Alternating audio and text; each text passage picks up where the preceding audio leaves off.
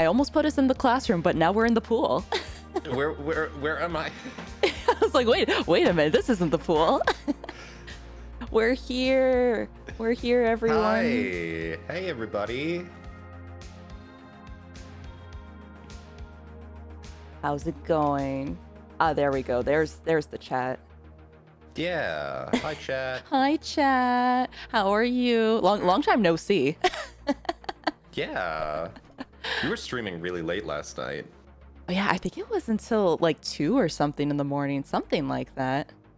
Tane Sensei, you have to take better care of yourself. Oh my gosh, it's true. Teacher not taking care of herself, hypocritical for her students. Aw, everyone, Director Nemo is here. Hi, it's me. I'm him. Everybody say hi, Director. Hi, Director. Hi, Director.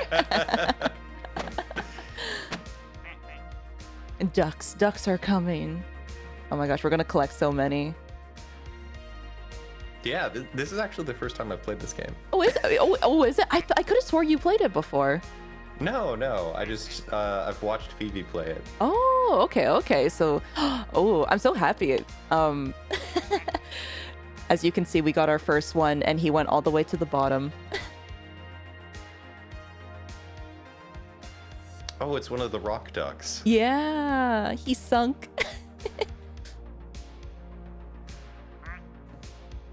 So funny thing. This game's really pretty. It is. It's a vibe. Vibing. So Nemo and I were talking about a few things and before stream, and we were like, "Oh, we should save that for stream. We should save that for stream." Yeah. Now we don't have to hold back. But yeah, I think we were talking about like those tour videos of fancy buildings. Yes. Yeah, Tane gosh. has infected me with brain rot.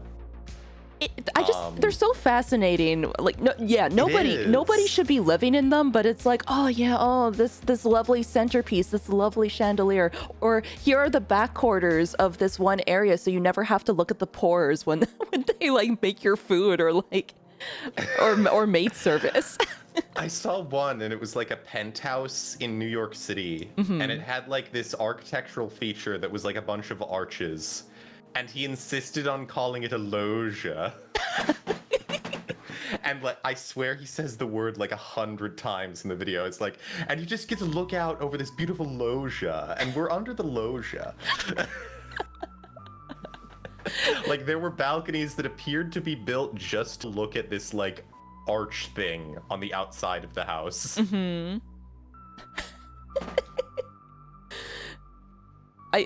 I know for a lot of those, it's basically like the realtors who are trying to like advertise their services and stuff too, but...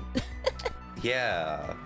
Like, look at it. I can sell this stupid house that has no practical application and costs several $billion. Hire me. And then there's the exact opposite too. There's that one apartment building in New York where it's the toilet, but the toilet is also like a shower. It's just a water closet with a shower. And if you happen to be 6 foot, you cannot fit in this like tiny area. Oh no. And then you can't even put a stove or anything. You just have to have like a little You've got to have like a little propane grill. You have to just have like one of those little like electric stove tops. Like there's no room. One of those like plug-in things that you get at IKEA. And then I guess it's like the little loft area where you just sleep on top, and then you just have enough room to stand on the bottom, and then you just like there's no space. And it all smells like piss. And I think they said it was like $2,000 a month or something ridiculous, and it's like, oh god. It's like, oh, but you're like right in New York though. It's like, oh, okay. So, Tane, have you ever been to New York City? I have not, but I would just like to go once for a musical. That's probably the only thing I would go there for. That's fair. I have been once, and I can confidently say it is one of the most just uncivilized places I've ever been. Yeah. Like, New York in the summer is just hell. It smells really bad. Oh no. And everyone hates you. Oh. It is the opposite of Canada. Everyone hates you just everywhere you go. I accidentally stepped on like the back of some like paralegal woman's shoes. Oh no. Like in this super crowded intersection, and she gave me a death stare for 3 New York City blocks. Oh no. That's like a mile. Scary. Oh my gosh, I was just thinking, I didn't ask for you to introduce yourself. You should introduce yourself to everyone.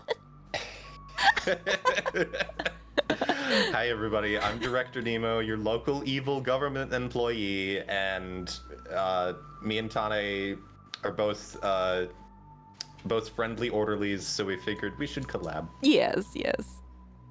This is our water cooler moment. Yeah.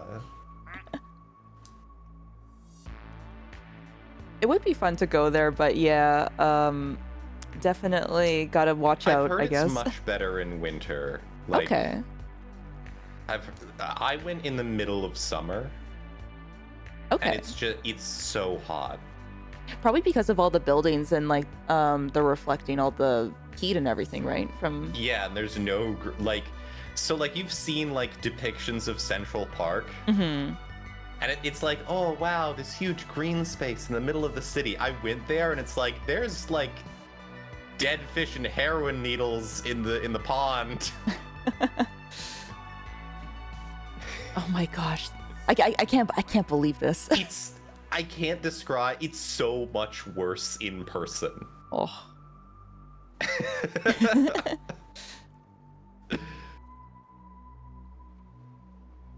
It's kind of like, funny. Everything's expensive. It's kind of funny because like there's so many movies that are just like, yes, New York, and like it's so wonderful, and then they make it like, oh, it's so wonderful and dazzling around Christmas time, and yeah. Yeah, they're always like, wow, this is the greatest city on earth. Mm-hmm. And I'm like, I don't know. I've been to the outer suburbs of Toronto. They're much better than this. Oh, humidity. Oh, humidity's bad, Ignatius. Ah, I see. Yeah. Because, like, it's on the water, but it's also, like, a greenhouse because there's no trees. So everything, like, the whole city sort of just stews in its own, like, juices. Oh, so I forgot to tell you, if you click on the escape button, you can go into collection, and then you can name the ducks. Oh, cool. Yeah, so you can name the ones that you've already collected. Yeah, speaking of Canada stuff, we got a flannel duck. Oh yes, everyone. Nemo is honorary Canadian. Yeah. There was a time when I was first starting to be on the internet that for some reason everyone thought I was Canadian. I was like, no, I'm an unfortunate American. Don't look at me. Oh, nice way to spend time after work. Oh, I'm glad. That's good. Oh, yeah. This is some wacky Italian radio. Oh yeah, there's like little news stories like on the radio every once in a while. Yeah, we got snow. Fan of the radio? It's interesting. So I listen to it when I commute to work. One funny thing. Okay, it's like the local radio ads that like always get me. There's one that so we have a lot of dispensaries in my town. Right, because weed is legal in Canada. Yes, and there's this one place that brands itself as like an upper class kind of like weed dispensary. What, like frou weed? Yes, and so so like the jingle that they have and everything, it just like makes me laugh every time because I'm just imagining like, I don't know, some elderly people like driving their car in the morning and being like, huh? Or like, but yeah. Caution. Only the most discerning weed smokers. Yeah.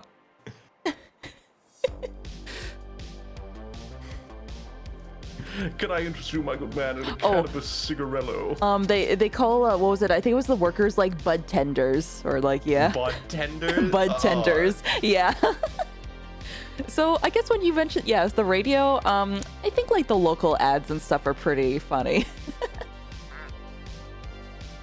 So like every once in a while I can pick up like Canadian radio. Oh from really? over the border. Okay. Yeah. If I'm like up on a mountain.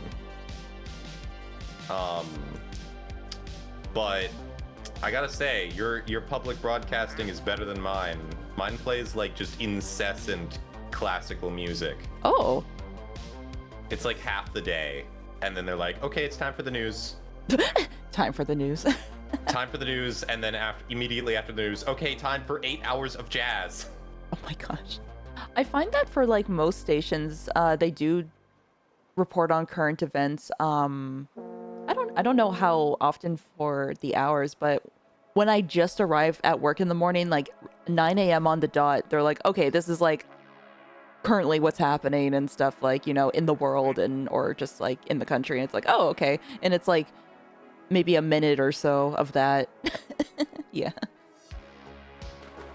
I know on weekends, like the CBC has like, it's the weirdest idea for a radio show I've ever seen.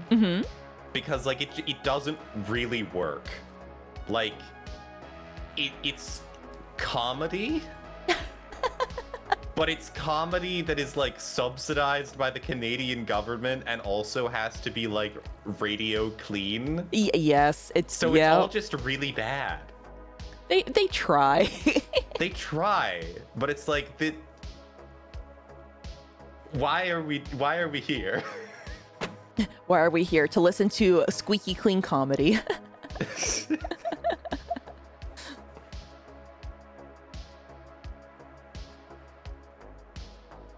Oh yes. So Nemo was telling me about his throne and how there's a scanner on there. And there's a few other like office supplies I see too. Yeah. I was telling Tane how because my throne receives very little interaction, I still get like the default recommendations. So it's like, Director Nemo, would you like to wear this fucking like 8-piece bikini set made out of like paper thin latex that looks like a cow? You need to put on the maid dress, Nemo. That's what you need to do. They're trying to make me put on the maid dress. That I've got like 8 recommendations for different levels of skimp. Oh, what are the other things that they recommend on Throne? It's always like the 3DO microphone. Yeah, and I'm like, I already have one of those. How do I put this in a way that Twitch will find acceptable? Machines that provide an adult level of diversion. Yeah. Oh, it's okay. We can be cryptic enough. Yeah. And I'm like, I don't have those parts. That one won't work for me. I know that I kind of went on like a thing I think a few days ago about the 3DO. Okay, so you're well versed in ASMR. You've done ASMR on YouTube. I'd like to think so, yes. What microphones have you used? So for YouTube, I've actually not used the 3DO. Ah, okay. I never got around to it. But I've used the Rode NT1. Oh, okay. And the Rode NT USB. Ah, okay. Owing mostly to the fact that I have not made a video in a very long time. Ah, okay. Oh, we got another one that just fell to the bottom. How do you change the duck that you're looking at? Oh, sorry. So you can press tab to look at all the different ones. Oh boy. What you can also do is you can left click and then oh sorry, not left click. You can right click and then choose your cursor for. I see. So you can like look around and stuff. Gameplay mechanics. Ooh, you can also press E if you just want to like look at the pool. And we got different panorama. Yeah. Oh, this is lovely. This is my kind of game. It's so relaxing. Ah, yes, my little duckies are there. Yes, they're still here. I always just find that whenever somebody gets the 3DO, they either have a very good experience or a very bad experience with it. Every time, like I've helped like 6 people set up a 3DO. My gosh, it is the most hit or miss microphone I have ever encountered. There's never a middling experience. It is always like, oh yeah, this is super great, like I love it, or it's broken. Yep. Because it's so expensive for what it is, and it is. Oh man, you would just think it would just work right out of the box. But it doesn't. Sometimes, like, pardon me. I need to wet my whistle. Oh, that's okay. I also find that I also have like the morning voice. I've been up for hours. Oh. I have no excuse. Oh shoot. Nemo degen hours. What was I talking about? The 3DO. Oh, yeah, the 3DO. Like it is almost inescapable, the fact that one of them will be like, the biggest problem that people encounter is oftentimes one of the capsules will be much stronger than the other. And so like you don't get a very good balance and it sounds kind of weird. Really? So like they're not equally like like okay. they're not matched and tuned as well as I'd like. Especially for the price. I find that so weird because so I think I have like the head rec microphone and I really like it, but I want to like try it like that one versus the 3DO just to kind of see. But I do already like my head rec, so I'm like, oh, is there even a purpose to even try it? But I would say don't go for it necessarily. Like yours seems perfectly fine. Okay. And if it works, it works. How much was it? Like how much was the head rec around? Good question, because I think it was like 500 or 600 USD. So let me see here. I will look it up here. Now, mind you, I've never tried like the XLR version of the 3DO. I only have experience with the free space, which has like an aux out. Okay. Yes. I've heard some better things from the XLR one, but at the same time, it still does have like the balance problem. Okay. Okay, yeah, the head rec, this one. Okay, so it's like 600 USD. And I'm pretty sure there's some people that have creator codes that you can I learned later that apparently there was creator codes that could have had a discount on it, but hindsight. No, damn it. I'm really bad with like coupon codes on the internet. Like I just don't bother, and I know I'm losing money.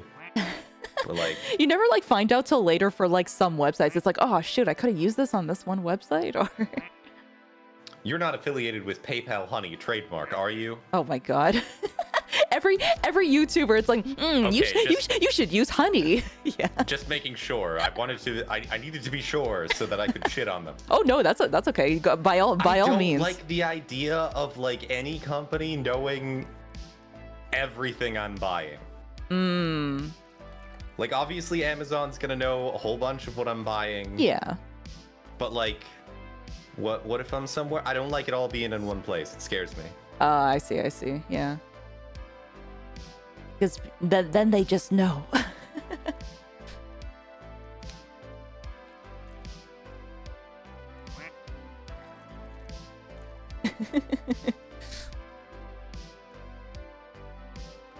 Finally, someone says it.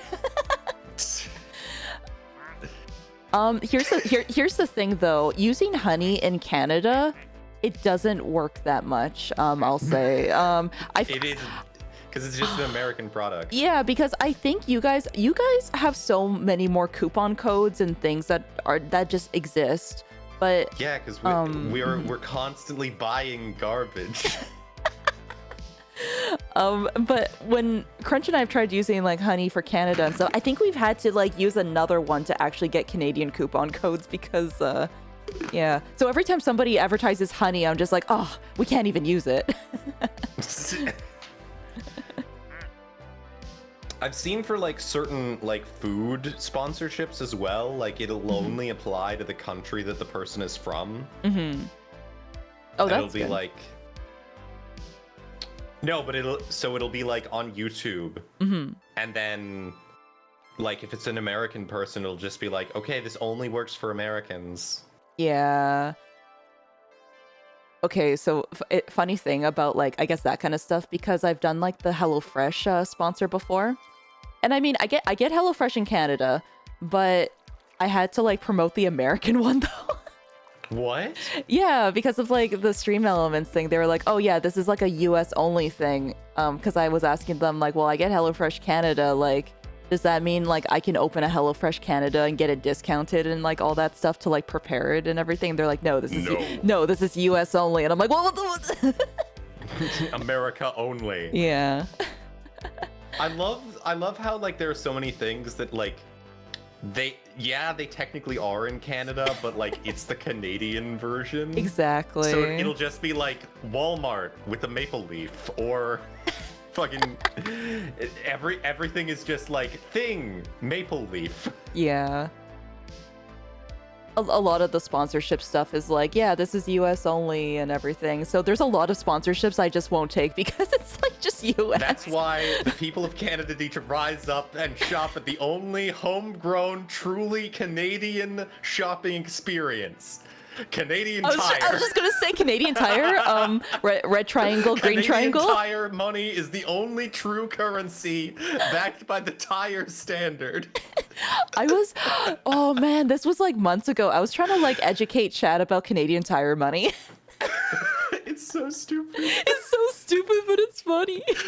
Oh, it's so. I want some Canadian Tire money just to have it. Oh, like, man. I want to frame it on my wall because it's so dumb. Oh man, if we ever meet IRL, I'll see if I still have some left.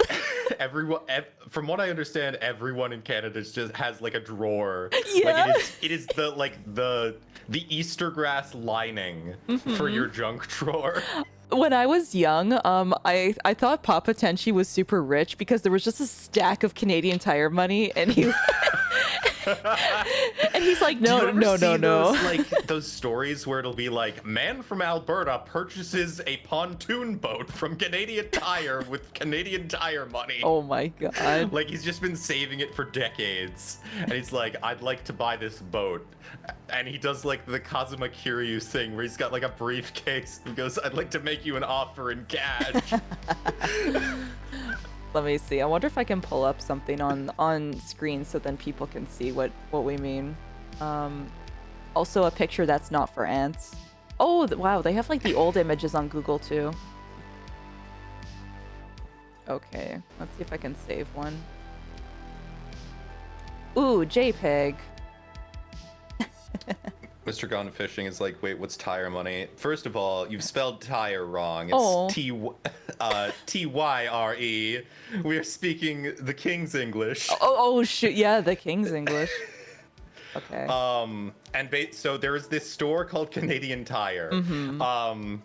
They sell tires, but also like everything else. It's very where weird. You would go to buy like a cheap convection oven. Yeah. And it smells weird.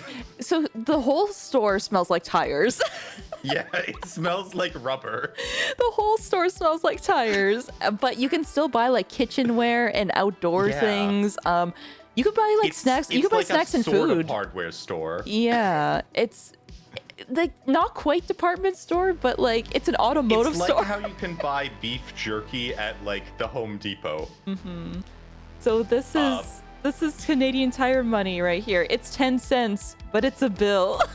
Yeah, they give out. So like the big thing about Canadian Tire is that they give you, when you spend a certain amount of money, they give you in exchange like these fanciful printed bills with this Jolly Scotsman on them, that are worth just piddly denominations, like 10 cents.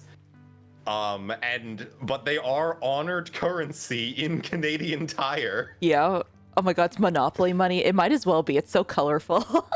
Well, I mean, that's all Canadian money. Like, Oh, that's true. the most common thing. Like, Americans who encounter Canadian money are like, it's Monopoly money. That's true. Our money is like all plasticky and funny too. Even before it was plastic. Like, I remember going to Canada when I was little. Oh, yeah. In like 2000. And I think you still had paper currency back then. I think so, because when I was working at the Walmart, I think let me see here, in oh gosh, how long ago was that?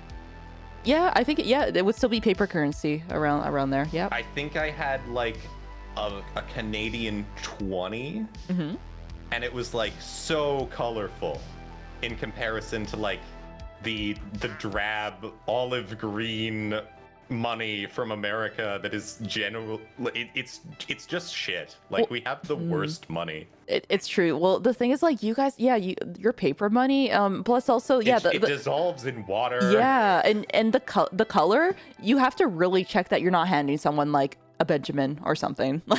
Right, because they're all the same. Like, apparently for like people who are blind or like vision impaired, American money is literally the worst. Because it's all the same size, they all feel basically the same. Yeah. Like, I know Australia does it.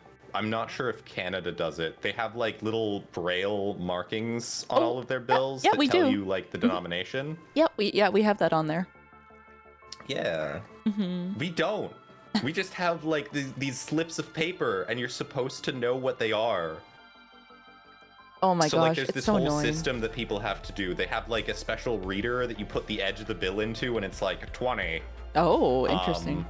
And then they'll like fold it in particular ways. But like, if somebody hands you money, there's no way that you know what it is. Yeah, I mean, just even going to the US, and I guess just I remember for TwitchCon, like arriving in the airport and then paying just to get a sandwich or something.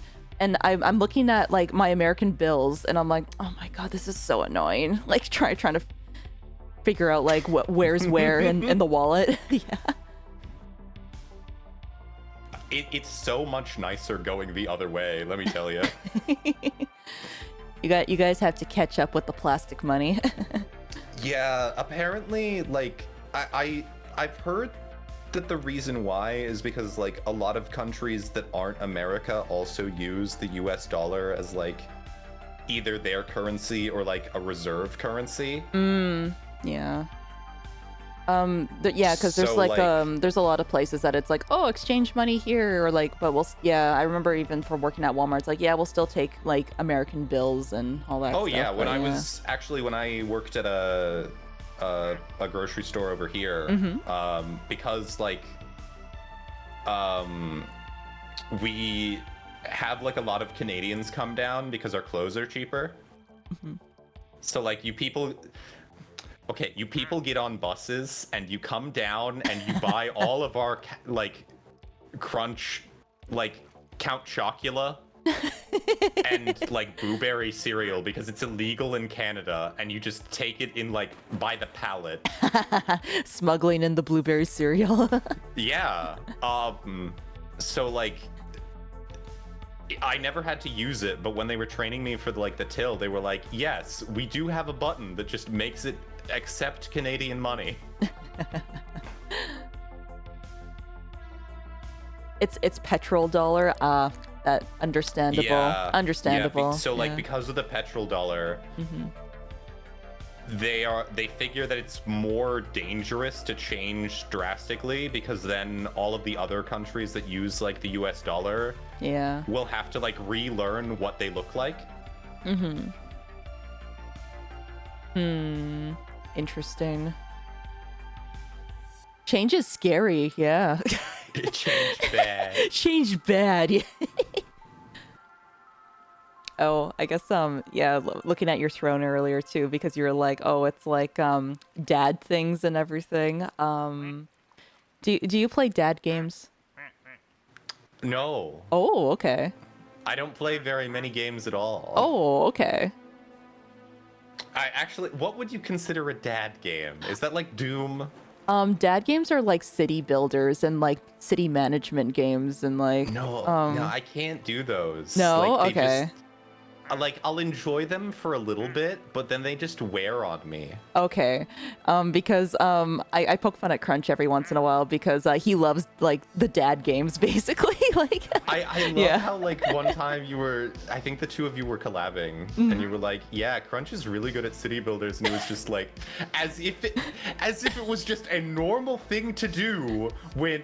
Yeah, I just look up actual city plans and build them in the city skylines, and they work because they're real cities. I was like, no one does this.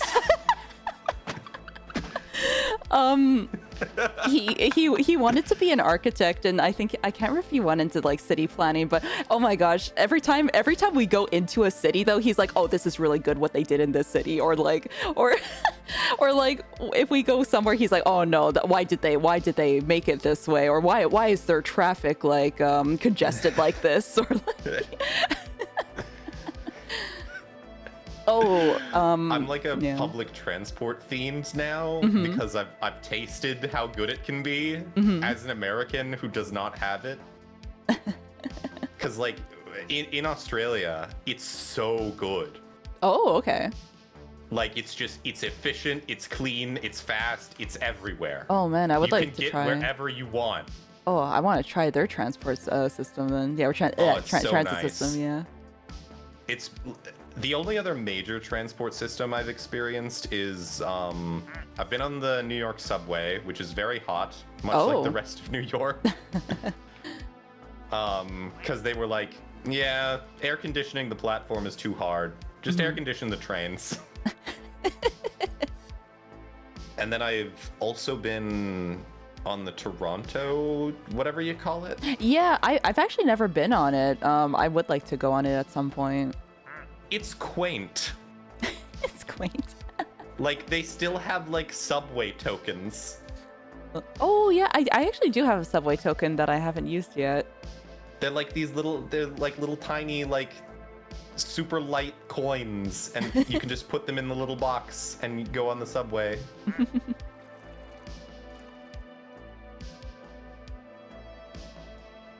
Oh, the TTC. Yeah, I haven't been on it yet. I would like to do. Because I find that usually when we go to Toronto, we're either just walking around like whatever area or taking a rental car just because. Every time I go to Toronto, I make a point to go to, what is it? It's like Queen and Bloor. And I just stand there, I'm like, wow, this is where Soma starts. Right? Oh my god.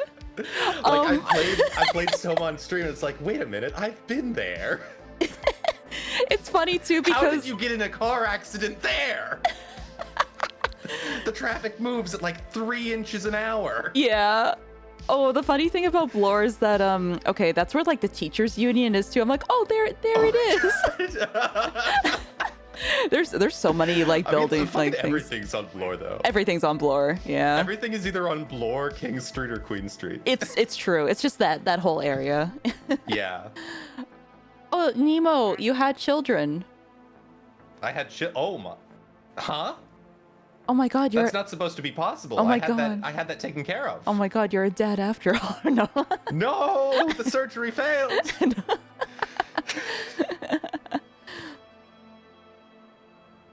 It looks like you have three responsibilities now. I will raise them to be just as boring as myself. But I guess yeah, just the transit. Oh man, Japan is just so efficient with their all the trains and everything. So like Australia has a similar thing going on with like the way that you pay. Okay. Like how. So I have to.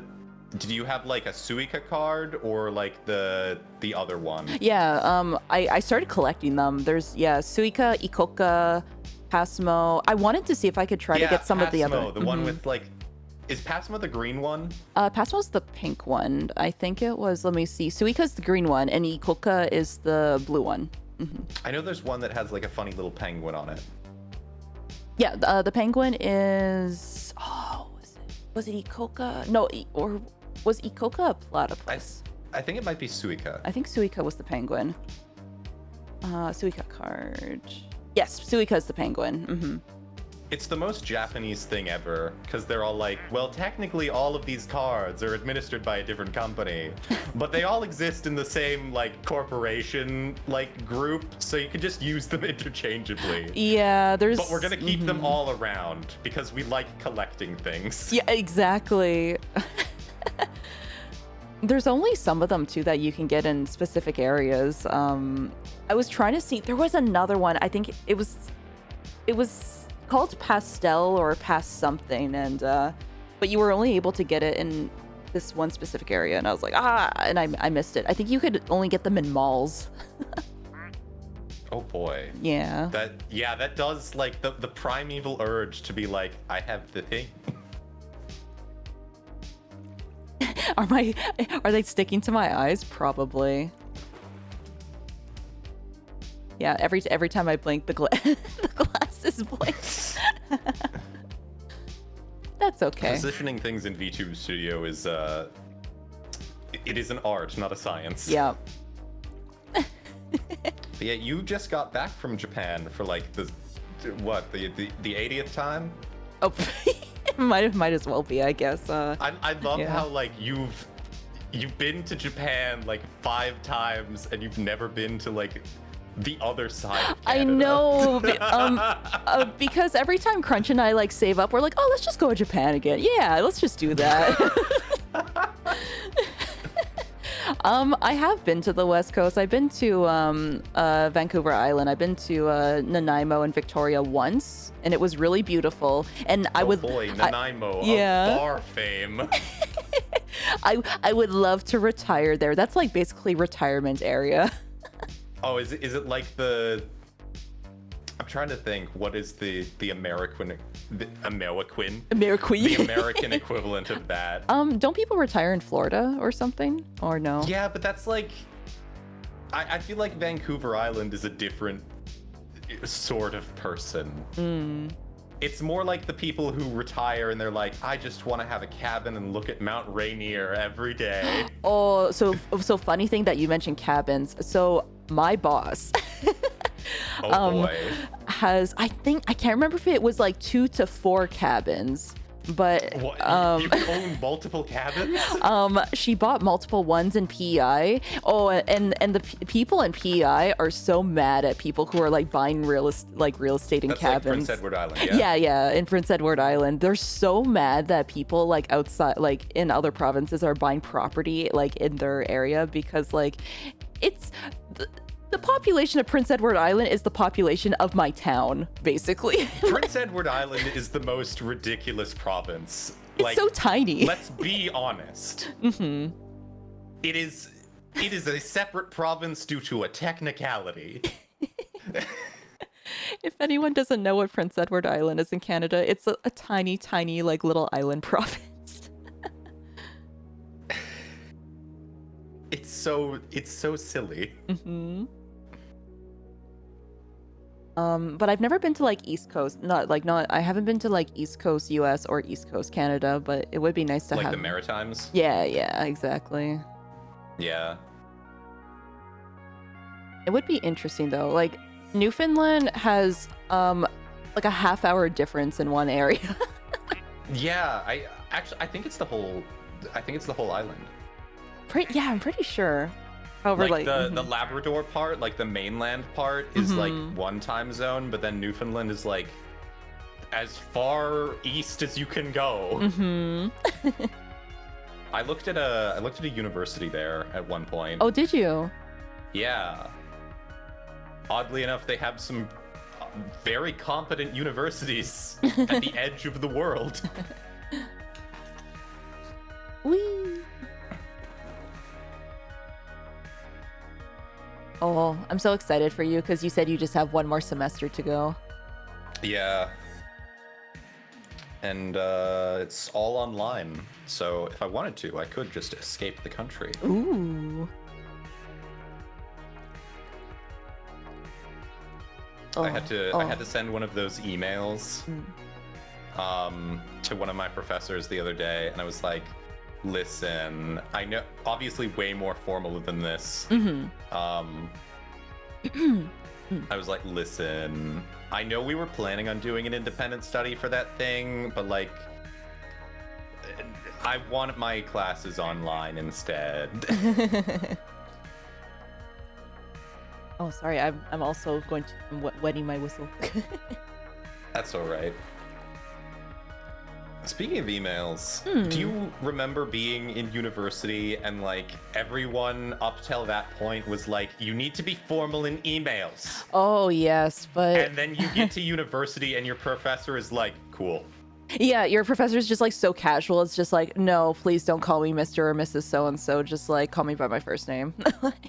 Meanwhile, like I got into this habit that's probably super cringe. Like I've never heard anybody talk about it who I've sent an email, but I just make a game out of it to be like, okay, what is the most formal like Japanese letter starting address I can do this email with? So it'll be like, in this time of screaming wind and ice. I hope this email finds you well. Okay, so you're gonna love this. At the time when I went to university, oh my god, my voice just won't clear. The president of our university, he believed that Wi-Fi caused cancer. Oh no. So we did not have Wi-Fi on our campus for the entirety that he was president of our university. How can you just...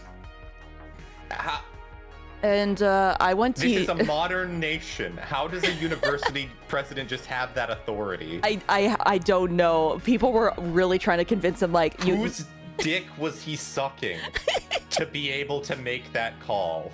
So the funny thing is that, okay, so I was in university from, let me see, 2009 to 2014-ish. Yeah, so around that time. We got Wi-Fi after I graduated. So what I did, is I had my laptop and I carried around an Ethernet cable. So then, unironically, I have done that just for the speed boost because like I found out recently in like a networking course, which was just dropped casually, the fact that my university just has a fiber optic connection. It's on like its own like high-speed node. Mm-hmm. So our Wi-Fi speeds are like 2,000. Ooh. It's so fast. Fast. It's always broken. It's fast but broken. Oh. Yeah, our IT department is super awful. Like the way that we were supposed to sign in to the internet changed. And they messed up the email.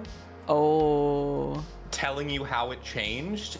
And then the guy who was the only member of the IT department that had like the authority to be like, send an email to everyone, was too embarrassed to send out a correction. Oh my gosh. Imagine. So I was just going around to every class I was in and like scrawling on like the blackboard, okay everyone, it's university name / this is a / not this. Because like people say / and they don't know what they're talking about. No, so they do don't like know. a /. Yeah, they don't know. Oh my gosh. So like you'll get these people who it's like, how did you get to college without ever using a computer? And it's like, I'm doing / like that's not /. Oh my god. I have to be like the mini IT person of like my workplace, basically. Yeah. Oh, Tane, how do you do this one thing? How do I get this one email? Or how do... It's like, oh no. Oh, you're gonna love this. My work's website, they had to pay somebody to do a whole Squarespace thing because they didn't want to pay somebody to code a website. No. I know. So they paid somebody. I think it was, I can't remember if it was $500 to $1,000 to make our work our work website a Squarespace website. And I was like, I could have did this for us. Like, oh man, boomers. I don't know. Oh no, Ignatius, you're gonna make me. Oh, I'm triggered now. When people like do reply all in a work email. When they reply all with yes, or like yes, it's gonna happen. There was like the same IT department sent out an email and it was like, it was the worst way to do things. They sent out an email for tech support as a general call. Yeah. Because so many people were having issues. They were like, if you were because we changed over. Like, my university got, like, fucking conglomerated. Oh, okay. Over the last year, so, like... Oh, no. Several universities, like, amalgamated, and now they have, like, one name, so, like, all of the systems changed over. Oh, okay. And so they sent out a call for, like, this one, like, I think it was, like, how you accessed, like, your courses. For, like, registration. And they were like, okay... If you're having issues, reply to this email. And then 3 minutes later, we will not be replying to anyone who replies all. No, everybody's at the reply all. Oh. I don't blame them though, because it's like there are so many better ways to handle this. Oh, they could have did like the blank carbon copy stuff, or like or like not had it be an email. That is also true. Apparently email is like a huge problem. Oh yeah?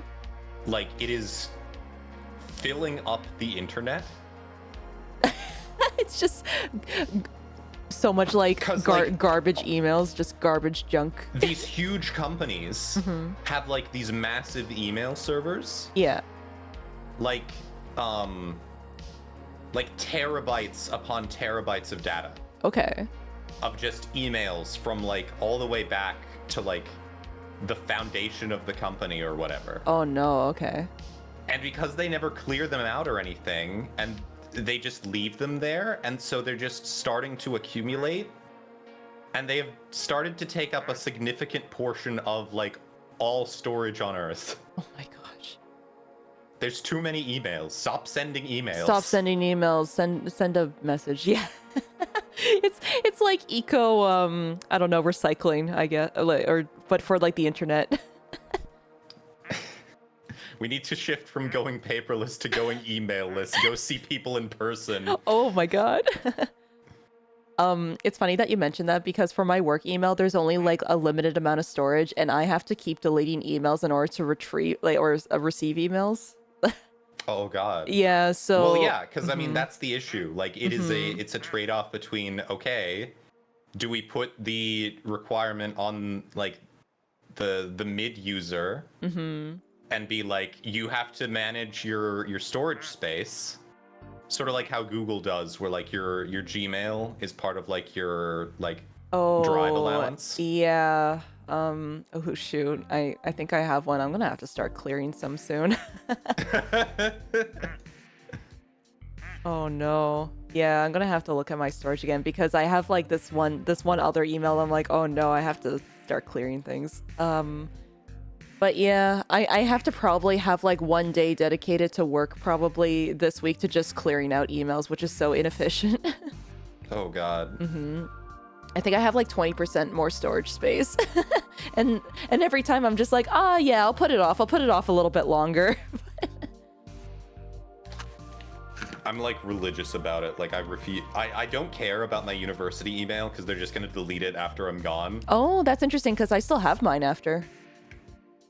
Yeah, no, my university's like, fuck you. Oh. One year they actually accidentally sent the post-commencement email that informed you that your email was getting deleted to really? Everyone on campus. Oh no.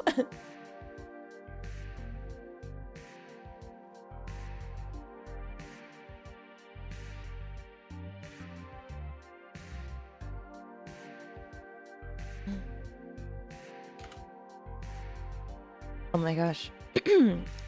Coughing. Ugh. Don't know if it's just morning voice or just too much talking from like just the charity stuff. She's been too charitable.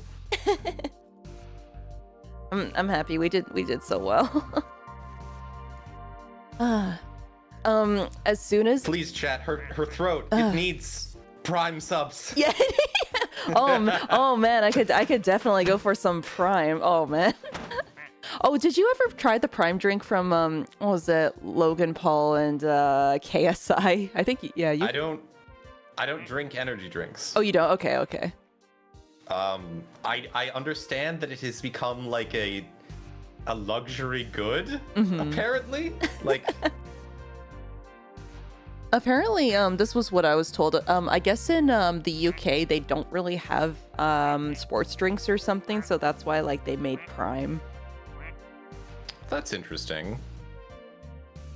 I tried it once. It tastes like a rocket pop, but yeah, I guess I mean that's what the imagery would lead me to believe it would taste like.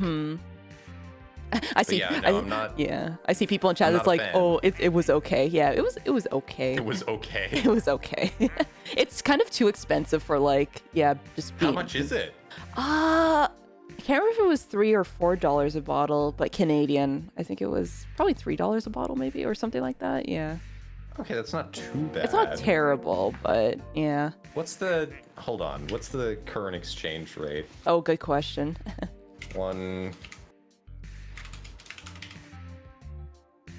Okay, so it's like 76 cents to the dollar. So like, yeah. Let me see. $2 Canadian is like $1.50 US. So that's $3 US.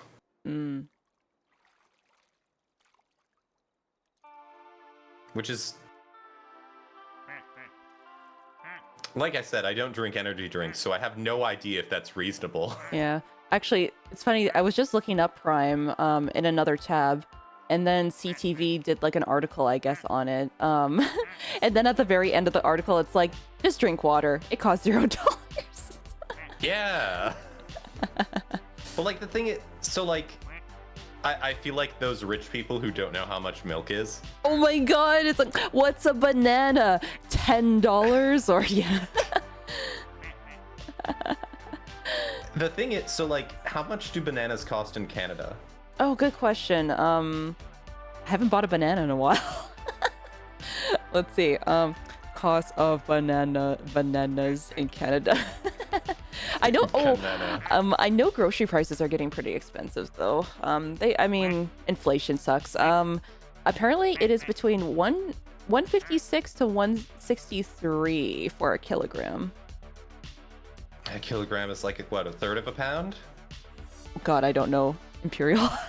How much? I don't know. Oh no. I'm bad with the weights. Oh no. It's kind of funny because like everything's like used a little interchangeably here. Like yeah. Oh, it's 2 pounds. There we go. go. It's like 2 pounds. There we go. Okay. So yeah, even over here. So Tane, a little bit of a history lesson for you. Oh, okay. So back in like during that period where America was like, where are the commies? Where are they? Oh my god. We went ahead and destabilized a couple of Central American countries and totally destroyed their democratic governments so we could have cheap fruit. Yes. So like I can go to like the grocery store, like the high-end grocery store, and get like, I guess it would be like half a kilo of bananas for like 30 cents. 30 cents, eh? Yeah.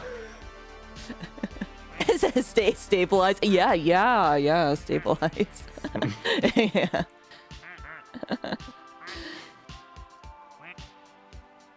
Man, bananas are cheap then. Oh yeah, they're like, bananas are aggressively cheap in America. I was talking to Vivi, and apparently bananas are like like buku expensive over there. Oh shoot. Like she got accidentally delivered like somebody else's, like one of somebody else's grocery bags. Mm-hmm. And it was like 2 kilos of bananas. Oh gosh. And I think she was like, this is like 15 Australian dollars. Expensive bananas. They're so expensive over there because like they've got to be imported. Yeah, for also, sure. Also, bananas are like super inefficient to grow. Yeah, true. Like you plant the tree and it grows, it produces like one yield of fruit and then it dies. Like you have to like dig up like the little thing at the bottom and replant it. Mm-hmm. Oh, wait a minute. I think I know about that podcast. I think it got recommended to me recently, Behind the Bastards. Oh boy. I've never heard of this. Chico, if I'm thinking about the right podcast, it got recommended to me on Spotify recently. It's basically history of like the world's worst people. And like, oh, lovely. But it's like what they did. Just yeah. In California, I can get 3 bundles, 12 to 15 of bananas for $4.50 USD. So like, that is incredibly affordable for like anything in California. Oh,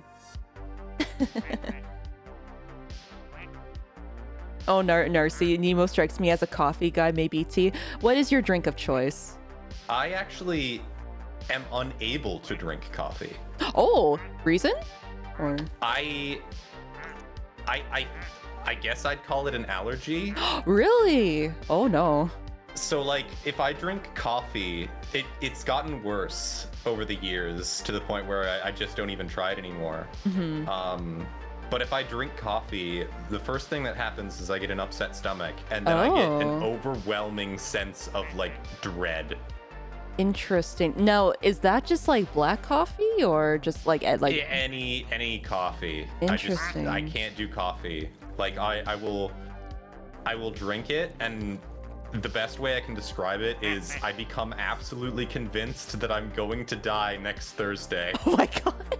Oh no. Okay, it's better that you don't drink coffee in the office, Mr. Director. Oh yeah. I like tea. Okay. Tea is fine. Tea is fine. Oh yeah, I guess just like what Zilla asked, even decaf or? I've never had decaf coffee. I'm assuming it wouldn't. I'm assuming decaf would probably just give me the upset stomach because I think it's like all of the other things in coffee that do that to me. Mm-hmm. But I think it's just the sudden hit of caffeine doesn't agree with me. It's interesting that you say that because like, so I like the taste of coffee, but the caffeine like messes me up so much. Like You see, I don't like the taste of coffee. Oh, really? Okay. I really used to enjoy making coffee. Mm-hmm. Like, I never got, like, deep into it. Like, you know those men who have, like, bald, shaven heads and the big beards. The big beards like, and I'm a barista. The coffee culture, yeah. Oh, it's so cringe. Because, like, they'll pull out, like, I wish they would just be honest. I wish they could be honest with themselves and be like, I want to play like, because it is the adult version of like having a chemistry set or like making like potions out of shampoo in the bathtub as a child. Because like it's just doodads. They love doodads. Mm-hmm.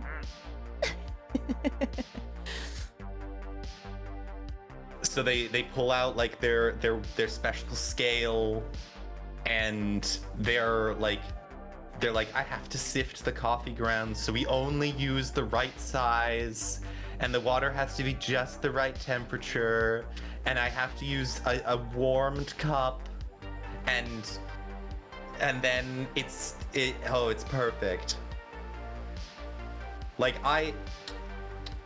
blanket statement, hot take, controversial opinion, all the warnings.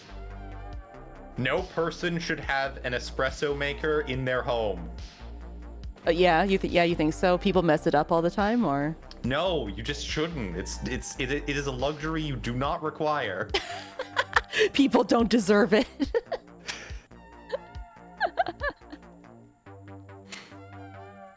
It is a mark of the bourgeois. We're not allowed to have these luxuries.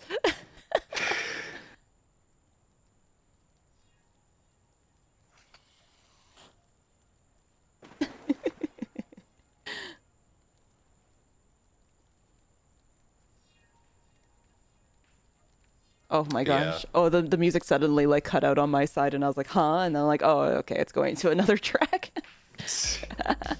You enjoy? I think it's different times of day for us. Yeah.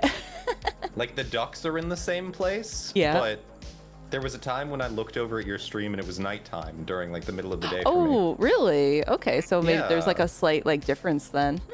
Yeah, I think the day-night cycle isn't synced up, but that's no big deal.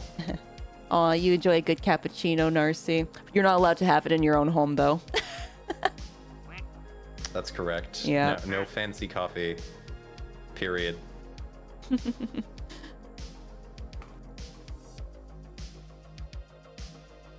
Mom says no fancy coffee in the house.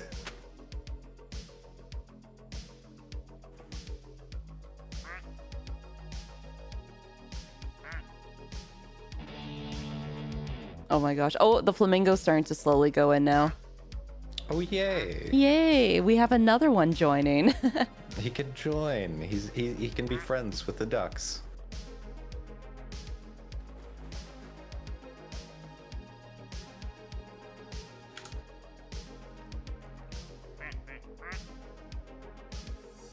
Oh, and then it goes now. Oh, there's one. Oh, there's one that got stuck in the middle. That's cute.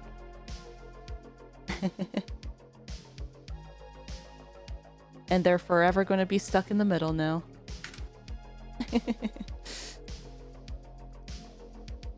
Oh no, there's a clog now. They're never going to be able to go down the slide. They're just going to keep building up and building up in the pool.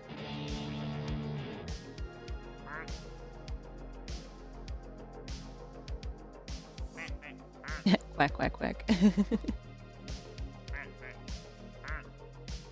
Wow.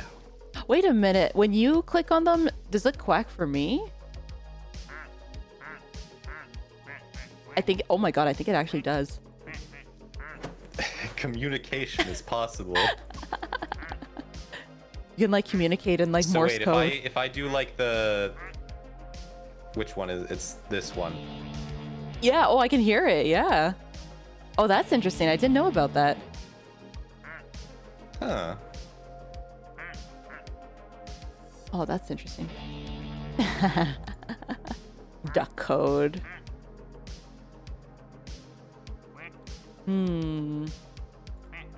Okay.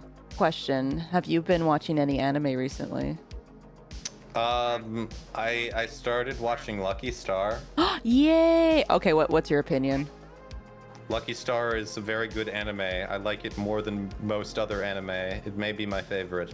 Aww. It is pretty good. The funny thing though is that apparently the episode 1 had such bad reception they had to change the director for it, and then it actually got better after. Oh my goodness. Yeah. So that, like, the guy who was like, ah yes, chocolate cornet, which ends the head. Yeah, I think that, because that was all episode 1, right? That's all episode 1 is. Yeah, because I think they were just talking about nothing and everything, and then apparently the reception was really that about bad. the show though. Yeah. I don't want my anime girls to talk about anything of importance or like how they're gonna save the world. I just want them to talk like they talked like old people. They talk like old people in high school. Yeah. Like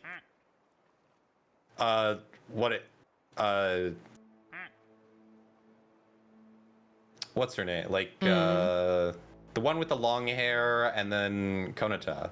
Konata, yeah. Yeah. And then is it Miyuki? Miyuki's the pink-haired one, yeah? Okay, then Kagami. Kagami, the Kagami and Konata are just not like the only one that like reads as a high school student is like Kagami's younger sister. what was her name again? Tsukasa. Yeah. Yeah. Oh man, I know for like all like the Yuri and everything, people would pair up Konata and Kagami. Yeah, I guess because it's like she's so tsundere because of the twin tails and everything. So, and Konata's like laid back.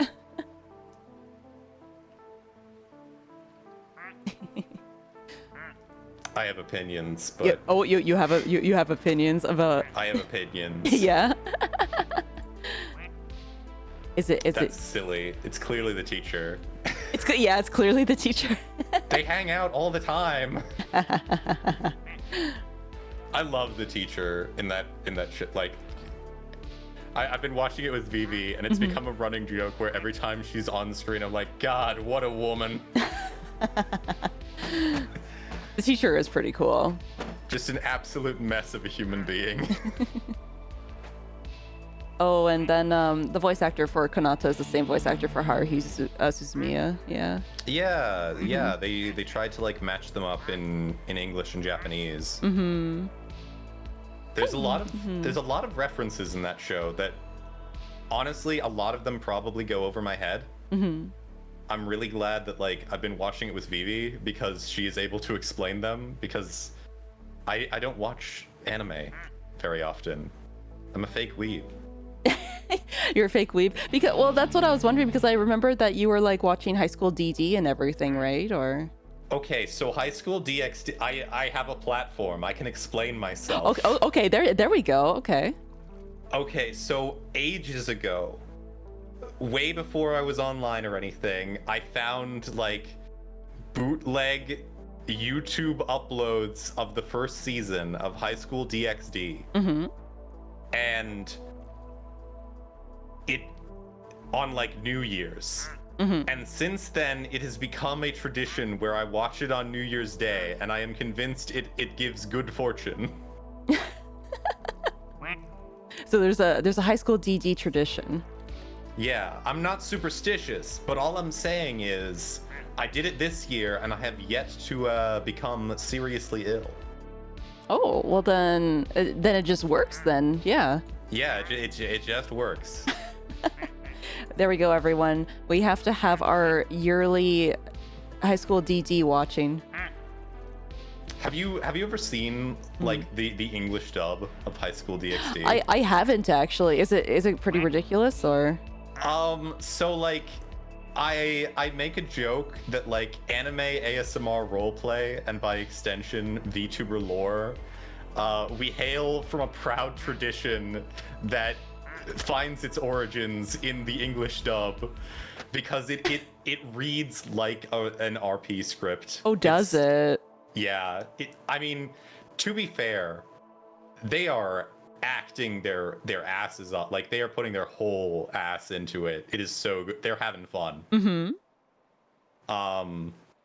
Like, it is an honestly... It's probably not terribly accurate to the original in terms of like tone, but it's so good. I'll have to take a listen to it in the English dub then, just to see what it's like. Can you give me like an example of like, I don't know if there's any like ridiculousness or... Towards the beginning, like the inciting action of the whole series is like the main character like finally gets a girlfriend. And like they're going on a date and it's all cute, and then like it turns out, oh, she's a bad guy, and she's like, would you die for me? Oh. And like I've watched the same scene in Japanese and it doesn't hit as hard. Like it's ridiculous, but it's like good ridiculous. Like, it's very camp. It's not high art by any means. Oh man, we need more camp in the world, yeah. They do have fun though with like Issei's parents. Like they make fun of the fact that the one girl, like Asia, like her name, like at one point the dad's like, what was your name? Asia, was it? So they were just like, yeah, Yeah, having fun with it. With those two characters, they're really great. Oh, that's so good. Do you have a favorite girl in high school, DD? I don't know. Like, not gonna lie, they all seem like kind of a handful.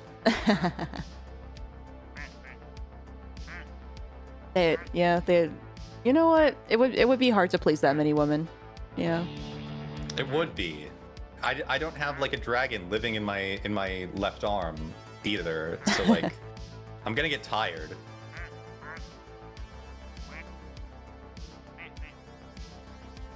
We have so many ducks. They're all pooling. The series is a hard no for you. That's okay. That's fine. There's other ecchi shows out there. Oh yeah, there's an entirely like new cast and everything. I haven't watched the season where they look all moe and the style changed. I need to watch that one. The high school TXT light novel is not as explicit as the anime. That's hilarious. That's kind of funny. Do you remember that billboard that they had in like Akihabara where they were like they are well aware of their audience, where it was for like I think season 3. Mm-hmm. And it was just a picture of Rias, but they had installed like padding.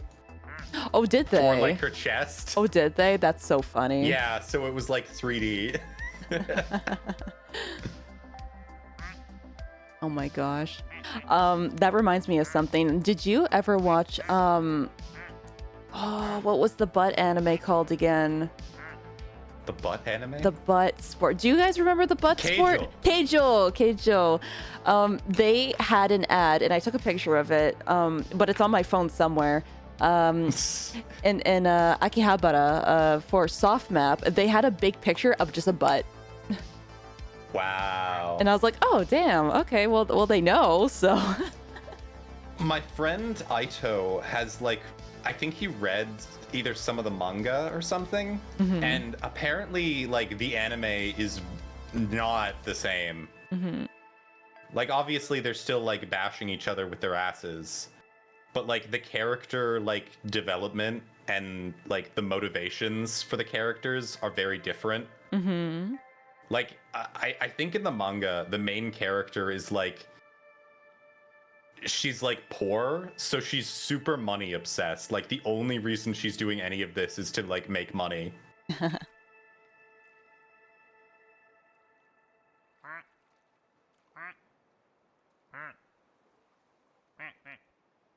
But yeah, you're into Fate. You're one of those Fate fans, ain't you? I am one of those filthy Fate fans.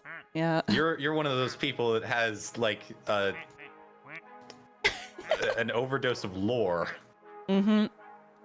Yeah, there's too much of it, and then they keep making more of it.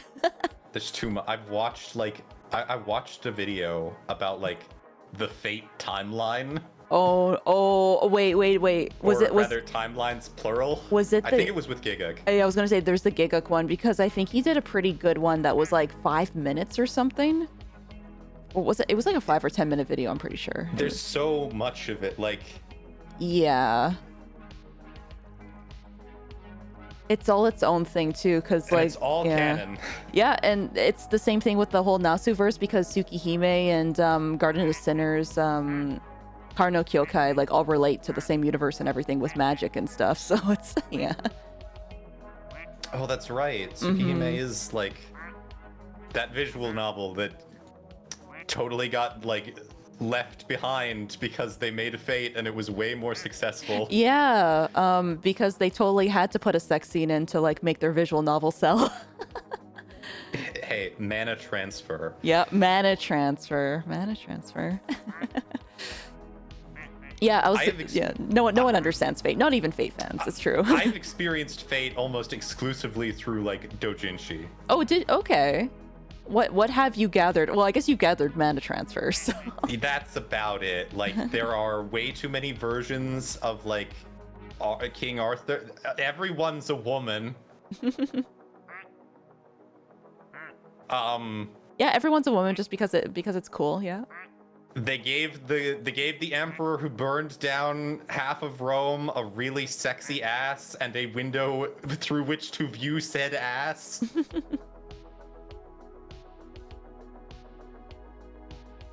Oh my gosh. Yeah, there's saber faces. There's always saber faces. There has to be at least one. Oh, there's so much fate. There's too much fate. There's too much fate. No, they just have to keep making more. Yes, and then there's red saber and blue saber and and saber in street clothes. Yeah.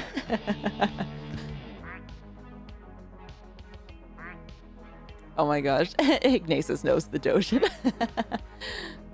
Oh yeah, for the butt. Yeah, so there's a line. No, that's just character design.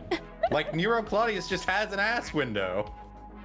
Yeah, she's got the front window. No, she has one in the back. Like the back of her dress has an upper like butt cleavage window. Oh yeah, she got the butt cleavage. Nice character design. Yeah.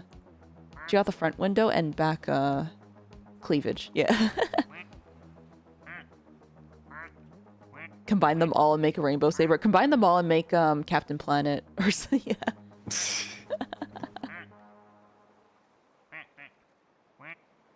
Oh gosh, yeah. There's a lot of fate. There's gonna be a new game. There's gonna be a samurai one coming out.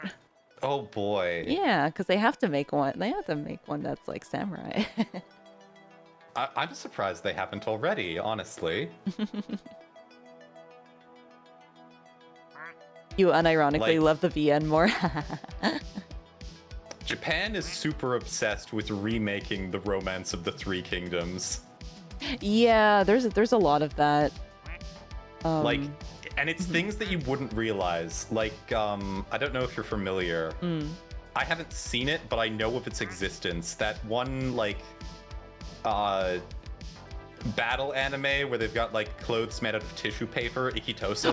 Oh my gosh. Okay, so funny. Ikitosen is loosely based on the Romance of the Three Kingdoms. It actually is. So I watched that whole series. Oh my god, it was so garbage, but I watched it all in one day. Oh my god. Yeah. I feel like you would need to go to the doctor after that to get checked for some sort of exposure. And then there was a season 2. And then I watched all season 2 in one day, and I was like, why did I do this? But I watched it. It had a pretty banger opening. It had a good opening, though. There are surprising, just degen media from Japan. The fucking... what's it called? The opening for... either the anime or the game version of Taimanin. Oh yeah. Oh my gosh. I still haven't tried it yet, but there's so many folks here that's like, Tana, you have to play it. I'm like, I'll play it eventually. The opening is unironically really good. Oh, okay. Action Taimanin.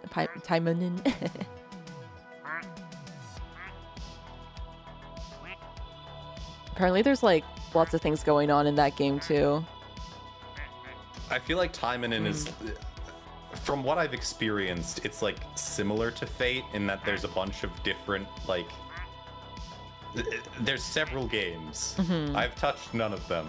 I don't play video games. I saw that there was a free one on Steam, and I was like, there seems to be for free? Yeah, there seems to be a lot of them. I was like, where do I start? Do I have opinions about JoJo's Bizarre Adventure? Oh, great. They're going to take me out back and shoot me. Oh no. Are you not a JoJo fan? I'm not a JoJo fan. I don't get the JoJo references. That's okay. I tried watching it and I was like, eh.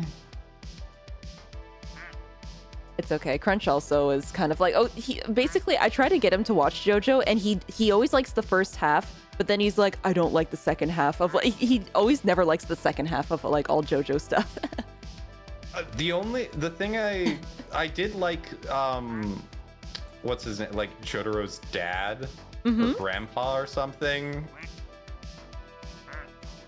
Oh, I appreciate Joseph, how ridiculous the show is and how what's his name? The mangaka Araki. It just like doesn't care.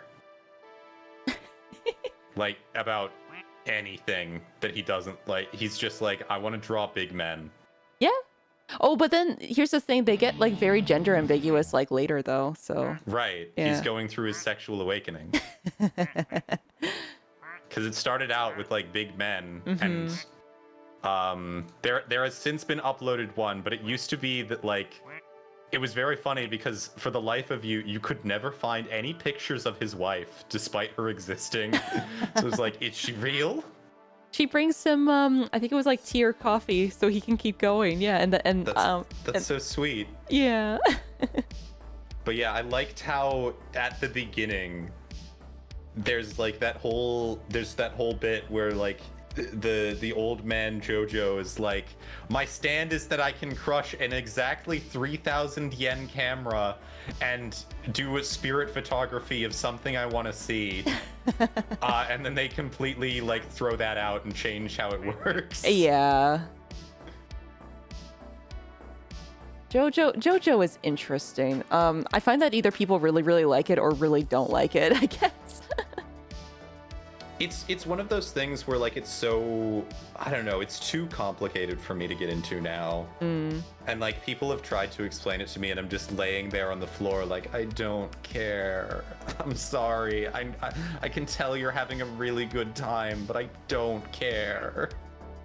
I think it's just right in the title though. It's a bizarre adventure, and it is a bizarre adventure. It's just like weird shit happens. Yeah. The funny thing is basically every single fight. I have one opinion about JoJo, which is completely unfounded. I have no reason. I have no expertise that would allow me to make this, but I will still adamantly state that hum-on breathing is a better idea than stands. I'm kind of sad that they did just kind of like throw out the hum-on after, yeah. Because like, one of the issues I have with a lot of like anime and manga is that it's just like wizards in different clothes. Like Naruto is just wizards. Like Kishimoto wanted to make a manga about wizards. Ninja wizards, and then his publisher was like, no, this isn't, this does not appeal to the Japanese sensibilities. So he's like, okay, they're ninjas. But like, they're just wizards. Yeah, wizard magic. What I was gonna say about JoJo is like, just every single fight is like, aha, you thought you were gonna do this, but I did this because I knew you were gonna be doing this, and then... it is, I have an infinity black hole proof shield on the playground as a kid. Hunter x Hunter. I still haven't watched Hunter x Hunter. I need to get around to it. My friend Aito loves Hunter x Hunter, and I appreciate so deeply that he has never tried to tell me about it. When you don't want your friends to get like excited and talk to you about like, it's like, oh yeah. No, that's just sort of the way Aito is. Like, he doesn't care. Oh, okay. Like, I could tell him the most like earth-shattering shit that would change like the nature of our relationship if he was any other person, and he'll just be like, cool. Nice. Literally, he's just the most equanimous person I've ever met. The only thing I know about Hunter x Hunter is I've seen an image of like clip art of like a blind girl and an ant playing chess with the caption, Hunter x Hunter fans will look at this and say it's the peak of art.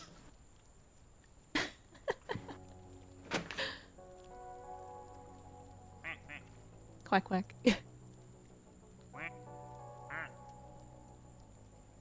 Quack quack.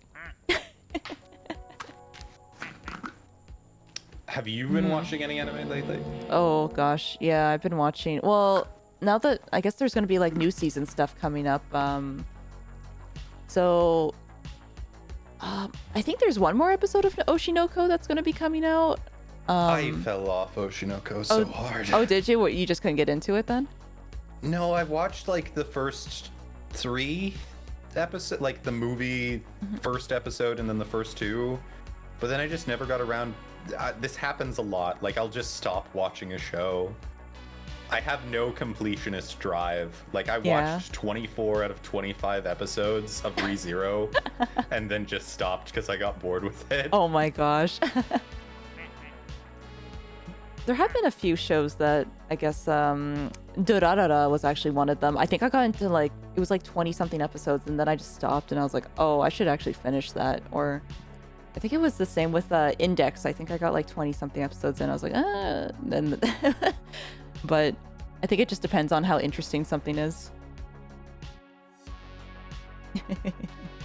But yeah, I usually have like that 3 episode limit, I guess, until like if I want to like continue something. I think the most extreme version of that I ever had was like Tate no Yusha, like Shield Hero. Ah, yeah. Where like the Shield Hero's first 4 good. episodes might as well be a different show. Yeah, it's very A much better show. I enjoyed Shield Hero, but then when they announced second season, I was like, oh, I'll watch it, and then I forgot. There was just this one season of anime that it was just like, it was all season 2. It was just all sequels. It was just schlock. Because every once in a while it's like that. It's like, oh, it's just all sequels. Yeah. Give me a sec. I will be right back. Oh, okay, sounds good.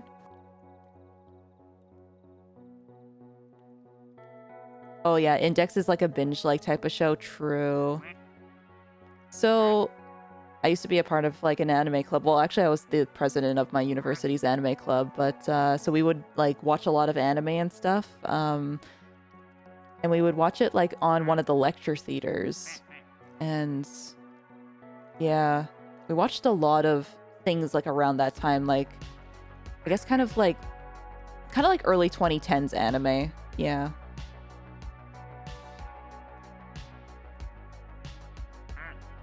It was usually it's kind of funny because it's kind of watching ecchi shows like in a theater with like in the anime club, and kind of looking back at it now, it's like we probably should have chose like maybe some other shows that maybe if they weren't like as ecchi or something. But then if you realize like, oh, it's an anime moment that happens and somebody just like walks in, even if it's like not an ecchi show, I guess. I'm back. Oh, welcome back. Welcome back. I remembered something that I wanted to talk to you about. Oh, okay. But I withheld during pre-stream. Ah. So you are a glasses wearer, yes? Yes, IRL and VTuber. You are a Megane woman. Yes. So yes, I also have the glasses and the bad eyes in real life. Because you are also a red glasses wearer. Yeah. I didn't even ask for them to be red, but we just ended up with the same glasses. It's funny, when I first had my design, like they were much bigger, and they've just gotten smaller and smaller. But anyway, I went to get new glasses. Oh, nice. Ooh, that's exciting. Because it had been like 4 years. Fortunately, prescription had not changed. Oh, very nice. That's good. That's always nice. However, apparently the landscape of the glasses industry has, like, at least in terms of frames. Because, like, I don't know what it is. I just have, like, a weird shaped head or something. I had to go to 3 different, like, frame stores to find glasses that were good. Oh, okay. Like, the fancy glasses that are made by, like, I don't know, Versace or things, none of them fit me whatsoever. Oh, okay. So, like, I went to one, and it was like, none of these fit. And then I went to, like, an upscale store, and I was like, none of these fit. And they're also all really gross. They're all gross. How so? They've started putting, like, this rubberized coating on, like, the arms. Towards, like, the end. And I felt it, and I was like, I know this material. This is the material they made, like, really shitty aftermarket game controller skins out of when, like, the Xbox 360 was out. That just turns into, like, this thick black oil after a while. Why would you put this on glasses? Ew. Like, you know, texture things. Yeah, it's like that stuff where like when it gets old, you can like take your fingernail and like there's just this layer that scrapes off. But it was on glasses. And I was like, this is repulsive. Why would you do this? Ew. Okay, now I understand why you say it's like gross. And then finally I went to like the discount store and I was like, hey, I need glasses and my head shaped weird. head weird, I need glasses. And like the cheapo discount store was the only store that somebody actually like came over and helped me. Oh, well, you got helped. For me, for glasses that I like, I never like those little nose pieces. I just don't. Yeah. They make like my nose twitch. I like the plastic kind of like glasses, so then you don't have to worry about like the little nose things like digging into you.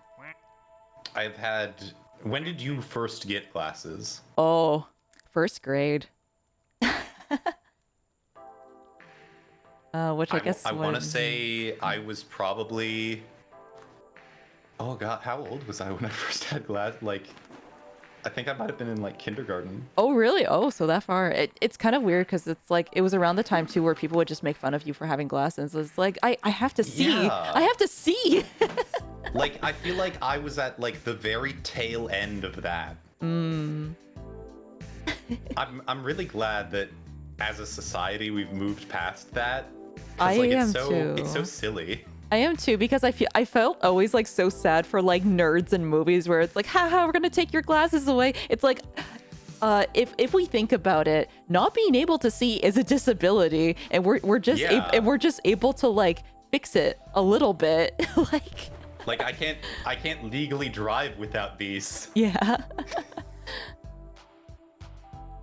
But yeah, it used to be like so like vicious that people with glasses were like, nah, to the point where people would like rather not be able to see than put up with the stigma of having glasses. Yeah, having to like wear contacts and stuff, because I remember asking Mama Tenchi, I'd be like, Mama Tenchi, when can I wear contacts? And she's like, when you're older. And it's like, I don't want to wear glasses anymore. Yeah. I can't do contacts. They freak me out. Ooh. So I used to wear contacts for a while, but I've gone just like too lazy because they do expire like eventually. I like the soft ones. I don't like the hard ones. But yeah. So like for me, my eyesight has gotten so bad that I can't physically look at myself without glasses on. Oh, really? Wow. Like if I take my glasses off, I can't see well enough to see what I look like. So you're nearsighted, farsighted, or? I'm not sure. It used to be both. Okay, I'm nearsighted, so I can see things up close. When I was born, it was like one in each eye. Like I was nearsighted in one of them and farsighted in the other. And then they sort of just collapsed in, and now it's all just Yeah. I guess I'm technically nearsighted. Okay. But it's like the inch from my face kind of nearsighted. Ah, yes.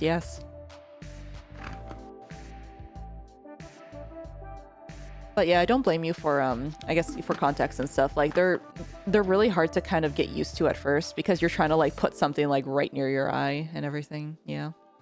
I had to wear them for a musical once for like the costume. And I just remember this time where it took me like half an hour to get one of them out, and I was like, ugh, yeah. Yeah, I'm never doing this like recreationally. Fuck that. One of the reasons I was getting lazy with contacts though, I guess like later on, you have to make sure your nails are cut and everything too, right? So, because you don't want to like scratch your eyes. So. Yeah, that's the other thing. It's like, don't touch your eyes. But it's also kind of scary in a way too, because Mama Tenchi had a friend that like fell asleep in her contact lenses, and like, you know, they can go like into the back of your eye and everything if you fall asleep with them, like accidentally or something. So Yeah. They'll come out eventually, but it's, yeah, not good. Yeah, they can like kind of bunch up under your eyelids. Mm-hmm. Ooh, there was one day that it was for like a geography exam because I remember this. My eyes were so sore because I accidentally put them in backwards. Backwards? Yeah, because like for the soft lenses, sometimes you can't tell if they look like concave enough and everything. Oh, they like flipped. Yeah, so I realized I Oh. realized later, I was like, oh, that's why my eyes were so sore because I put them in like the opposite way. So you always have to Yeah, kind of like no. look to make sure that it's like, oh yeah, this is the right way. I love my glasses that I can just put on and do not harm me in any way. Oh, exactly. I haven't worn contacts, I think, since like maybe 5 or 6 years now. So, Honestly, yeah. with my eyes being the way they are, I don't know if I could wear contacts. Like when I get glasses, I have to have them like sent away to like the special lab because they're like, these will be too thick to wear if we don't have them like do that magical thinning process that I don't know, it's wizardry. Wizardry. But yeah, they're like, oh, we can't do these here. Come back in like 10 days.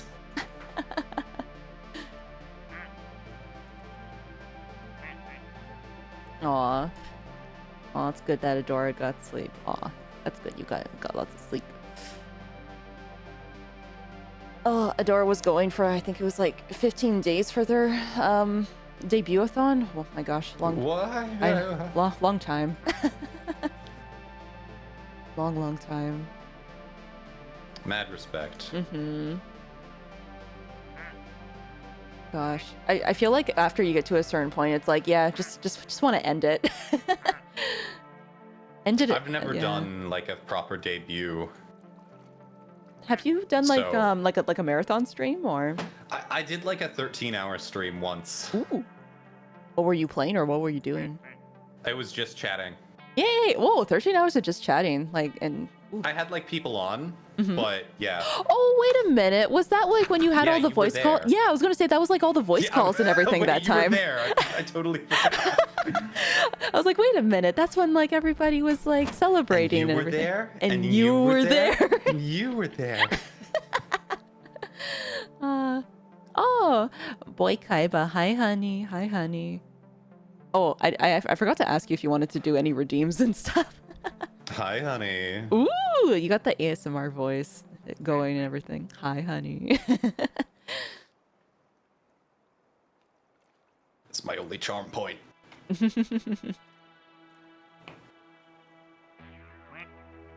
So, like, you've done ASMR for a while now, like, on stream. Yeah, I mean, I started listening to it kind of around like 2014, 2015. But I took a shot at it around, I think it was like 2019 or so, but that's when I was like a flesh tuber. Do you get the sensation?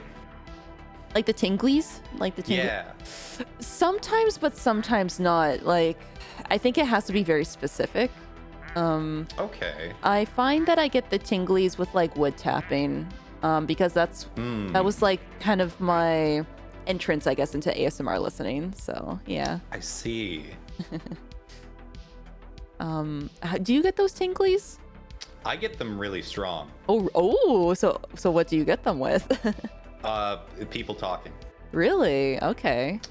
Like, I got it in public once, and it was very embarrassing. Oh no. I was working at a theme park, in like the ticket booth, and it was like 8:30.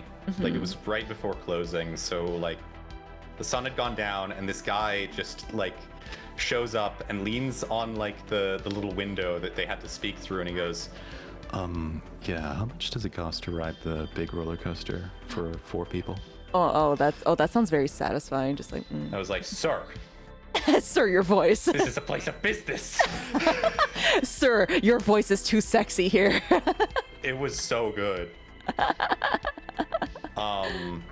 But I know a lot of people who do ASMR don't get it at all. I think it just became so widespread and it became so trendy, I guess, right? Like, yeah. a lot of the people I've talked to who make it are Mm-hmm. like, I don't get the experience, but it's very calming. Yes, yeah. Which I think is fair. But yeah. I definitely get it with like the wood tapping stuff. It's just nice and I would just like listen to tapping videos a lot. But I do like the visual ASMR, like the role plays where it's like people put makeup on you or like they do like the cranial nerve exam stuff. Yeah. Oh, I had a cranial nerve exam in real life, in Ooh. IRL. Ooh. And I saw him like take the Q-tip and break it to do like the pokey thing, and I was like, oh my god, I've trained for this, and it was so underwhelming. Yeah. It lasts like 5 seconds. Yeah, it's not that long. A Crunch just got one recently too, because like after his concussion and stuff, and like I watched them do it, and he was like, yeah, it was like not great. It is deeply clinical. Yeah, it's like, okay, now touch your nose, now touch my finger, now touch your nose, rub your ankle against your shin, rub it against the other shin, stick your tongue this way, stick your tongue that way, look up, look down, say this, say that. Oh, okay, you're good. Yeah. But the ASMR ones, it's like, oh, okay, now I'm just gonna mark down some notes here, and then just like, oh, you're doing so good, you're doing amazing, like, yeah.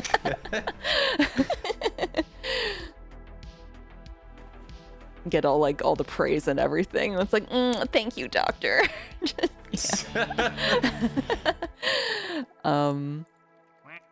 And just like extensive, like, oh, okay, now I want you to see if this, oh, can you tell me what color this is? That's right, it's green. Just, yeah.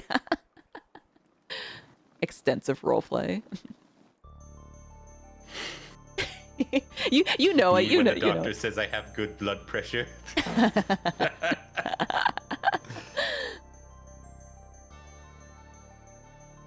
The ducks are kissing. There's lots of ducks that are kissing, yeah. They're getting close. It's bonding. Yeah. What do they call it? Skinship? Skinship, yeah. Duck skinship. Yeah. It's important for ducks to have rubber on rubber contact when they fall out of the sky. It helps with bonding.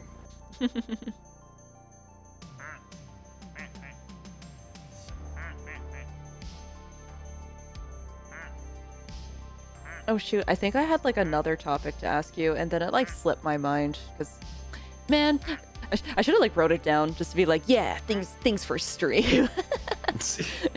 I have been meaning to get into that habit for ages, and I never do. Yeah, so not, I'm a note taker in some aspects, I guess, but sometimes if it just like flies away, it's like, oh, I'll never remember again, I guess. Yeah, I get that a lot. So I guess well, I guess like for university and stuff, like good for note taking and everything, but yeah. Yeah.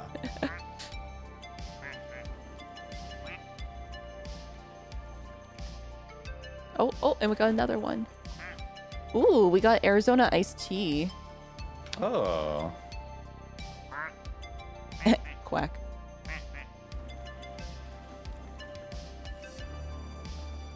I like that they have like the whole thing where the price just doesn't change. It is fun. It's just written right on the thing. That's what it's supposed to be. Although drinking it kind of scares me. Yeah. Because like apparently I feel like I'm gonna ruin it for people if I say this. Oh, okay. I think I know what you're getting at. It's the boxed stuff, right? Because there's a lot of like gross stuff that gets on the bottom of like those boxes, or. No. Oh, apparently okay. they have an issue where like occasionally there will just be mold. Because of is it in the drink? Oh, in the drink itself? Ew. Yeah. Ew. Well, like my friend my friend refuses to drink it anymore because she had like a can and there was like, what's that? And she poured it out and there was just like this little like mold ball in the drink. And you would never know if you were just drinking it, right? So, yeah. Okay, because I thought you were going to say the box thing, because I know that for some juices, when they come in boxes, I remember somebody poured it out in a glass and there was like some gunky stuff like from the bottom of like the box because, ugh, yeah. There's boxed Arizona? I just noticed people were asking about that. Yeah, we have boxed Arizona. So, but I know all of your beverages just come in different containers. there's some that come in like, well, there's like the bottles or the glasses if you just want to have like one, but they, yeah. Wait, what? We have to address something because this is an America Canada collab. Bag homo milk. Blah, blah, blah, blah, oh yeah. Anyway, now that's over with. Wait. I don't remember if they know context. And Nemo messages me one day and he's like, "Why do you have homo milk?" And it's like homogenized milk and and I'm like, "Yeah." I was looking at like the Wikipedia article for differences in Canadian English, and there's just an entry: homo milk, referred to in America as whole milk. Yeah, it's whole milk for you guys, but it's like homogenized milk, so it's yeah, it's homo milk. What are some of the others? There's like, I know Eastern Canada calls like electricity hydro. Yes, because of our dams and the water and everything. So that's that's why it's called hydro. Yeah. So when it's like, oh yeah, I gotta pay the hydro bill, and then some people be like, what? it's the hydro. Mm-hmm. Yeah, hydro. Mm-hmm. It's so quaint. Yeah, just gotta pay the electric bill. Hydro. Mm-hmm. Hydro smile. There you go. You guys learned something new again. You learned something new. Let me see real quick if there are any that are like really egregious. Oh, that's so surprising though, because I thought that you guys had boxed Arizona too. Or like boxed juices, I guess, but... We have boxed juices, but okay. I don't know if I've ever seen boxed Arizona. Okay. Interesting. Naruhodo. Naruhodo. Yeah. So desu ne.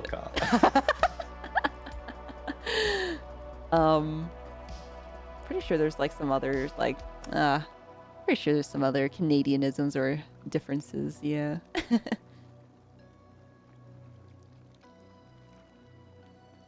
Oh, but we still have like milk in like those jugs and everything too, though. I think it just depends on how much milk you just want to buy. Apparently, in the West, they refer to a parking garage as a parkade. Yeah. Oh, I know about that one. I love how you're just like, yeah, of course they do. That makes total sense. Why would you think that was weird? Yeah. Of course, that's a thing.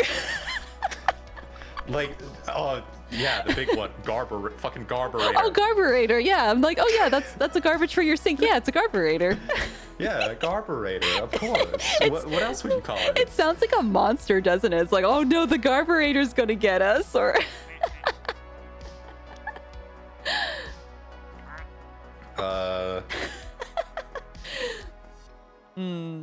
Gas bar?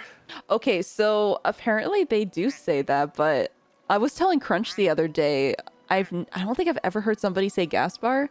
That feels like a Saskatchewan thing. Possibly. They would say that sort of thing. Yeah, they call their hoodies, I think it was bunny hugs. Bunny hugs, and it's like, I've never heard of something like that. So that's what your hoodies are called in Saskatchewan, everyone.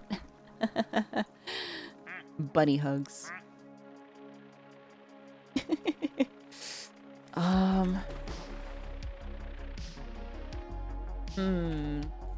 I'm gonna look up Canadianisms. Oh, I guess for like when you're on like unemployment insurance, we call it pogie. Pogie? Oh, sorry, no, wait, that's not the one. That's like being on welfare. Yeah. Yeah. Pogie? Yeah, getting your pogie, but I don't know the origin of it though.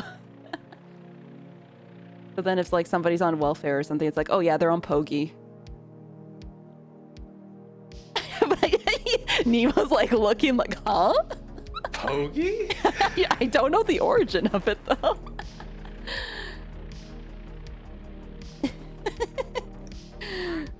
Do you say serviette?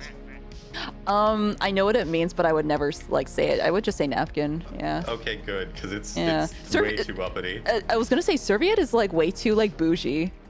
It is. It's such an up there word. Like, no, it's a napkin. Oh, but I know for you guys say restroom, but like I guess we would say like bathroom or washroom though. We say bathroom. Okay, because apparently restroom is apparently like an Americanism. Yeah, because apparently like you guys would say like restroom more, I guess, but yeah.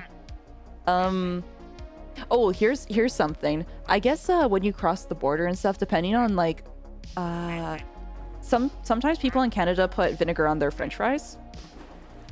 Yeah, it's like an English thing. Yeah, so I guess like when crossing the border, like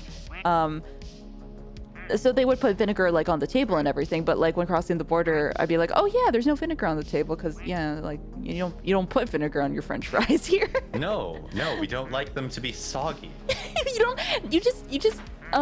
you don't put it a lot on. You just put a little bit on. Yeah. It doesn't matter. They still get. I've tried this. It gets soggy. Oh, you know what? Okay, I think this must be like an American thing recently. Having pickles on a chicken sandwich because I think it's made its way to Canada. I don't well, absolutely. Why wouldn't you? I don't like it. It shouldn't exist. Pickles. Do you not like pickles? I like pickles, but they shouldn't belong on a chicken sandwich. They should only be They should only be on a burger. But it's good. It's salty. No, it's too like I don't know, tangy or something, or just like what do you vinegary. mean it's too tangy? or just vinegary. To putting malt vinegar on chips. Sorry, fries. Fries, yeah. Chips. Yes, chips. But too much Australia. Teehee. But I guess that's like a newish thing because all the chicken sandwiches now and at all the fast food places are just like, yes, there's pickles on this, and I'm like, ew, that's gross. I don't know if other people have like the same opinion, but I know Crunch doesn't like it either. So I'm like, I wonder if there's other people in here that just like don't like the pickles on the chicken sandwiches or something. I love it. I ask for extra. Oh, really? Really? Interesting. Yeah, I'm that guy who like the weenie has his girlfriend say like he said no pickles, and I'll be like, I'll eat them. Oh, that's cute. Give them to me. I'm trying to think. Apparently, pogey is from like a word that meant poorhouse. Oh, really? So that's the origin of it then. Ah. And then for welfare, you use the same as Australia, which is dole. Oh, okay. Like being on the dole. Interesting. Because I don't think I've ever heard somebody say that. So, the more you know.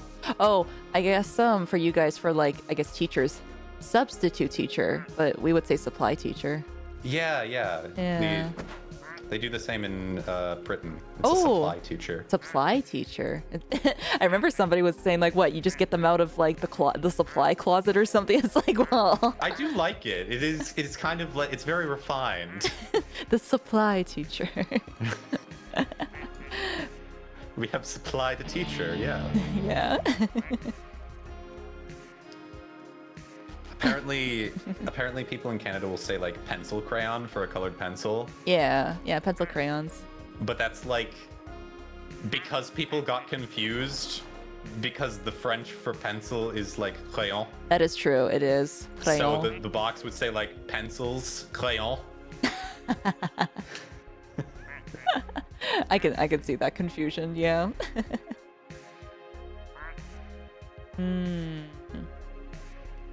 Let's see here.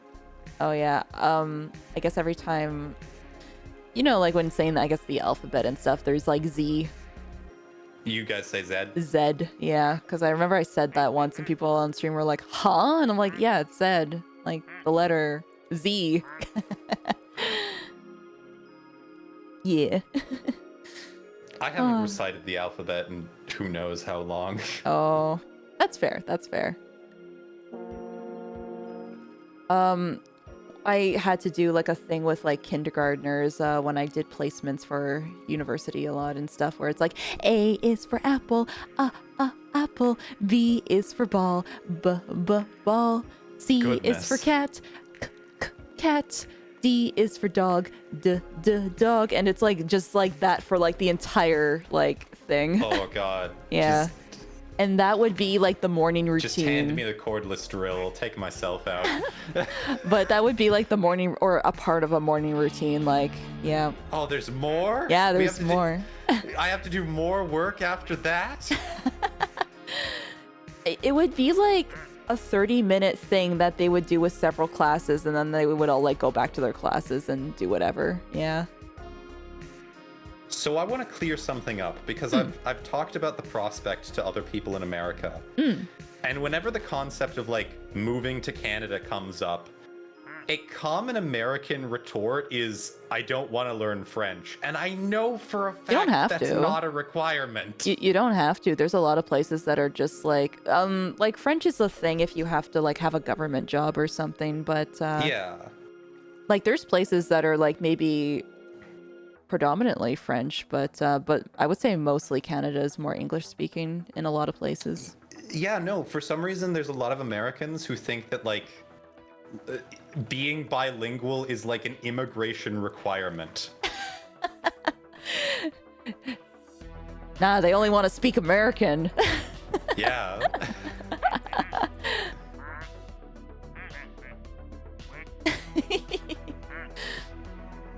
Yeah, maybe just like, yeah, just don't go to Quebec or like, I don't know, Southern Ontario or something. Maybe, I don't know. I have like Quebecois viewers, so I can say this. Don't go to Quebec, just as a matter of course.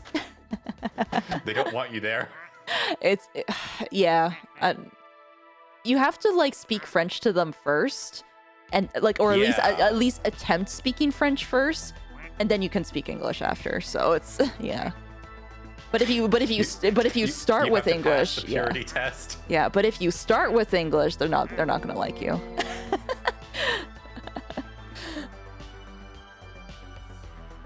You didn't know that? Oh my gosh. Have you ever experienced the marvel that is Petite Bellevue? Oh. He is a musical artist from like Arcadia. I am looking him up now, and his Google pictures are very interesting. Yeah, it's pretty great. Oh, interesting. French Canadian. Okay. Oh, okay. I'm gonna have to look into him after. He looks like he has a very interesting aesthetic. He does. I would say a good starting point would be income tax return. But like if you're at all familiar with French, like the way that like Arcadia has just approached the French language is crazy, because they're just like, yeah, sure, English can come in.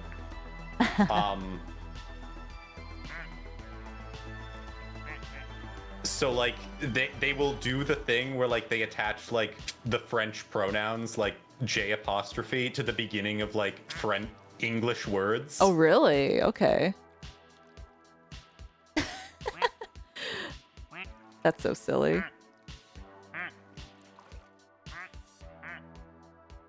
Wait, can you give me an example of one that maybe he's done? Like, when he talks about going to his mailbox, he says like, check.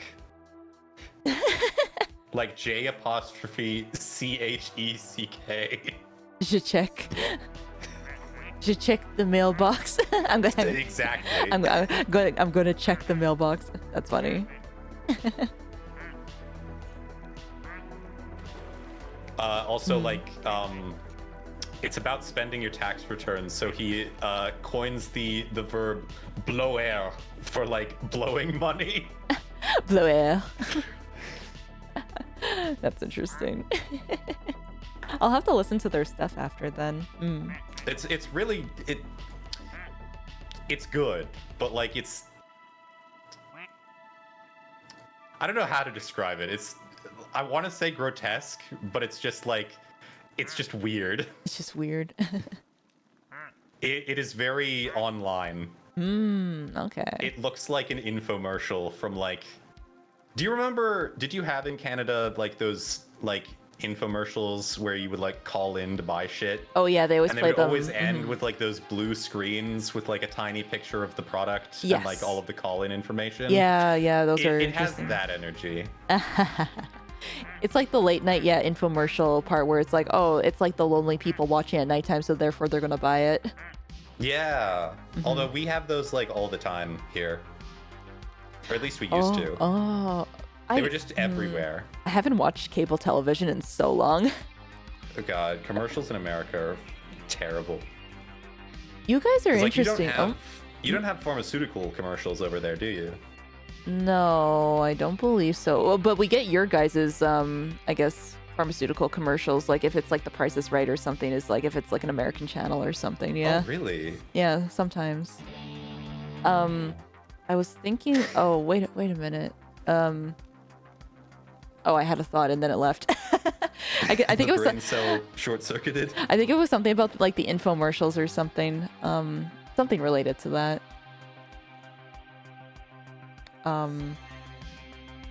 But yeah. Yeah, something infomercials. Oh, in Alberta, you get those sometimes. Interesting. Yeah, because there's usually like, I guess different, maybe different provinces get like different stuff too. It may be free of rats, but it cannot escape American influence. Whee! Oh. Going down the slide. I like that 2 of them are on fire right now.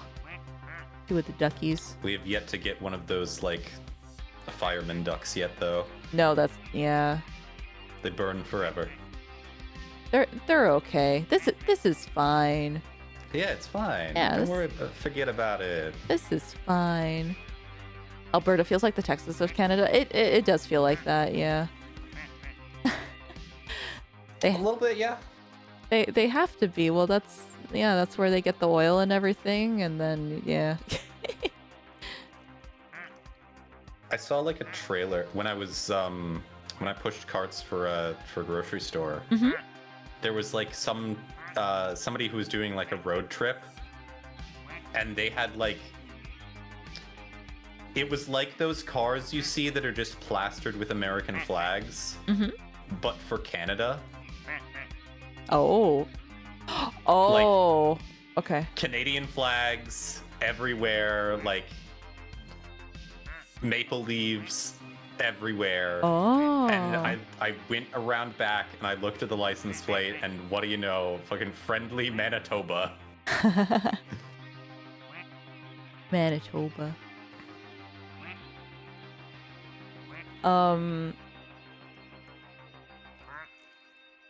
Okay. Oh, you know what? Here, the thing is, like, there has been, a lot of people putting a lot of Canadian flags and stuff on their trucks and everything recently, but it's kind of like, I guess, controversial with, I guess, some like recent stuff. So, I don't think this was like that. This was as if he had like. It looked as if this trailer had been made out of like sheet metal that had the Canadian flag printed on it. Oh, okay. Interesting. Oh, because I was thinking of like some of the recent stuff that's been going on. Well, I don't know if it's been like a year now, but people putting like all the Canadian flags like on their trucks and everything because they're trying to mimic like American culture by putting like all the American flags like all over, but it just doesn't translate very well. It doesn't, but there's like reasons for it that I just don't want to talk about like on stream because it's just like, oh god, yeah. This was ages ago. This was in like 2019, 2018. I see.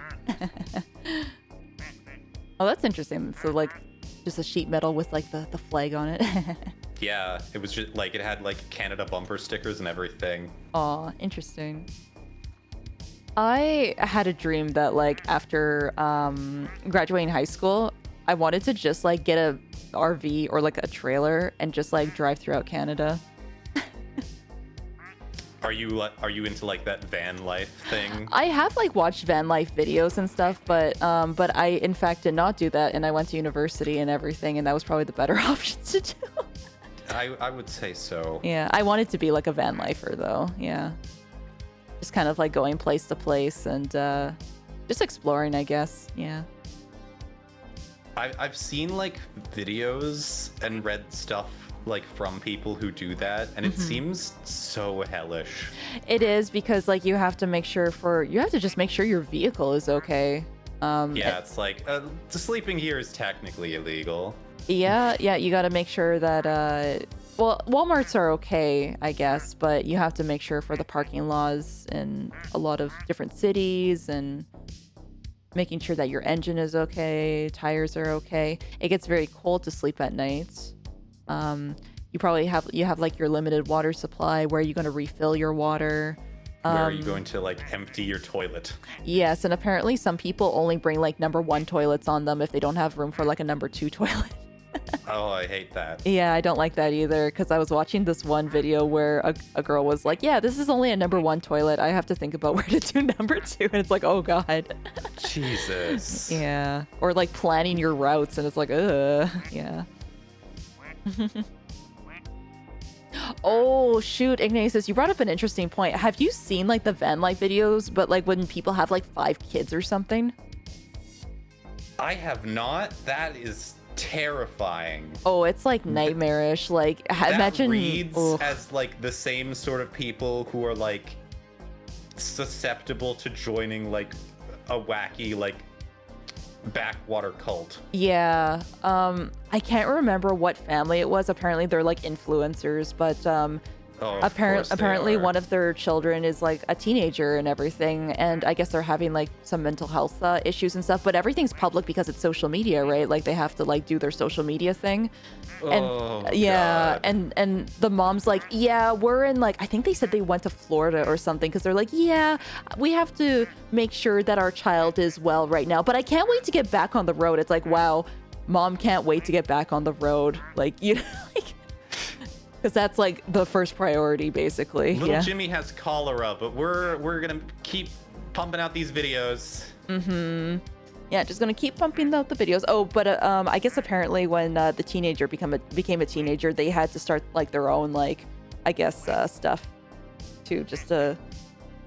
Yeah, because then when you're a part of an influencer, do they have to like start their own like Instagram page or whatever? Maybe, because like, enter the family business, I guess, because it's like, oh yeah, now you're okay to like start your own stuff. Is this like the influencer version of like when you turn 18 you've got to pay rent? Yeah, you got to earn your keep now. Yeah, when you turn 18 you got to be cranking out those banger TikToks. Could you imagine just like, okay, yeah, now you got to make money now. Like, I'm a streamer, and that seems like just awful to me. Influencers, Narcy. Yeah, I know. You influencers. Gross. Oh, it's so bad. Just like, ugh. I know. I mean, I know, like, we're VTubers, but I feel like it's just it's different. It's different. This is different. I have my own life. Yeah. Like, I'm not documenting literally every second of my day. Oh, geez. You just reminded me of something, because when we were in Miyajima, well, actually, I guess it would be like most places in Japan, watching people YouTube stuff in public, it's so cringe. It's so cringe seeing people YouTube stuff. And trying to, because I saw somebody try to get like the perfect shot, like, but they kept like filming over and over again, and I was like, oh no. It's like that. It's so obnoxious. That one temple that's like in the water. Yes, yeah, Miyajima. That's exactly the one. Yeah, that's exactly like, it. You see all of these pictures, and it's like so pristine, and then like you see those pictures that people have taken where they've turned like 180 degrees and look behind them, and there's just this line of influencers. Oh, it's exactly that, because it's the exact photo spot. Okay, but we actually got the same photo by just standing a little bit off. There has been a few occasions where if there was like so many people waiting for something or a line of something, Crunch would just take a picture of the people waiting, just because it's so funny. It's just like, I don't know. That's great. Just like the human experience, or just you're just like, huh? Like the human condition, or just to be like, this is what it is. This is what it is actually. Speaking of that, so like You're gonna think I'm crazy. Oh, okay. Oh, But every once in a while, we're VTubers. We're all crazy. Yeah. Yeah. Every once in a while, like, I get hyperfixations, but they come in like phases. Oh, I totally relate to that. Yeah. So like every once in a while, one of the good ones that I'm like, yeah, this is good stuff. I'm learning interesting things. Is like the Mount Everest, like people like not climbing it, but like everything around that. Where it's like, oh yeah, that mountain's just covered in people. Yeah, there's like so. We can't get those down. I would never climb Mount Everest. It's so freaking dangerous. Absolutely not. It feels disrespectful at this point. It does. It's like really like it's getting polluted. Really? Because all of, like, I can see it though. All of these climbers are like just leaving trash behind. Oh, and okay. there's only like 1 or 2 weeks a year that you can like go to the top of Mount Everest, because it's in between when like the storms are coming from one side and then when the monsoons come with fresh snow. Oh, okay. There's like this period where it's like calm. So like that's the only time that you can send people up to like collect garbage. Interesting. But during that time, it's surrounded by all of these climbers that are all trying to get like a selfie at the summit. Oh my god. Travel influencers are a mistake. They are. Okay. I don't know if you were tuned in when I was talking about it but it's the frickin' forest. It's the bamboo forest in Kyoto. No one should ever go to it, like ever. No. It's too freaking busy. It probably was very nice at one point before people were like all traveling to it and stuff. Probably YouTube videos from like 10 plus years ago, but it's way too crowded. You can't walk. It was so bad. And Crunch was so angry. No, I would never like climb up Mount Everest. It would, there's too many dead people. Yeah, like it would be like going to Japan and be like, hey guys, let's go on a casual hike through Aogahara. Yeah, it's like what it's like no. No, that's a terrible idea. Why would you do that? Yeah. I feel like what you said, it feels disrespectful. Yeah. Like I think it's Bhutan, like which Everest isn't in Bhutan, but like a lot of the other really high mountains in the Himalayas are, just has a blanket ban. They're like, nah, mountains are sacred, no climbing. Yeah, what if they just told people like, no, you can't do that? Wait, there's a select amount of people the direct path to the mountain, and they're the ones who actually go and like rescue people, and oh,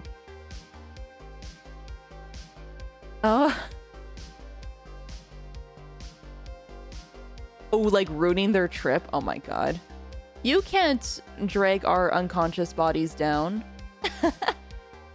It's a part of the experience. I know recently there was that one guy who was like trying to lie and say like, oh yeah, I got stuck in like a storm and I made it down all by myself, and then like people who knew like what had happened were like, oh no, yeah, you didn't. oh like, yeah, the Sherpa carried you down. Yeah, it was the Sherpas. It was and like he the tried whole to like sue him, and meanwhile the whole time the Sherpa's just like, I'm so glad you're safe and alive. Yeah.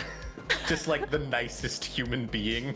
Oh my gosh, it makes me think of like that Simpsons episode when like the Sherpas were carrying Homer. Or exactly. Yeah. It's pretty much like that. Oh my gosh. Oh, look how far I climbed and I'm not even tired. Or yeah.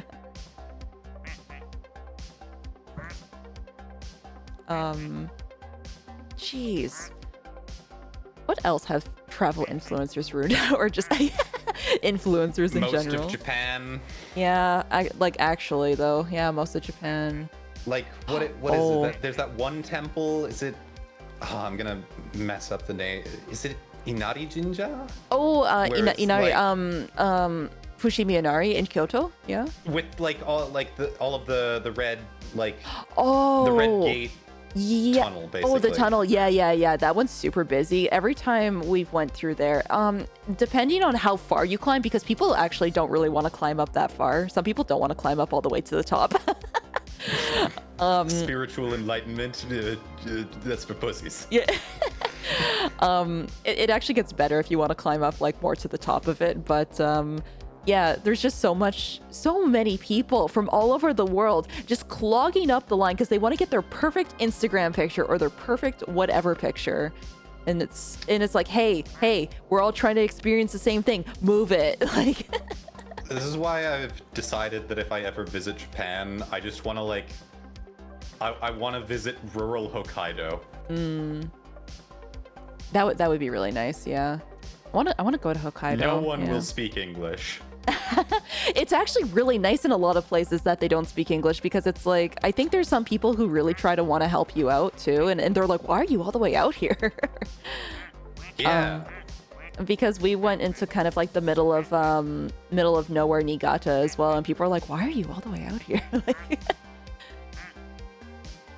to experience like, I don't know, rural stuff. It's nice.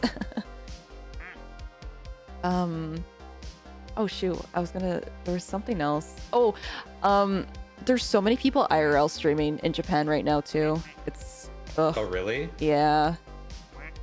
I saw a clip of somebody, and I think they were in Shibuya, and it was actually really funny. Somebody just walked by and like put like 1,000 yen note in their hand, and it was like, donation for you. Oh. Oh, okay, that's pretty funny. IRL donation. Yeah.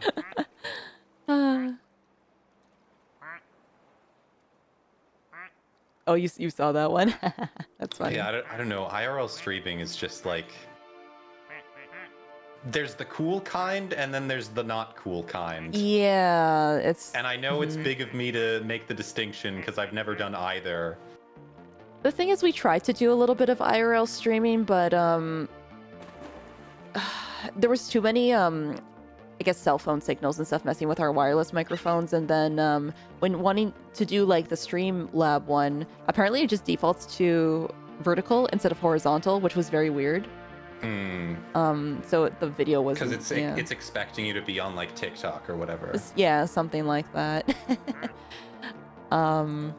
But apparently there's a lot of people like annoying folks with like the IRL backpacks and everything because like they're going on trains and like you're supposed to be super quiet on trains and yeah. The people who say, sorry. It's not my culture, but I will say the level to which Japan takes like the no talking on the train thing seems a bit like, I appreciate it, but it still seems like a bit excessive.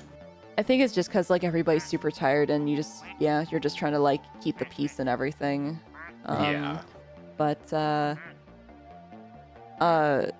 was I gonna say? It's the people that treat Japan like a playground, I guess, is what I wanted to say. Yeah, exactly. Like this is a country, people live here.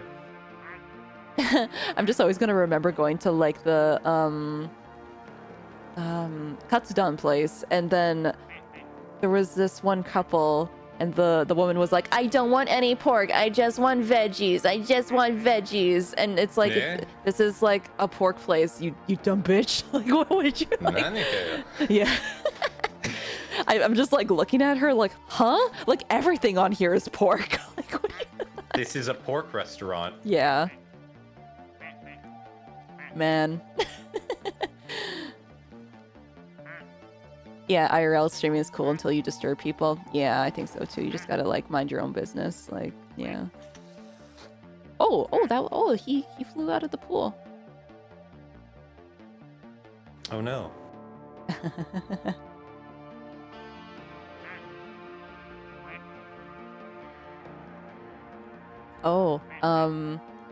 But I guess on the topic of like influencers and stuff, any plans for like content creation things like streaming or like more YouTube recordings or anything on your end, or? I need to. So currently I'm actually the stream that is currently like in the works and taking time that won't be out for like a while I have decided to commit blasphemy. In that I am. So there are a lot of services which will, if you fill out a little form on their website, they will send free Bibles to you as a member of the unwashed masses. Because they're into like proselytizing. Oh, there's a herd of wild ducks. Yes, they're migrating. Yeah. How beautiful. It's gorgeous. Quack quack. But so I have taken it upon myself to find as many of those services as possible and send away for all of them. And we are going to do a Bible review. Bible review. Oh, that sounds exciting. Wait, so does this mean you're gonna have like a Jehovah's Witness Bible and like a Mormon Bible and like all these like different like types of Bibles? Ideally, yes. Oh, that's gonna be so nice. If I can get it for free, it's going in the stream. Oh, I want to tune in for that one. It sounds interesting. Okay, the Jehovah's Witnesses, I get so many handwritten like letters from them. It's like usually like once a year I get something.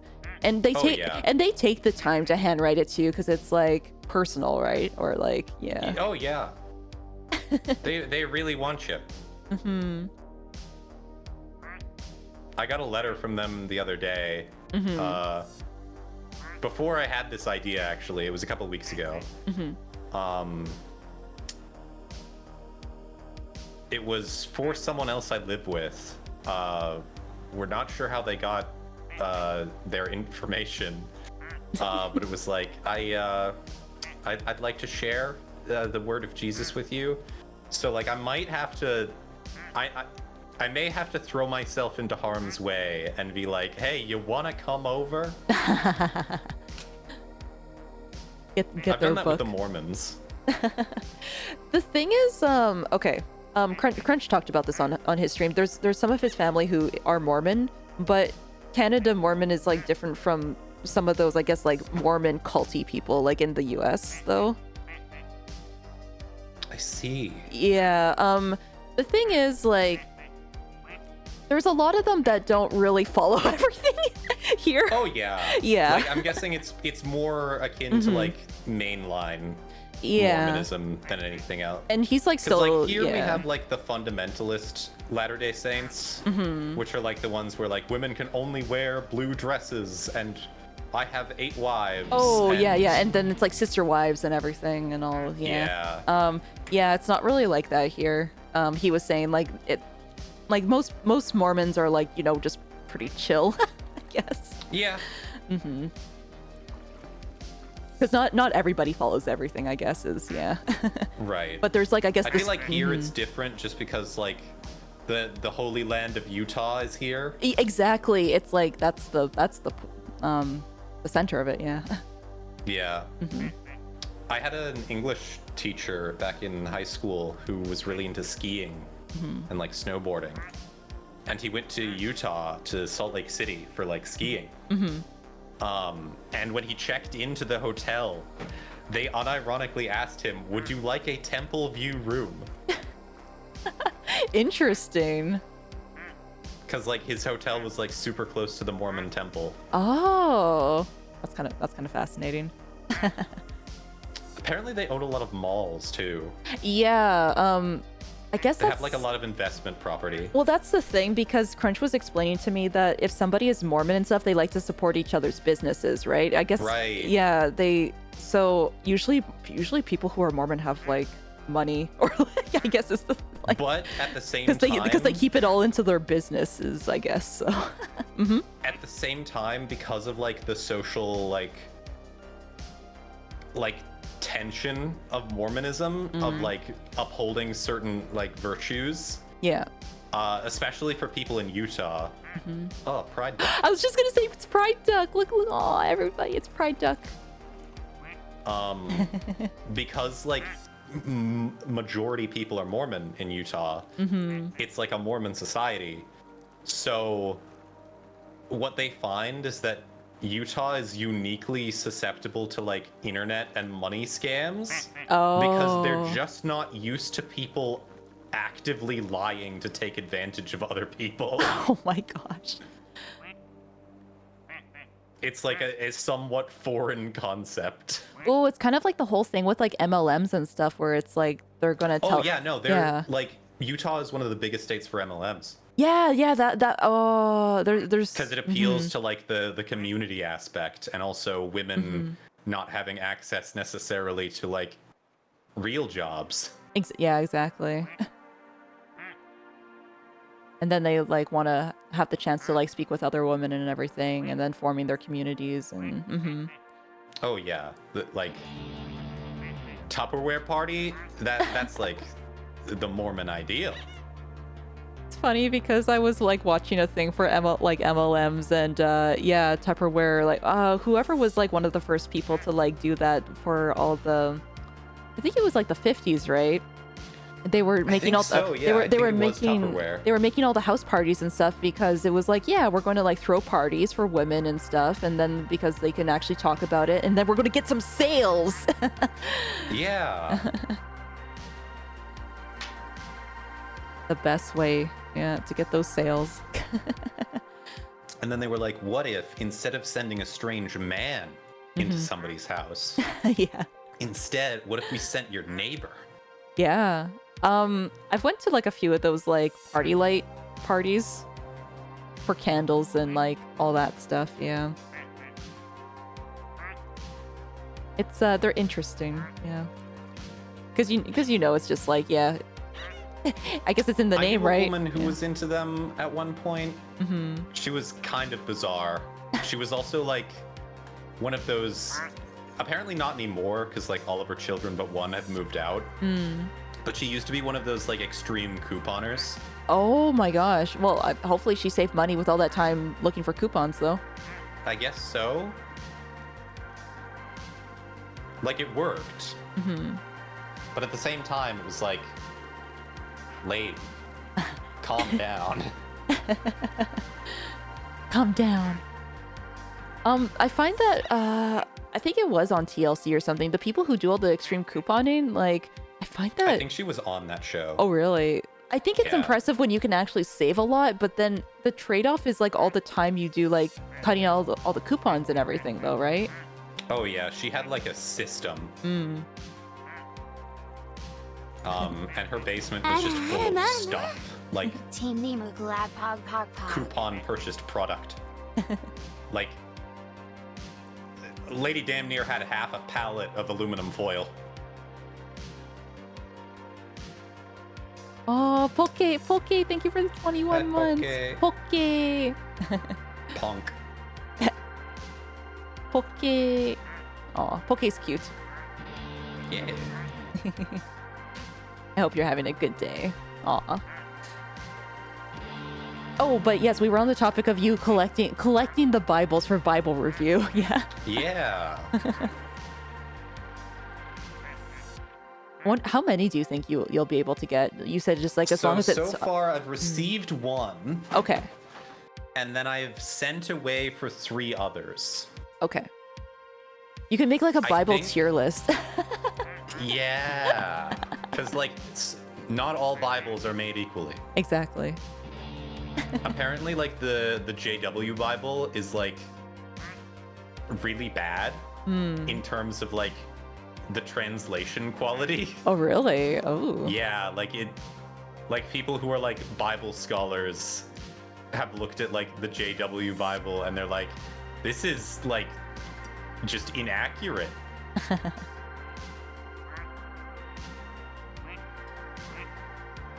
I just found it so weird that I remember we got one when I was younger, and I just asked Mom attention. I'm like, can I just look at it just to see what they're saying? And it's just like, no self-touching that's a sin. And it's like, huh? Like, it just doesn't make sense. Oh, did you get like one of the magazines? Yeah, it was like one of those, but also with like the Bible as well. It was like, huh? Oh boy. Yeah, it was don't like, touch yourself. Yeah, you'll go to hell. Yeah, don't touch yourself. You'll go to hell. Here's the thing that I don't understand though about the JW stuff. If there's a limited amount of spots in heaven, wouldn't you not want to recruit people? It's okay. It's like tier list basically. Yeah, like, yeah. There's the super heaven, where like you get to be with God. Yeah, yeah. And then there's like a secondary one. I think there's like 3 tiers. There's like heaven for the poors, or like there's like heaven for, yeah, it's like heaven for the poor. Like, so it's still like technically paradise, but like God isn't there. Oh, wow. The Mormons are similar, where like there's like 3 tiers. There's like there's like one that's like real heaven, and then there's like with God, where like you get to like have your own planet, that sort of thing. Oh yeah, everyone gets to have like their own planet, or yeah. And then there's heaven, which is like regular Christian heaven, like the mid tier, and then there's like another one for like people who like were good but not Mormon, and it's just like really nice Earth. It's like regular Earth, but like nobody ever like gets paper cuts or splinters. It's Earth, but without like the inconveniences of Earth. Pretty much. Which, like, I mean, if that's all heaven was, like, it doesn't seem half bad. Like, that's half of the, for me at least, that's half of the pain of living. I was just like sprained ankles and paper cuts. Yeah, I was just gonna say, like, I mean, you're a director, I'm a teacher, we get paper cuts all the time, right? So yeah, sounds like a great place. Have you ever seen like those finger condoms that they sell at like Staples? Yes. People would wear those all the time for like the photo areas for working at Walmart and things like that. Yeah. Oh yeah, because like photo paper is sharp. But also, I don't think there's any. Do you know if there's any area that you can get film developed anymore? I'm pretty sure you can still have it done at Walmart. I wonder, because I've never tried actually. Because like if there's like a digital photo center, I'm pretty sure you can still take it. It's the Stabby Duck. It's the Stabby Duck. We got him. We can finally free the polka dot one from the flamingo. They will be free. But like I recently bought, like last year I bought like an analog camera.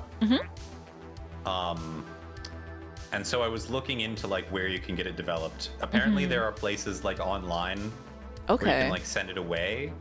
But I think Walmart still does it. Okay, that's interesting. Like if you find one with like the digital photo center.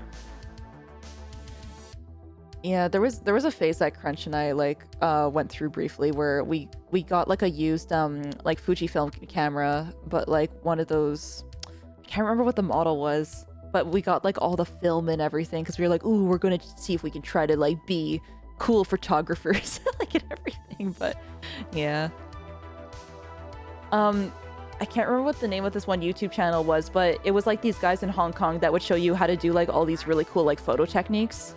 Oh yeah, I think I've seen them. And it was just like really cool to learn for whether it's like how to structure your photos or how to do like bokeh or just stuff. Yeah.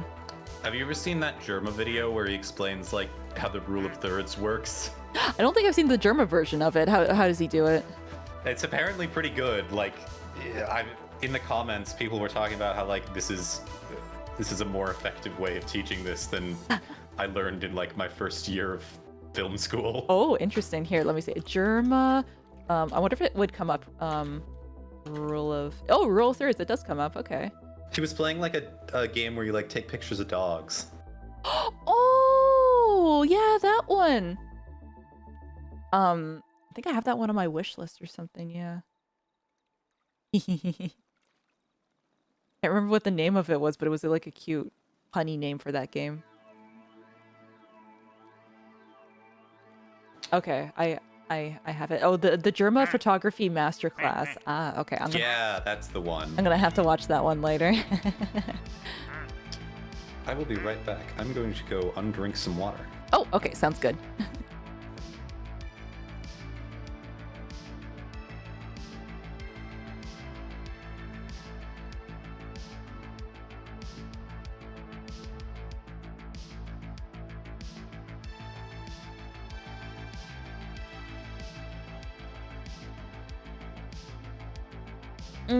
How's everyone doing? Are you enjoying all the duckies? Are you having a very good day? I know Mondays can be difficult, but we got this. I like that. I just noticed he's staring directly at you. Nemo staring directly into the camera. Oh my gosh, that's so funny. You're enjoying, you're chilling. when the VTuber like front faces you, like directly into your soul. He's staring. Quack. It looks like the flamingo is safe so far, everyone. Okay, let me think about this. Oh my gosh, there's more stuff for the there's gonna be stuff for the charity deliverables that I will fulfill and everything. So I'll update you guys after for that. Oh. Hello. You good? Yeah, I'm good. Oh my god, your VTuber was like staring at everybody like just like directly. Oh yeah. Menacingly. Yeah, I don't have the thing where like it stays in the position that you leave set up. Oh, okay. So it just snaps back. Oh, I didn't know if that was like actually a function then. Okay. I think there's a switch somewhere in VTube Studio where it's like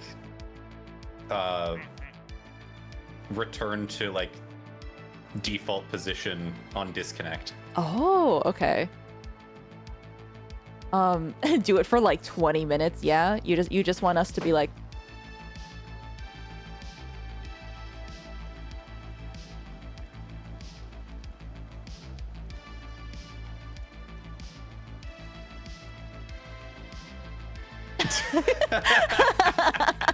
yeah, that's gonna be like 20 minutes of the stream. That's the stream. VTubers looking at you menacingly, but it's like VTubers are watching. VTubers are just like no longer like, watching. Just oh, there we go. Oh, it happened. He did it. Yay! Oh, be free. Be free. Aw, goodbye, Mama Flamingo. Goodbye. So, Tane, as a prospective stream idea, I feel like you would be aware if the market existed. Consider the following. Okay. A stream where the VTuber just looks at you disgustedly. Ooh. Just like when everybody was like going live where it's just like looking but like not talking, but it's just like VTuber looking at you disgustedly. Yeah. Should we make that should we make that like a trending thing on should that be a hashtag? Trending? Goodness, no. No. Darling, I don't trend. Oh, and it just disappeared. Oh yeah, just it's gone now. pops out of existence. It's gone forever.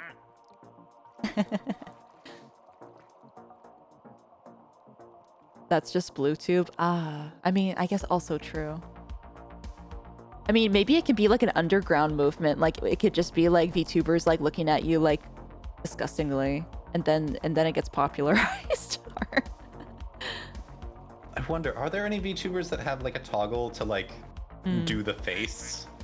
Now here's the thing. Do you just mean kind of like the regular like shadow face, or like the disgusted face where it's like ugh. Because I do have the Gesugao face where it's like ugh. Oh shit. Here, let me without the glasses.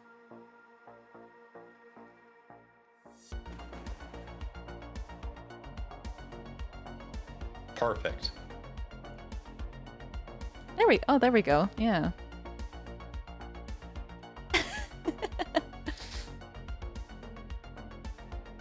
just a whole stream of just that. Yeah. Yeah, you think people would be into that? There's gotta be a market. Just like there's like the whole well, I guess I don't know if it's like a Dojin series, but yeah, the girls looking at you disgustingly when you look at their pantsu. Yeah. I'm sure that's the one that you were thinking of, right? We have this one duck that's just managed to get out of the pool. Yeah. Like over here on the steps. Yeah. It's okay. This little guy went too fast on the slide. When he's ready, he can rejoin everyone.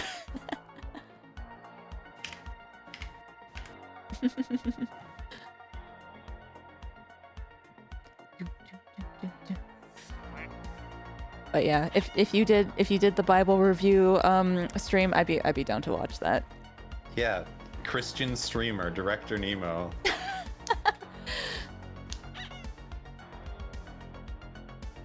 It's a Christian stream. Everything can be like all censored and everything too.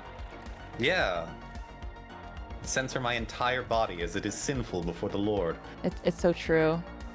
I mean, oh my gosh, so sinful. Look at what he's wearing. A lanyard. Where's it pointing? Or just look at this whore. It makes me think of like those have you seen when people analyze those body oh, the green lines. Yeah, the green lines. It's like legs open. It's just like a picture of me and it's just whore. Just a whore. What was it? Because it's like male having arm around wife or something. Wow. Male green line not straight. Female green line straight. Relationship ruined. Yeah. There's so many of those that are just like on Twitter and stuff. It's so weird. Yeah.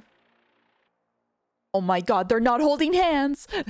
or they are holding hands. It's worse. Sorry. It's worse.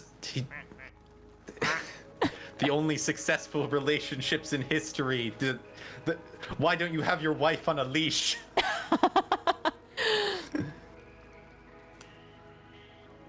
Oh my gosh, I don't know if like you were following all of like that Andrew Tate stuff, but for a little bit, yeah. Okay, for a lot of the women, like, or at least the women who are staying by his side, like he told them to tattoo themselves with like his name and like all that kind of stuff to like, you know. Oh, so it's just like Nexium all over again. But I guess they did bust him and his brother for like sex trafficking and everything. So. Oh, good. Yeah. Mm-hmm. It's funny though because every time he's had like those interviews, he can't work with material by himself. He always has to like bounce off of somebody else to like show his talk about his like ideals and everything. So it's yeah.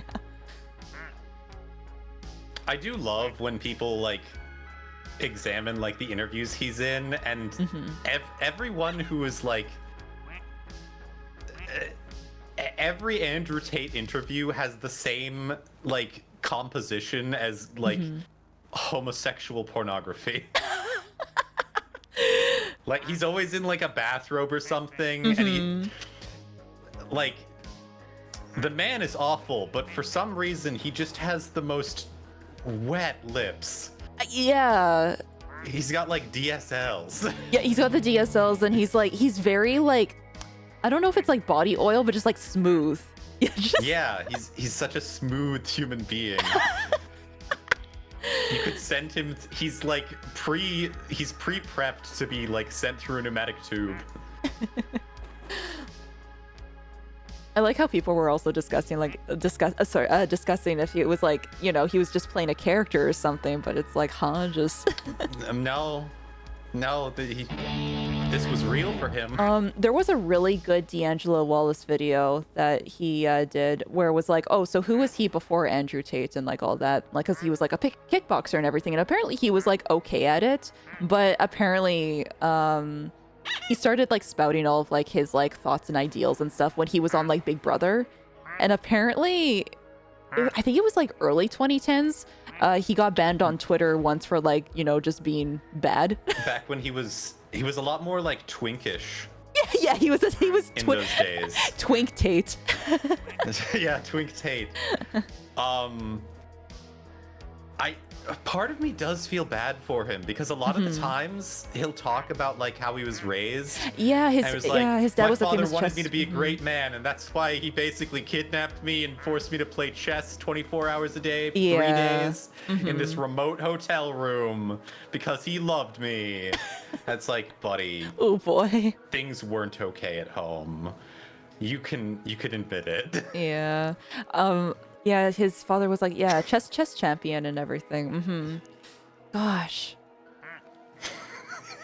It's interesting. He's just ended up as this person who's like, look how strong I am. Look at me, daddy. I'm strong. I can break my own arm. It's fascinating to see like people's origin story. Yeah. You thought that he was like loved by the community? Wait, in what community though? Apparently the reason he got so big though is because I can't remember how D'Angelo explained it. I think it was in like the archive, the Wayback Machine or something. He had a paid portion of his website that he would pay people if they got big enough fan accounts for him to just post all his clips and everything. Or make fan clips. Get apostles, basically. Yeah, he was making apostles. And so that's why, like, even after he got like banned off of YouTube, there were still so many like Andrew Tate, especially in shorts. Like, he was doing like that good VTuber marketing, playing a shorts game. Oh my god, yeah. Oh, if I throw all these shorts out here, something's gonna stick. Yeah. Yeah, and it did. And then he ruined an entire generation of 4th graders. He basically started like a male MLM. Yeah, he did. Yeah. And then like you would see all of these people who were like elementary school teachers being like, yeah, the 4th graders are talking about how the girls in the class are zero value women. And they're talking about how the grade 4s are whores. Or like... Yeah, exactly. And it's like, this is crazy. Oh no. And it's like, Timmy, you don't have an income. Oh. You get $3 a week from your parents. Yeah. Oh, Entity, I haven't watched the CoffeeZilla scam thing before, but apparently he uncovered like a really big scam recently that I've been wanting to get around to watching. Yeah. His videos are very fascinating and very well researched. It's nice that there's a lot of more like internet journalism, I guess. Like, yeah. From what I understand, he was running like the boyfriend scam. Oh. Where like you find girls from like how would I put, like, basically like countries with a standard of living that is post-Soviet. Like Romania, that like Eastern Europe. Yeah. Places where people are a little bit more desperate because life is tough. Exactly. And he was doing like that sex trafficking thing where it's like, yeah, I'll be your boyfriend, and like, yeah. Yeah, they would be like, I'll be your boyfriend, and then once they get you, they're basically like, you work for me now. You work for me now. Here's a webcam and go. Here's a webcam and go whore yourself out. Like, yeah. Yeah. And it's kind of funny because he's like, yeah, I built my own business. Like, it's just like, wow. I built my own business of human exploitation. Yeah. Yeah, being trapped in a Ponzi scheme, basically. Yeah. God. Sheesh. I guess because we were on the topic of MLMs and stuff earlier too. Man. My mother almost got like into an MLM once, but oh, no. Fortunately she didn't. Oh, well, thank God for that. Yeah. It was when I was a lot younger, and like one of the people she worked with, a guy actually, which is pretty rare.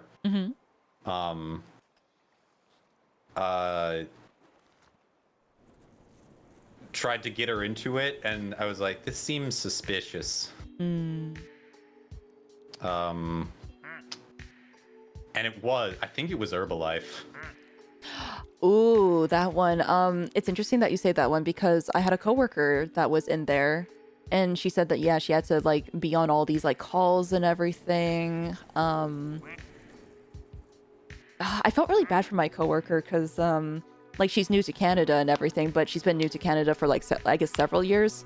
But And it was the same with him. He had immigrated from Great Britain. Yeah, and it's kind of like they kind of feed you like, oh yeah, if you work really hard, you'll go up in the ranks in this like, you know, MLM and everything, right? So it's, yeah. They kind of they promise you a lot of stuff. You gotta build your downline. Yeah. But she got involved in Herbalife, but then stopped it. But then she got involved in do you know about the World? Oh, what was it called again? World. It was like insurance. It was like you sell insurance to people. What? That seems illegal. Well, that's the thing, because like business people are like, this is like the most like bad one ever. Like that seems like extra illegal, because like MLMs are already like legally dubious because it like one wrong statement and you're legally a pyramid scheme. I think it's the World Financial Group. I think that's what it's called. Yeah, this one, because they sell insurance to people. And I remember there was one day where she's like, oh, do you want to come to like a seminar and just hear this talk and everything? And I'm like, no, I'm busy. Just like, no, I'm good.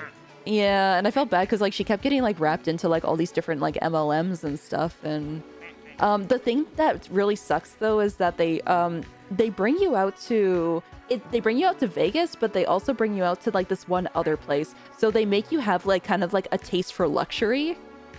And yeah, and then they're like, oh yeah, work hard and like you can also have this like all the time. You too can have all of this. Exactly. Because I remember there was another guy in my town that got wrapped up in like the exact same one. And I was like, you too can live in a house with a loggia. A loggia. Oh my god. Let me see, because I remember there was like a big Reddit thing about the World Financial Group that people would just talk about, but I guess Reddit's kind of like not Reddit right now, so. Yeah. I don't know how Reddit's going. Yeah. Speaking of which, though, like I was thinking again about like those house tour videos, like the $1 million house in the Hollywood Hills. Nemo and I were talking about the one like that house. Yeah. Yeah. It's always so sad to me when like you scroll down and see like the comments where it's like, this is so inspiring, I'm gonna work hard, blah blah blah. And it's like, buddy, the laws of physics forbid you from being able to work hard enough to afford this in several thousand human lifetimes. I know. Man. I can't remember what room it was. But the thing is, like, when you have a house that big, you just have to like fill it with like unnecessary stuff. And then it just feels empty anyway. Right.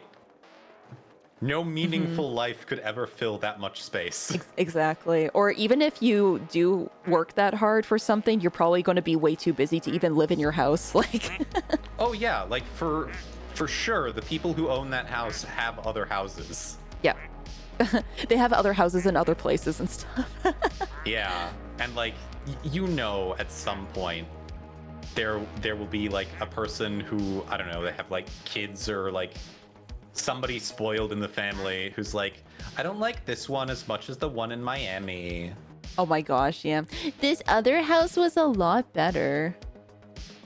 Do you remember like 5 years ago, I think it was, there was that trend of people realizing that there were whole communities of like ultra rich teenagers on Snapchat that were like calling, like they were literally like calling poor people peasants and everything. How awful. It was like 16-year-olds just like Edwardian era English vitriol towards the poors. Oh, you're poor. Peasants, get out of my sight. Yeah, like I shouldn't... Basically, I shouldn't have to look at or touch poor people. I shouldn't even have to look at you. You have to work in the back quarters, like of Father, my house. have him incinerated. Oh my god. Just Draco Malfoy levels of hatred. Father, yeah. Wait till my father hears about this. Potter, I am better than you because mother and father are cousins. Oh my god, it's...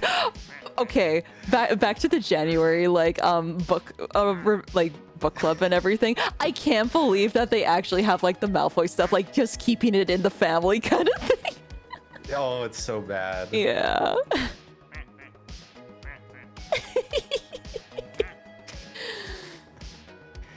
Oh my gosh, I can't believe like the book review was that long ago too. Time flies by so fast. Oh god, the year's like almost half over. I know, we're into like, oh god, we're almost into July now. I'm one step closer to being a hag. So excited. Hag years. Let's go. The age of 30 is in demand. It is. Marine, she knows what she's talking about. Yeah. The age of 30 is in demand. You know what? People like hags because like hags have experience. Exactly. Yeah. In multiple ways. Yeah. I mean, why do you want to listen to like some like little, I don't know, early 20-something-year-old who has like no life experience, or I don't know. Unironically, like it just like by random selection, I do tend to prefer like if it's a just chatting stream, I do tend to prefer like hag. Yeah. Just because there's more that they can talk about. There is a lot more. There's just so many things. Because you have so much more stories that you can like fall back on, I guess, yeah. And like the world changed so much between the time that like a 30-year-old today was born and like a 20-year-old. Yeah. It's funny. So recently I was watching this one anime, Edomai Elf, and the girl finds a Betamax and like one of the tapes, and oh boy, and she has to like go to somewhere to go play it, and then the elderly woman's like, oh, you have to rewind it, and she's like, what? Although I feel like if you had to be in any given country to like play a Betamax tape, Japan would be a pretty good bet. Oh yeah, and then they would have it like pristine because they take care of everything.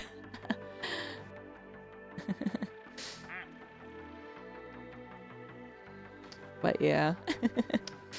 Such a fascinating country where they're just like, ah yes, the Shinkansen, the most advanced train in the universe. I will fax you details about it. Oh god, the bureaucracy. Yeah. Oh god, I have seen so many like and read just so many things about like the existential hell of opening a bank account in Japan. Yeah.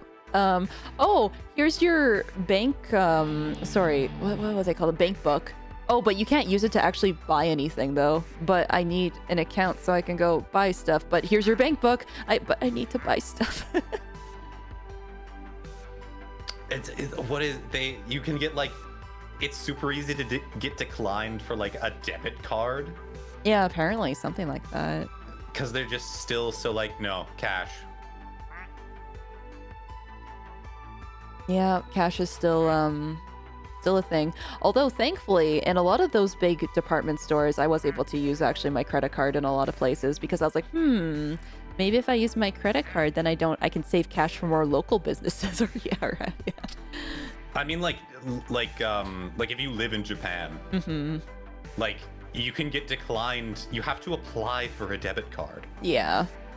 But it's like, but it's my money. No, it's not.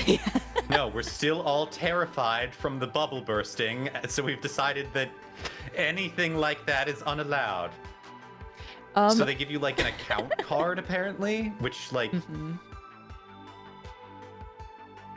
you have to go to a bank. Yes. To get money out. And you have There's like to a special wait. fee for an ATM. It takes up the majority of the day too. I hear it can take like up to like 5 hours to try to like, yeah, just to get all your stuff. Mr. Director, how's the bureaucracy at your establishment? Let me get back to you about that in 6 to 9 months. Ah, sounds good then. I expect a faxed report from you. Very good.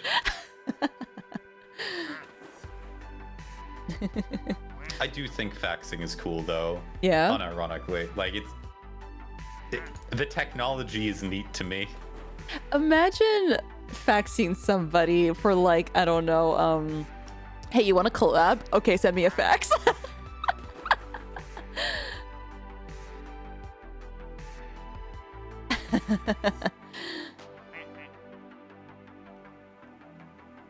Oh! Oh no, Nemo! His internet went out? Oh.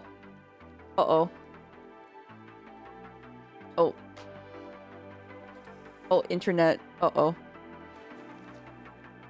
I guess I guess it was probably the talking about fax machines and or or maybe the joke was too powerful that I don't know.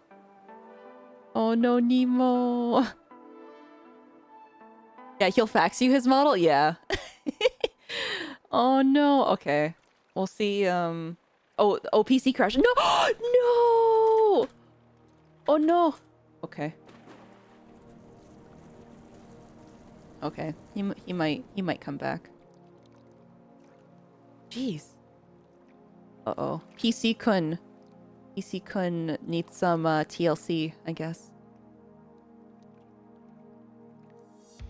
Everybody give your support to Mr. Director Nemo. He has really great ASMR. We need to encourage him to record some more ASMR, everyone. Record more. Oh, hello. Hello. Oh, hello. You're back? I believe so, yes. Oh, okay. I died. I'm sorry. I think you have to fax me your model now. Yeah, let me send that over the wire. Is your PC con okay? I think so. I don't know. Let's see. Okay. If anything's happening, let me know. Like whatever you need to do. I'm just checking the event log.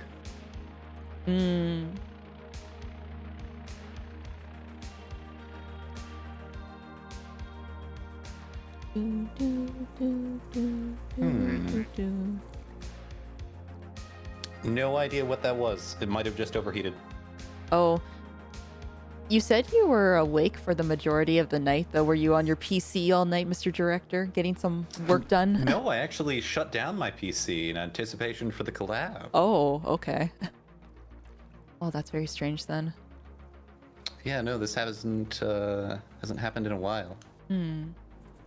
There we go. Oh. Okay, so...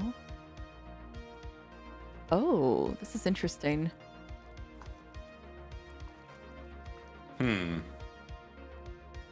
Oh, there you are. Okay. I was like, there he is. Oh, I can show off your whole model to everyone. Let me in. She's picking me up. Oh my god. The funny thing is, like, you can be attached to my hair and everything too.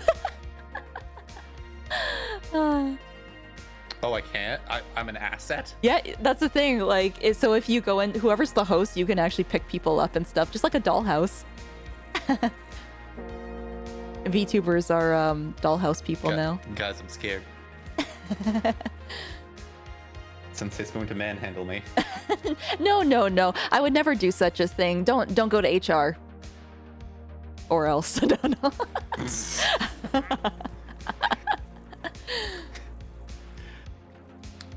No HR, onegai shimasu. Okay, well, as long as everything's okay. Let me see if I can still join the game. I still have it open, so... I was kind of thinking too. I don't know if you need to have like lunch before you go to bed or anything like that, but let me know if you're feeling hungry or something. Before I go to bed? Or do you have to sleep or no? Or are you gonna stay? Tane, I have a regular sleep schedule. Do you have a regular sleep schedule? Yeah? I do. Oh, okay. Well, that's good. Okay.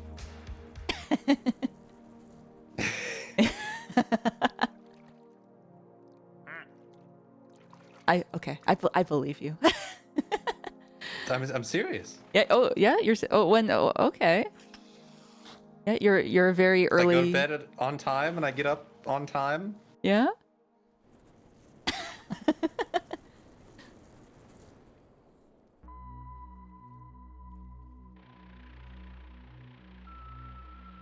putting in a good old 9 to 5.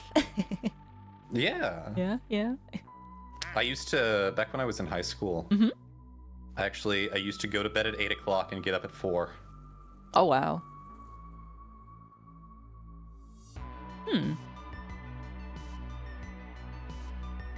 Wow, that's like really early.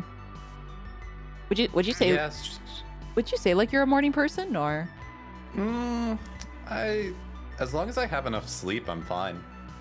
Okay. I mean, that's fair.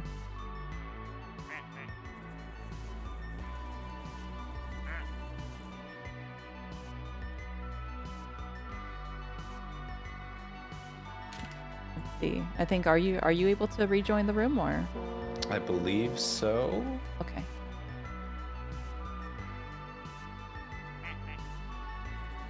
There you go. Oh, you're back. Welcome. Nice. Welcome back. Look at all them ducks. Now, here's the funny thing. So you spawned in as this one, so we have an extra one, the one that like is over here. Yeah. Yeah. Now we can be here in spirit. Exactly. Oh, so thoughtful.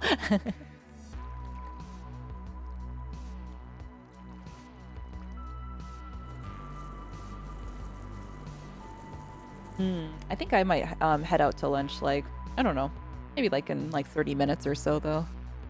That's fine. I did not have breakfast today. Oh, no? Yeah. I was too excited.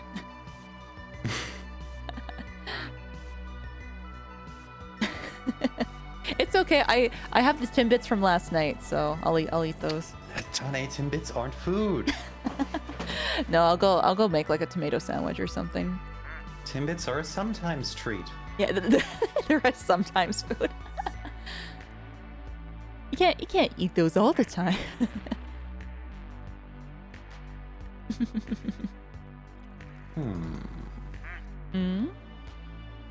Still trying to figure out stuff with PC Kun. A little bit, yeah. I think it might have been power draw. Oh. Because both VTube Studio and Duck Simulator are showing very high, but I'm not sure how accurate that is. Oh. Huh. Kind of funny because I find it's the person who's like hosting the collab, I guess, takes on like the, I don't know, VTube Studio burden, I guess. But or it seems that way, depending on like how chunky people's models are.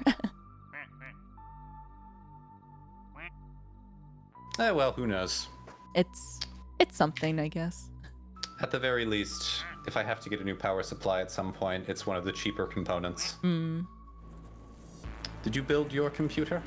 I did. Well, Crunch builds PCs and everything, so yeah, I think we're gonna have to dust out our PCs probably soon and maybe apply some more thermal paste, and I think it's about that time. Yeah.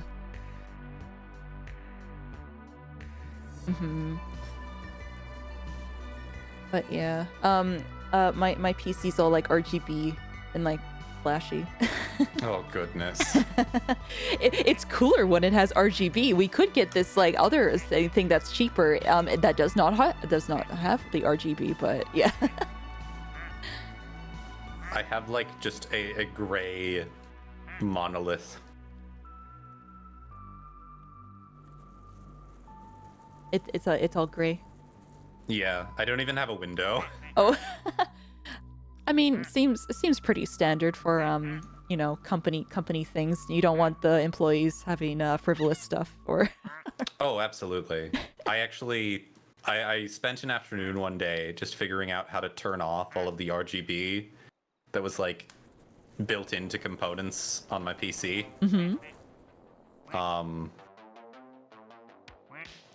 It's more of a hassle than it should be. Because like everything has a different controller. Like the RAM is Corsair, so it's like you need the Corsair lighting control thingy. Yeah, you need to have its own like proprietary thing to control all this stuff, right? Yeah. And I have an Asus graphics card, so it's like you need the Asus thingy and all of that. That's so funny. It's wonderful. Building PCs is Oh, it's so fun. I love it. Yes. Oh, doesn't it make you want to play a PC building simulator? Oh boy, a game about building things that I play the game on to build the thing to play the game on. So we played it before. It's really funny because you're trying to build up your business and stuff at the same time. The majority of the time, it's just like, my computer has a virus, and it's like, okay, let's reinstall Windows for you. Oh god. And it's just like, okay, here's my trusty USB. Okay, let's do a virus scan. Okay, we'll install Windows. Okay, here's your PC. You're gonna lose all your files because you put them all on your desktop. That's your fault. That's your fault. Yeah. Oh man, but when Crunch has like repaired some people's PCs, though, I think he said there's like some weird stuff. Weird how? Weird as in, I don't know. I guess people just have like their own taste of porn. Just on the desktop? Yeah, sometimes. You can't just do that. I don't know. I guess you have to be a real degen to put it on your desktop. Or just like so easily accessible. No. That goes like four directories deep. Yeah, it goes in the homework folder. Yeah. Yeah. Meticulously organized.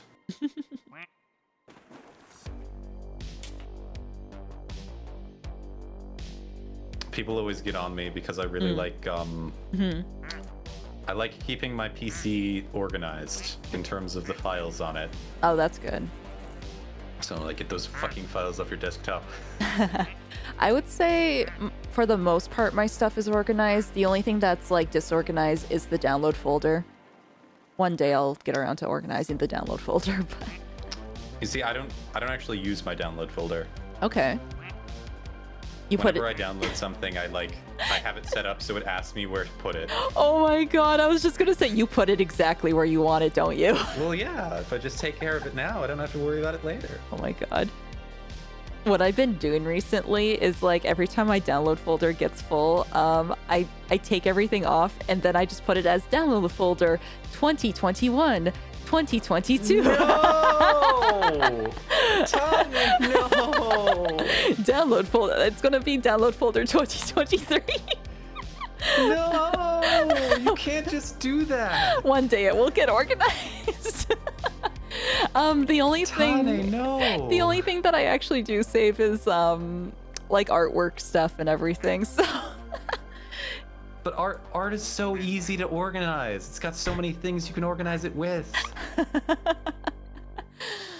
I used to be pretty good for it. I think it was more so in high school because I would find all the series that I would just download pictures from. It's like, okay, this goes in this anime folder. This goes in this anime folder.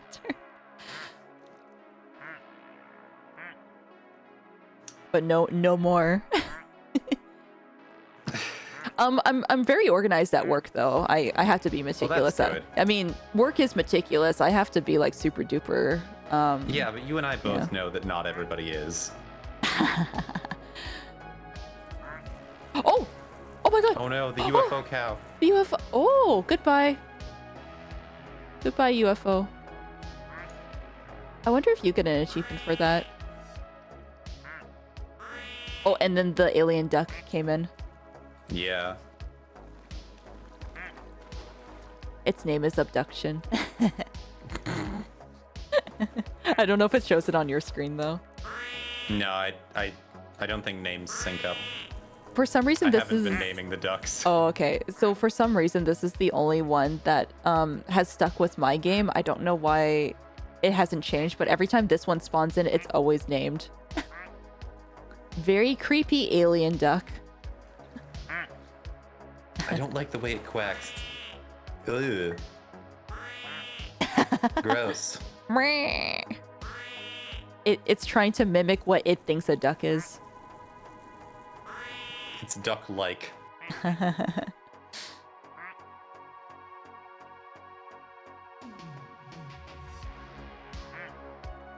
yeah, for you kids at home, organize your files, or I'll show up in your closet.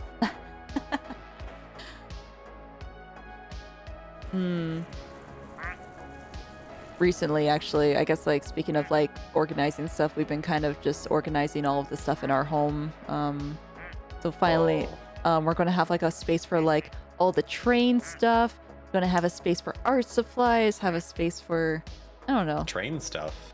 Do you have, like, a model train set? Yeah, Crunch has a lot of train stuff, and, we're going to build some diorama things for the trains. Adorable old man. Oh my god, maybe we can have like a train camera. That would be pretty good. Those do well. Channel points, and then everyone can look at the train camera. Oh, and then I recently deep cleaned like my living space, and oh my god, it feels so good. Oh, that's good. I'm glad. It does feel really good to have like a clean space.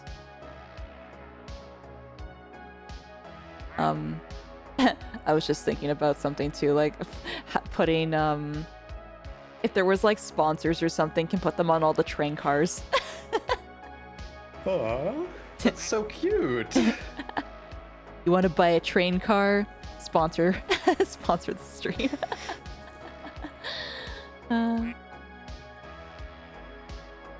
love that. Oh yes, but you can name the ducks if you want to. Yeah, but that's so much work. So you can organize everything and download them and put them in the files, but you don't want to name the ducks. Yeah, I come fast. I got files to organize.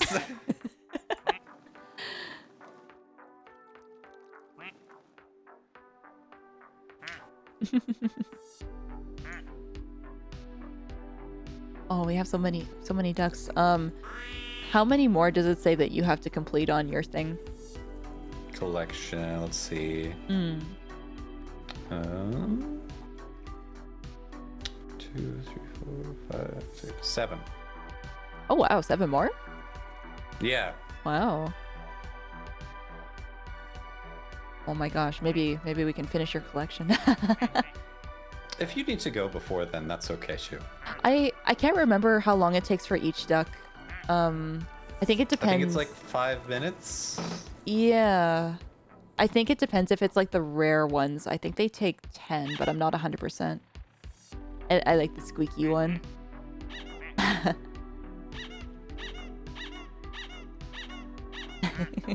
It's adorable.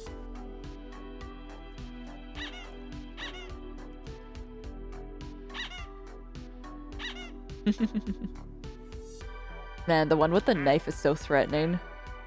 It is, even though it's just like a regular duck. He's gonna It's got get them you. cold, beady eyes. You can't tell what he's thinking.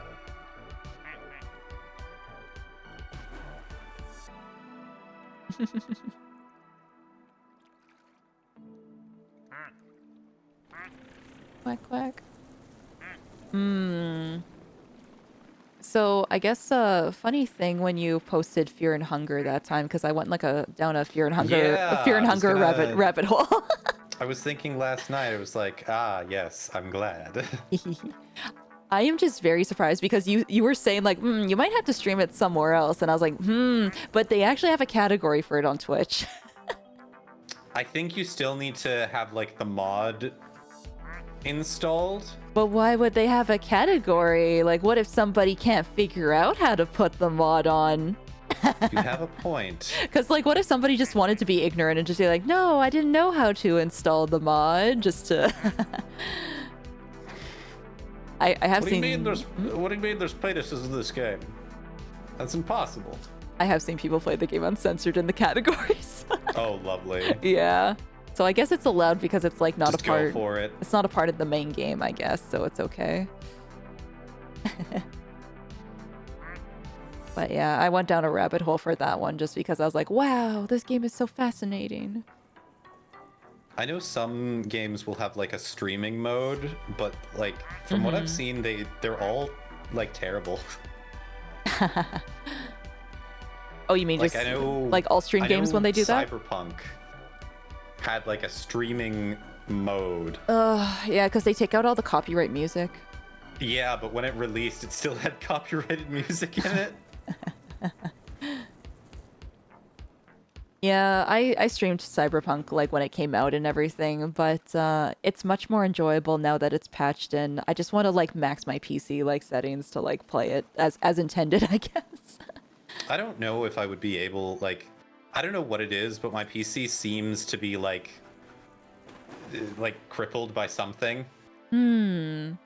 To where like maybe it's just airflow or something, or like overheating or power. I don't know. I wonder because maybe we can discuss it with Crunch because he knows how to do PC building and everything. So and he likes he goes on Reddit. Well, this was like I guess before Reddit like went down and stuff with like people privating their subreddits and stuff. But he would like go on like the PC subreddits and like help people like build their PCs and stuff. Oh my god. Yeah, a hero for our time. So yeah, he gets like happy if you have any PC questions. So yeah. I will reach out to him. I had a year where I was troubleshooting my original build. And like I replaced everything in it to the point where I just had a pile of parts that I've now built into a second PC. Oh shoot. Oh wow. Because the last thing that I tried was I bought a new processor and I was like, oh, it's working.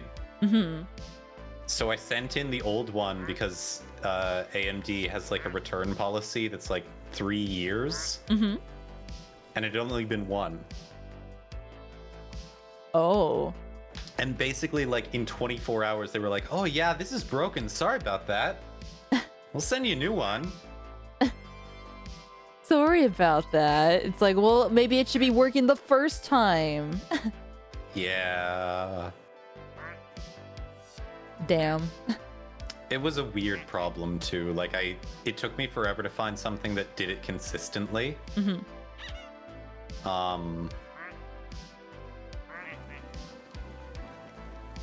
And it's a little bit embarrassing because the thing I finally found that I could use to like troubleshoot it that would like crash it 100% of the time was an adult special interest GIF.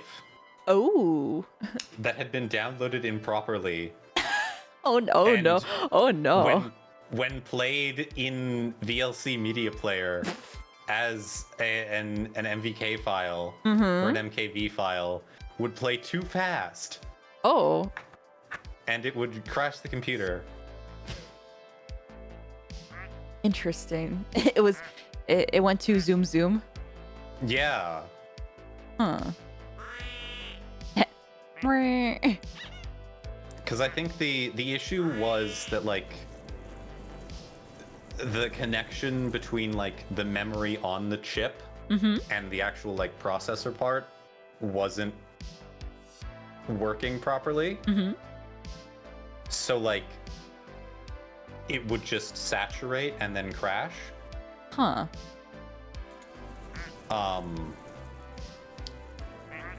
But because that's kind of hit or miss to do, I couldn't find anything for an entire year that did it like repeatably. It would be like just I could play like Elden Ring. Okay. And be fine. Sometimes, but other times I could just be like on the desktop and it would restart. Ah, okay. Cuz that's it was a weird crash. It wasn't like just like the one I just had where like PC just turn off. It was PC turn off and then turn itself back on again. What do you mean, greedy Bacon King? Nemo's not a bad boy. He's a good boy. The heck? Oh, the redeem. We can say that the PC kun is a bad boy. PC kun should be working. When it turns off and restarts, yeah. Yeah, there's something wrong. Serious. Yeah, well, it was the microprocessors were conspiring against me. Relaxing full time. Hey there, Setsuna. Hello. Speaking of building PCs, have you ever seen like the thing that was in fashion for a while? I think it was in the early 2000s, where people would build PCs that were like in aquarium tanks with mineral oil. Oh, I think, yeah, there was like people doing some like weird stuff, right? Yeah, because like the mineral oil is inert, so you don't have to worry it doesn't short circuit. Yeah. So people were just like submerging their setups into mineral oil in like an aquarium and making it look like water. Oh, interesting. And like apparently it conducts heat, so I guess it's fine. But at the same time, then you have like oily components. Oh my gosh. Imagine reselling those parts and just be like, what'd you do to this? Nothing. I know there's a way to clean it, but apparently it's like a pain. Oh.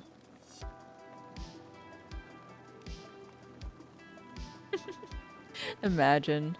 I've seen people do like the water cooler stuff and everything just because like, but because that's like normal, but I'm too nervous to have like water or like, I guess water. Yeah, I don't like stuff. the idea of liquid in my computer. Yeah, I just feel like it's like a bad idea. It's inauspicious. I've seen people like have like different colored like liquids and stuff like that in their PC to like make it look all cool and stuff, but yeah, I don't know. Yes, What's up, guys? Today we're testing out this Ecto Cooler Shrek Jizz Cooler Shrek fluid. Let's do some benchmarking.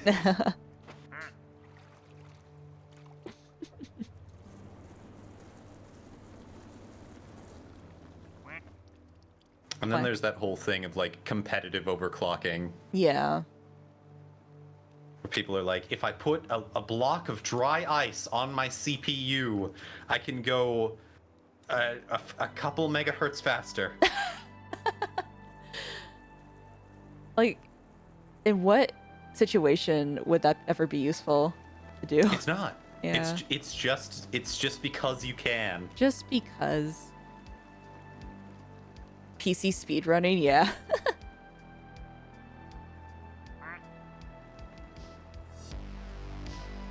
Melt your computer any percent. Yep.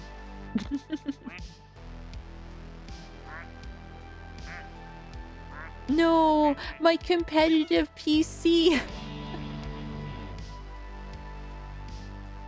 Whatever shall I do?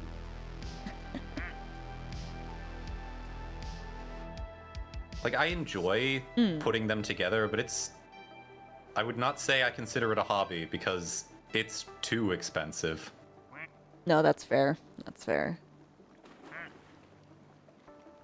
Usually gotta know, like, the parts that you want to work with and everything for, like, what specifically you want to do. Yeah. Because usually, oh man, the majority of people just kind of want, like, an internet box, I guess. Yeah. Like, I will fully admit my PC is way overspec'd for what I use it for. Oh, there's the fire one. Oh, good. There's the firefighter. Finally. Do your job. Do your job. Put out the fires.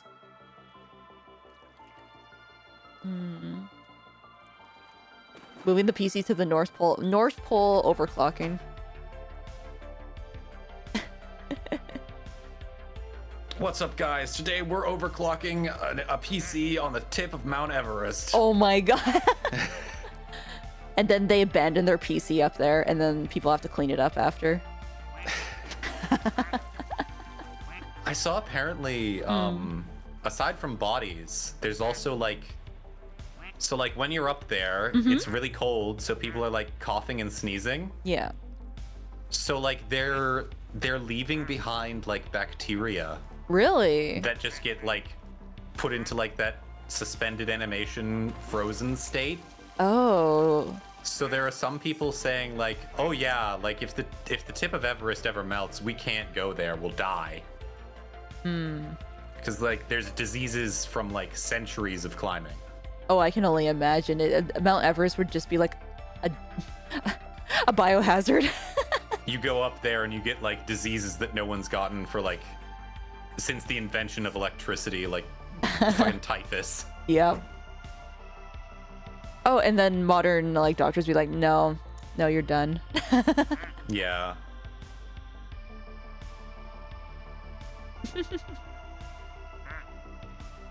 Moral of the story: don't make places popular. It ruins them. Yeah, it's true. I guess that was kind of like our talk from earlier. Do you know anyone who's like kind of like an adrenaline junkie who would like, I don't know, climb Mount Everest or like do bungee jumping or just like skydiving and stuff like that? I feel like it's like a different sort of person that would climb Everest than. I feel like the people who climb Everest are always like, I want to like overcome my human limitations. I see. Whereas like the people who do like bungee jumping are like, oh, it feels so good. I love the feeling of like my body thinking it's gonna die. That's true. It's like a different putting yourself in different danger. Yeah. I don't know if I do, honestly. Like, I want to stay as far away from all that stuff as possible. Yeah. Top of the mountain, bottom of the sea. We were not meant to tread in the realm of the gods. We were not meant to do all that. We were not meant to be down below with Daddy Poseidon. Yeah. No, absolutely not. No. Man, there's terrifying creatures under the sea. Do you get like the undersea fear? Maybe a little bit, but I know that we're not supposed to like be down there, but there's some really weird ass fish down and creatures. I get like that morbid curiosity looking at them. Oh, it's like, yeah. Wow, look at that fucked up thing. Oh, for sure. Like I get like deep sense of morbid curiosity. Like, oh, there's so many of like those fish that have well, just like either sunken eyes or just no eyes, and then their like teeth are just huge, and yeah. Yeah. Or like the gulper eel, where it's basically just like a mouth on a tail. Yeah. Just like these really weird things. It's like, oh yes, they're just living. Like, they're living their best lives down there. They're living their best deep sea lives. What gets me is that like they found trash in like Marianas Trench. Oh yeah? Yeah, like I think the last time they sent down like a submersible, they found like a bag from like potato chips. It was like, great, good job, guys. We polluted everywhere. We left our mark everywhere on this planet. In the true human way. Ah, that reminds me. All those Garfield phones from like the 90s or something, or was it, or like late 80s? There was a ship that sunk with all those, and they're all still getting washed up shore like somewhere. Oh yeah. Yeah. Yeah, I know there's another place. I think it's in Cornwall. Oh. At like the bottom of Britain, where like those travel sites usually bill it as like, this beach has Lego wash up on the shore. Isn't that magical? No. It's concerning. There was like a Lego tanker that like crashed off the coast. Oh, okay. And then you go there and it's just covered in plastic because it's like, the same currents that bring the Lego bring all the other plastic. That's so like extremely like, I don't know, sad or concerning. Yeah. Okay, wait a minute. You're gonna like this because I'm trying to remember what the river was, and it was in England somewhere. I watched a video about this. Apparently there was one ship, and it spilled so much like human feces that they were still cleaning it up, and like it was like 1990s like England, but it like spilled, I think it was like over 100 years ago or something. Good lord. It was it the thing Thames River, or oh, like the Thames? Thames River? Yeah, it was something like that. I can't remember which YouTube video it was, but just going down like a... Yeah, I mean, I know that it like it stank to high heaven because that's just where all of the sewers went. But imagine being on that ship and then like drowning in like just human, it's just like water and human feces. That's awful. Oh, lovely. I know, right? Like, but apparently they had to keep cleaning it all out, and apparently they didn't get it like cleaned out until I think it was like the 80s or 90s that they finally cleaned out all the human feces. Oh Jesus! Like, you'd think it would have like rotted by then. Because like they didn't. What was it? They didn't have like proper plumbing and all that. Like 100 years ago or so. Yeah. At least not there. Yeah. Alien duck. Hey kids, here's the fun plan for Wario's fun things to do during the summer. Shit in your water supply. Shit in your water supply. Drink all the shampoo in the house.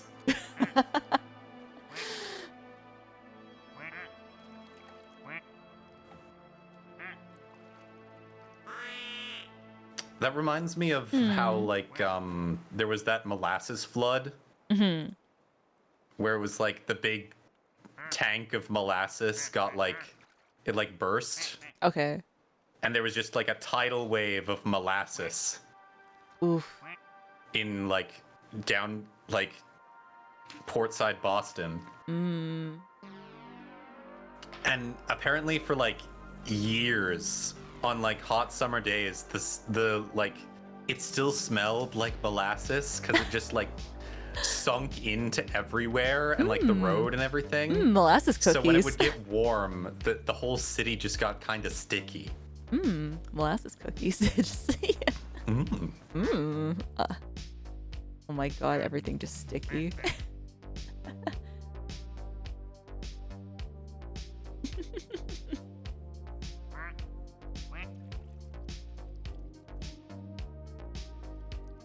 I don't think if there's been like, I don't know, any other disasterly spills or anything, but funny ones. Oh, we got a graffiti duck.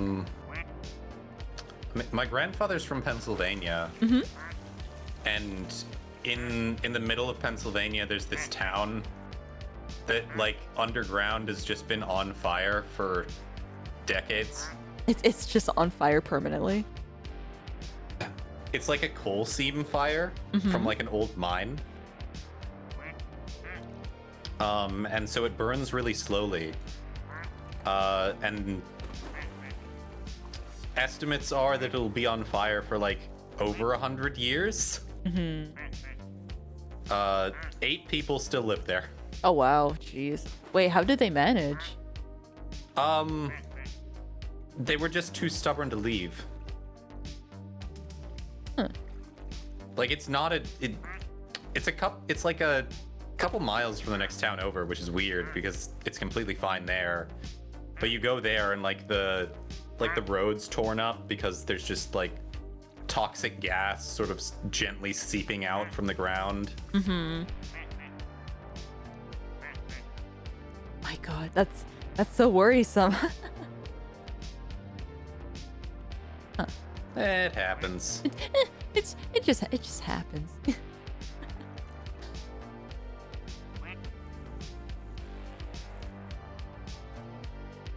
I saw something where like there's that hole in like Turkmenistan that they call it like the gate to hell. Oh, really? It's just like an old gas well. And so it's just this pit in the earth that just is on fire.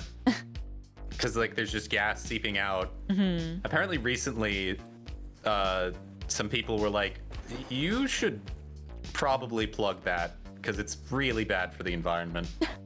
It's kind of bad. We should do something about it. We'll think about it. Yeah. It doesn't have to be immediate. You can worry about it later. Yeah, that's for my grandchildren to deal with. That's a grandchild problem. Exactly.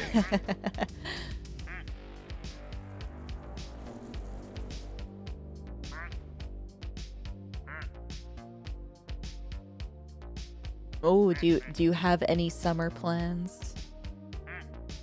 Well, I think the big one is that I'm going to Australia in August. That's gonna be so exciting. I'm pumped. I am catching myself like being too excited for it, and having to like pull back and be like, I still have things I need to take care of here.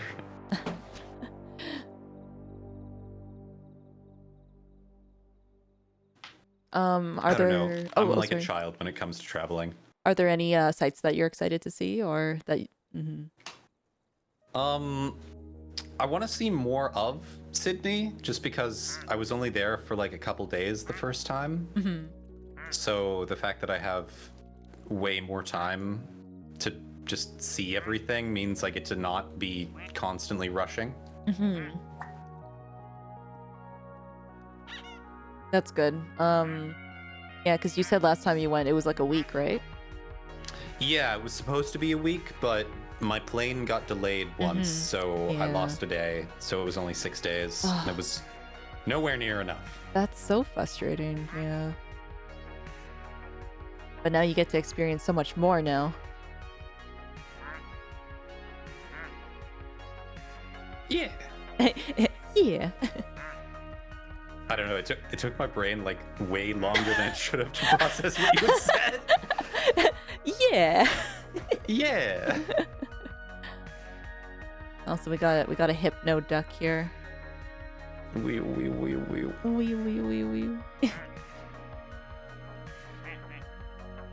Because I know that one of your tags is hypnosis. Yeah, I like the hypno thing. Can you expand on that? I don't know. Is there some, or like what got you into hypno stuff? Oh, I don't know. It's one of those things where like it has been just a thing I liked. I don't know, probably like something I watched the wrong movie in early childhood, something like that. Did you watch like the snake thing in the Jungle Book or something? No, I don't know what it is. Because that doesn't really do it for me necessarily. Like the where the eyes get all swirly. Okay. I don't know. Okay. I legitimately can't remember. It has been so long. The hypno awakening. If someone were looking to get into hypnosis, asking for a friend, what kind of materials would you suggest?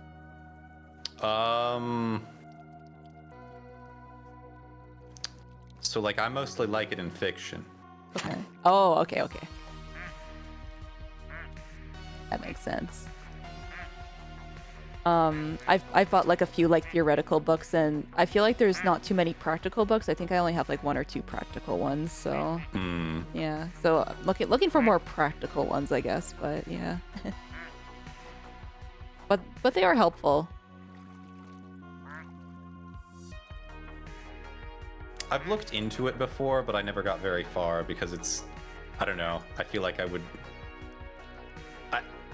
I feel like in a face-to-face situation, I wouldn't be able to keep my composure. Oh yeah, you're just. I guess that's kind of the whole thing, because it's like you can only be hypnotized if you're willing to let yourself be hypnotized, kind of thing.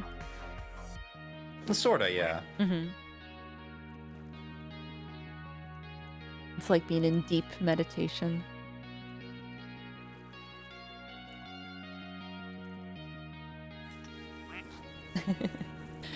Yeah, the smartphone app. Yeah. Have you?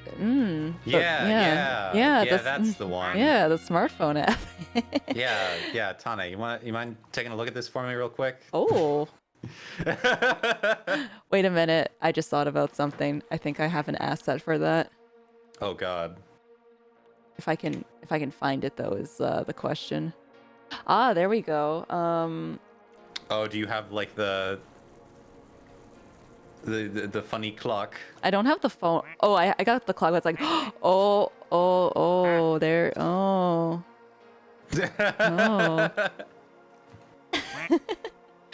Oh yeah, you said you wanted me to look at the app? I see, I see. I remember that I gave you the clock asset. Yeah. I haven't had a chance to use it. You should use it. I should make content, you're right. No, I know that like Vivi's always like, do it, do the thing. No, but she's right though. Do you want me to also be your pusher? Just be like, do the thing. My pusher. It's like being a drug pusher, but more for like content. Like you want to make it so bad, don't you? Like you want to make the content. You know you do.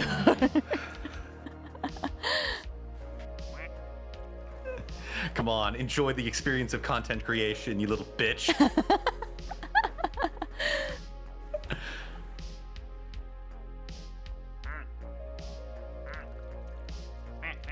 Quack quack.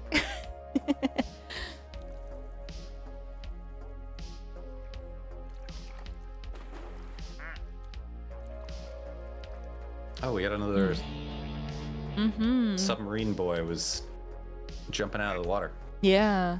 He's like all over the place. He's always going zoom zoom. Zoom zoom zoom. And we got Dad the dead duck.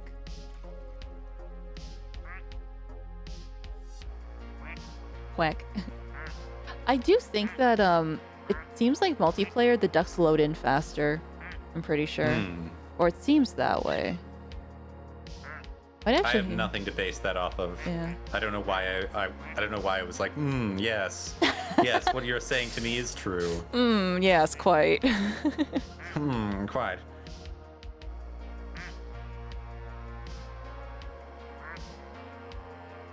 I used to have a coworker back when I had gainful employment before I was a university student who like I was never super cruel about, like I never used it to my advantage, but he was just one of those people who would agree to anything you said. Oh yeah?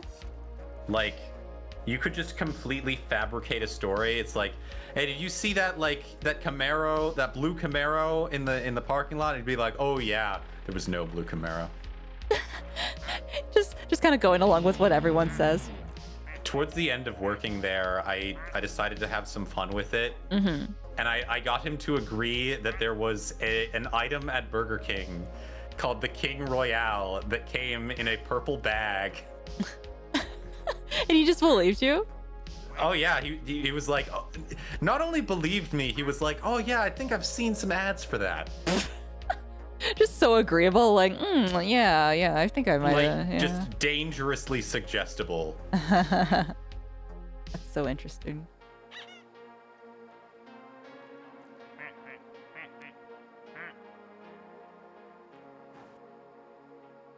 I don't know if it's, well, you mentioned Burger King.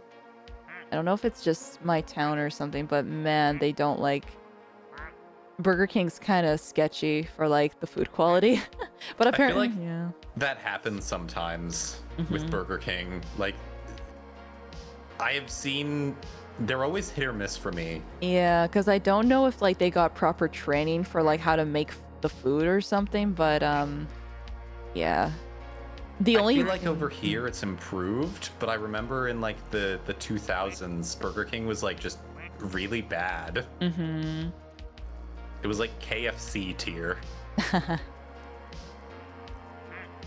Yeah, it's kind of fascinating because I find that for I guess like a lot of new fast food chains, they train everyone and it's usually good for like maybe like 2 weeks or something, or maybe a little longer. But then after like the trainers like leave, like usually the quality goes down. I don't know. Like the new like fast casual restaurants. Like there's like this one, for example, it's a chain and it's called Edo. And they were pretty okay. It was just basically like quick Japanese food. It was like quick ramen, quick sushi, like all that stuff. And they were really good at first, and then after it was just like it went all downhill. Oh no. And it's like so mid. I don't even have mid-Japanese food where I am. Oh yeah? My city is very deprived. Like we don't have like any. There's not a lot here. I've never seen Korean barbecue. Ooh, okay, so we did have a Korean barbecue place at one point, but then it got rats, and then they had to and then they had to close. And I was kind of sad because I wanted to try it, but then I guess it was like, well, I guess it's okay. Yeah. Probably good that I didn't try it, I guess.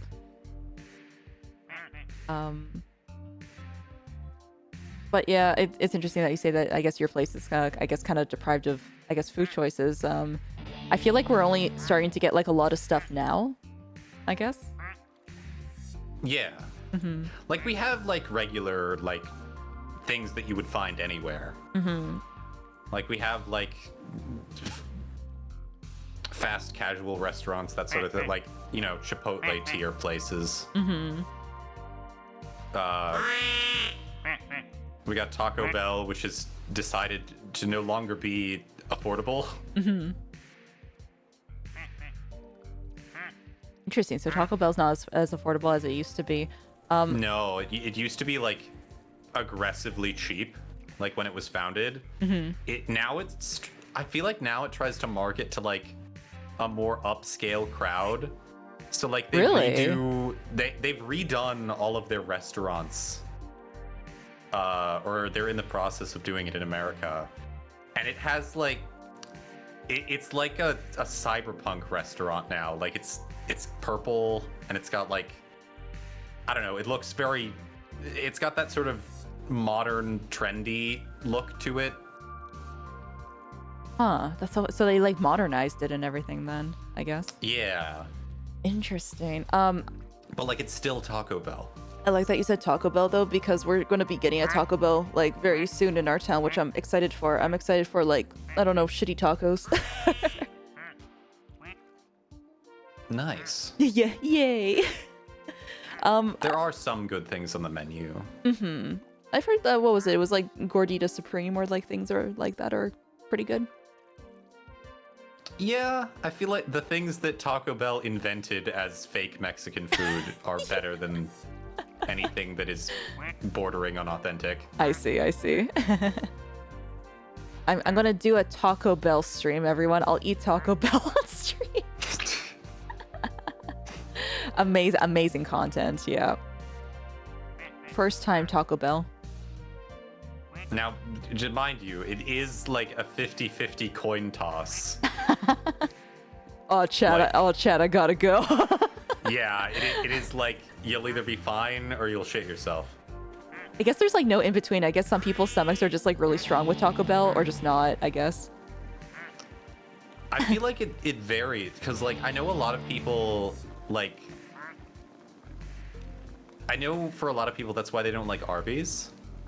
Yeah, but Arby's. Like, I've never had an issue. I love Arby's because I'm an old man on the inside, and I think roast beef sandwiches are a perfectly acceptable food. I have no problem with like Arby's either. I just think it's fine. It's kind of nice having just like a really gross cheddar roast beef sandwich. Yeah, for me, it's like the food that I can eat when I'm too hungry to eat. Sometimes you just want to have like some crappy food. Sugar-free gummy stream. Oh my god. No. Oh my. Content. Wait, just a minute. I have that emote. Here you go. Sugar-free gummy stream. Let's go. What is that? Oh no.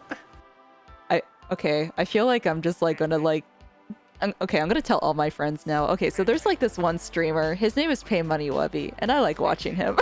I have heard. He does several interesting things on his stream. The funny thing is that if Tane, no, if you don't watch a lot of his stuff right away, the VoDs get deleted. So. Tell me more about your Oshi.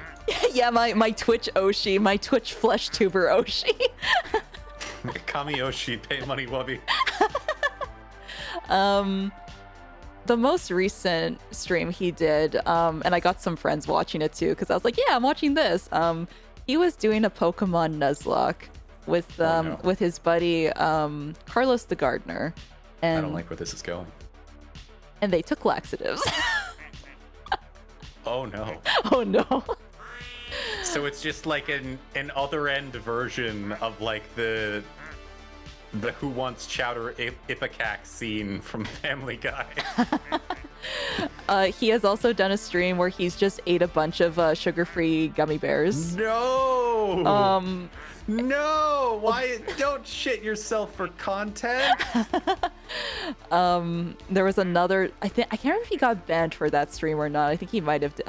Does eating copious amounts of sugar-free gummies count as self-harm? I was gonna say there was another one though where he was getting there was someone that was helping him cast his chocolate starfish behind a curtain.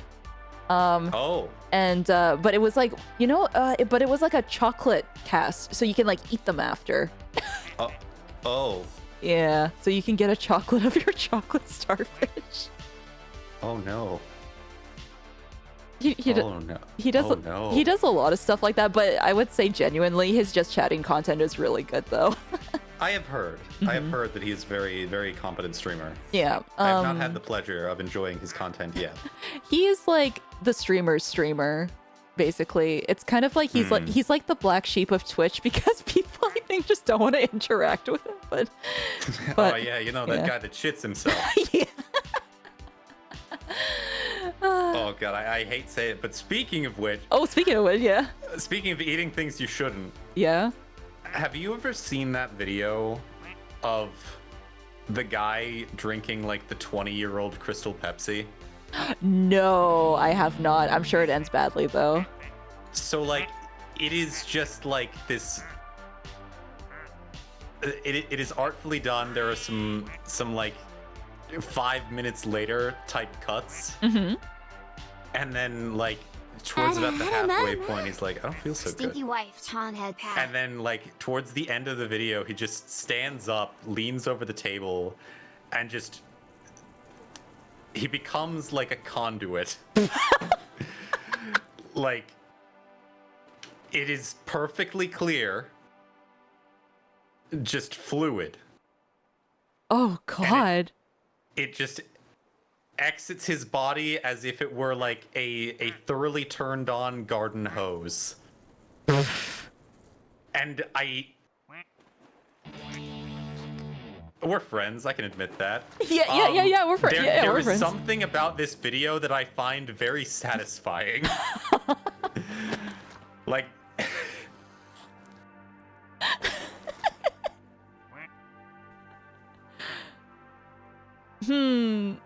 Where can you acquire this video? let me find it. Also, Hazel, it's good to see you. Hi. Perfect timing. Perfect timing.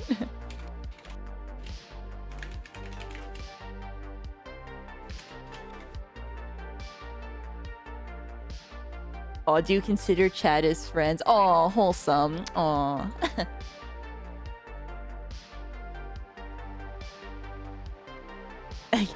he's looking. There it is. I found it. Is it like YouTube friendly or like not? It's on YouTube. It is on you. Okay. We don't have to watch it on stream. Oh, vomit alert. Oh god, no. That's a Twitch No. too. Okay, that's a Twitch too. Yeah, that's Twitch. That's bodily fluids. Oh no. I mean, I guess you guys already know on for Twitch. If you get sick on Twitch, it's a TOS thing. So yeah. Is it really? Yeah, I guess it's like you could never. Even if it's involuntary? Yeah, even if you don't know, you can't do it. So yeah. Which is kind of funny, right? Like it's like if you. Oh god. You just have to make sure that you're okay, I guess, is the thing. That's like when people will get like swatted, and then Twitch will be like, a 3-day ban, violence on stream. You know what's actually really funny? I have not put any warnings ever since they announced the warning thing. I just want to see what happens. I mean, apparently there's no punishment for it. Yeah, like, whatever. I haven't streamed since it happened. I'm debating whether or not. I guess it's up to you whether you want to do it. Apparently people just have to click it once and then they never get like you never have to click it again. So yeah. Right. Some of them I have no issue with. Like personally, I think it's good to have a thing that stops you before you click on a stream and says, "Hey, this stream has gambling in it," because a lot of people have a big problem with that. That's true. And having that in between it would probably help them avoid any sort of negative consequences or relapsing. Yeah. I think that's good. Yeah, that's true. I don't like that ASMR is sexual content, and I don't like that I have to tag my stream as vulgar. We're gonna live on the edge, everyone. We're not gonna take it as sexual. It's relaxing as intended. This is the least sexual stream on Twitch, I'll have you know. Yeah. Nothing sexual is happening here. No, nothing sexual is happening. Yeah. Oh, you had to hit it multiple times? That's interesting.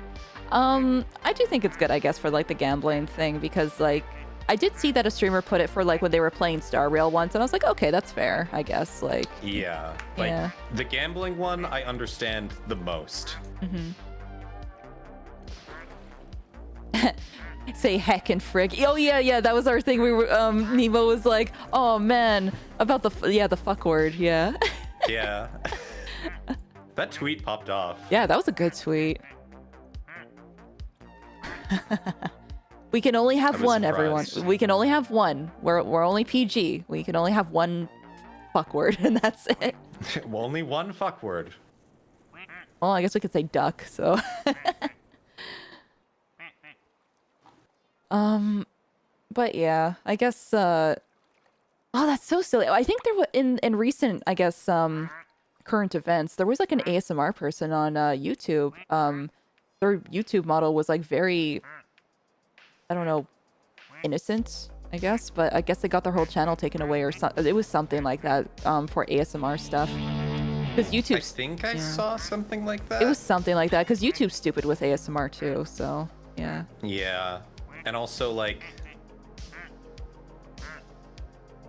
the other thing is like coming back to like Hypno Kink, like there are very few places where you're allowed to do that sort of content. Oh, it's so true. On the like Patreon considers it's non-consensual. Yeah, on the Blue website too. I labeled something as like hypno, and then I had a friend message me saying you can't do that. I'm like, oh, okay, and so you have to label it as something else. What? Huh? Apparently, you have to like label it. Well, on the orange YouTube, I've seen people label it as like mindfuck or like stuff like that. It's like totally acceptable. So it's like they're trying to like use different words for it. Yeah. Yeah, hypno is mindfuck apparently. Oh boy. But yeah, I guess the Blue website considers it like not consensual or something either. Which is kind of like weird because it's like you're not really making anybody do anything. Like, right. Yeah. Like they can opt no out. No judgment, no offense meant. Just as an example, like you're allowed to say, "Give me all your money."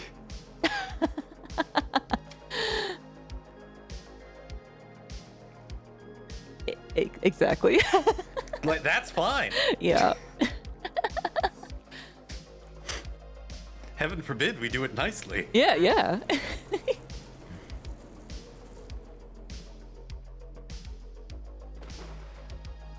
Wait, 1984. Wait, Newspeak?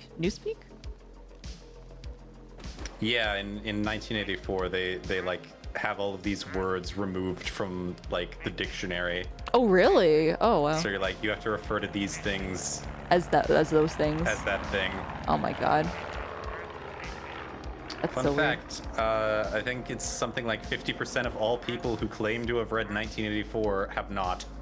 It is the book that the most people lie about reading. I actually do need to read that book. I never read it in high school or just in general. Yeah. I listened to some of it. It's a little boring. Yeah. Like I get why it's important. That's the book burning one, right? Or is that or no? That's Fahrenheit 451. Oh, okay. I'm mixing. Another book I have not read. That's another one I did not read either. I was mixing them up. Yeah.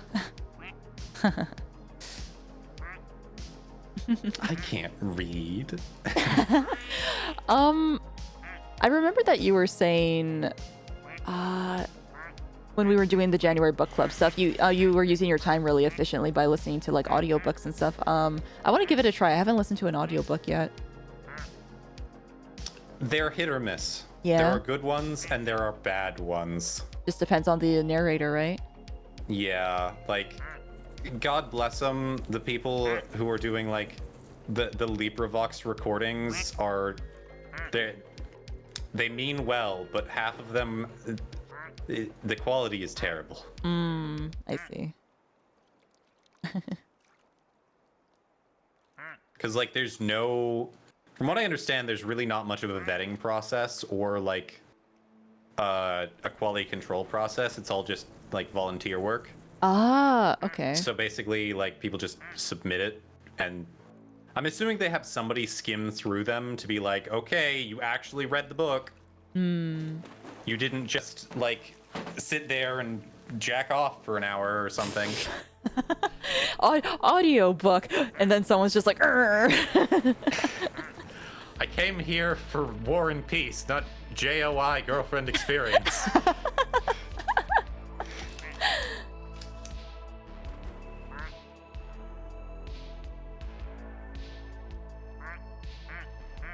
Plop. Oh, the plop, plop, plop, plop, plop, plop, plop, plop, plop, plop, plop. Plop, plop, plop, Oh, that one's so funny. Get pregnant, get pregnant, get pregnant, get pregnant, get pregnant, get pregnant, get pregnant, get pregnant. Plop, plop, plop, plop, plop, plop, plop, plop, plop. Oh man. we were all thinking, yeah.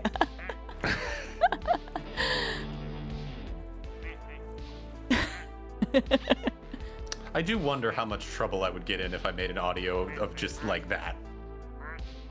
You know what? It'd be a good meme though, just like oh, you mean like just for like a just a little audio, just being like plop plop plop plop, like get pregnant, get pregnant, get pregnant, get pregnant. Do it like my sexy Sharpie ad. Oh yeah, that was a good one. You should do like the noir detective noir like style. Yeah, you liked that one. I thought it was cool. That was a weird dream. It's different. Yeah. I can't remember what I said in that one because like I literally just like got up, went to my desk, and like I have a button on my Stream Deck that just opens Audacity. Oh, that's convenient. Oh, the Stream Deck is so useful. I love it. It's like, even if you don't stream, it's really nice to have. A lot of people use it for like keyboard shortcuts for drawing and everything too.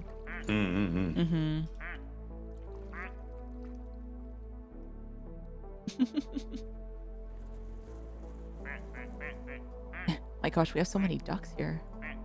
Quack, quack, quack. They're clogging. How many? I'm curious. How many more ducks do you need for your the thing? Collection.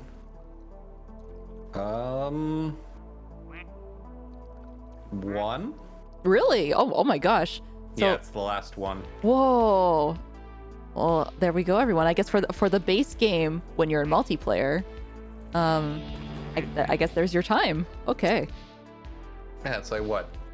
4 hours? Speed running ducks.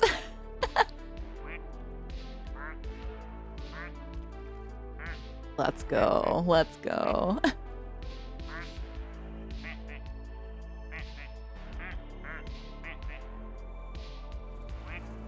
I feel like any speedrun of this game would just be like gambling. Yeah. Like popped flamingo any percent. How long is it going to take for this to happen? How long is this duck going to interact with this duck? Yeah.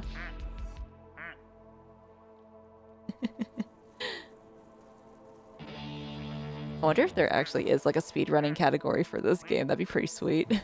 That would be pretty funny. It would solely rely on the gamba of the ducks too, I think. Yeah, it literally would be gambling. Like, just, okay, guys, let's see if we can do it this time, and then you just sit there. Yep. Riveting. Oh, speaking of gambling, I saw something just straight up dystopian a while ago. Mm-hmm. I was in a different city. I went to an IKEA to buy like shelves and bins, and it's like a couple hours away, so it's not something I can do very often. But in like an adjacent mall to the IKEA, there was like in like the promenade, there was a storefront. There were two storefronts, and it was like everything. I hate all of this. The first one was just a gambling store. Like, gambling it was store. just 7 video poker machines. Oh, really? Wow. In like a dimly lit, like corner unit. Like nothing adorning the walls, no music, no nothing. It was just like video poker machines and a guy at like a Costco fold-up table that you would like, I don't even know, pay money when you came in. I was like, well, that's discouraging. Was anybody sitting at them, or oh, sorry. You just it's like video slot machine. Huh. But it's like real money, so you're just gambling. There was a casino in this mall. Huh. And then immediately across from that, there was a like Wow. an attendantless store. So like, you know that Amazon store where it's just like it's all cameras, so you just walk in and take what you want? Yeah, exactly. Yeah. It was like that, but with self-checkout instead. Interesting. And there's just like a million cameras in there, and there's no people, and it's like, oh yes, let's not hire anyone. Why would I want to do that? Blah. Oh my gosh. So it felt very dystopian, you were saying, yeah? Yeah, it was just like, ah yes, personless businesses. I mean, it's going to be inevitable that we're going to have a lot of automation and everything, and they're definitely going to have to figure out how to, like, pay people for, I don't know, and I guess entry-level positions. Like, yeah, they're going to have to think about something. I think Canada's probably going to do, like, a basic income eventually, but I would assume so. America, I highly doubt. Yeah. I feel like it would just not... There would be so much opposition. Oh, probably. Because like people would be like, "Who's gonna pay for this?" And despite the fact that we just have the money. Who's gonna pay for this? This is the wealthiest nation on earth.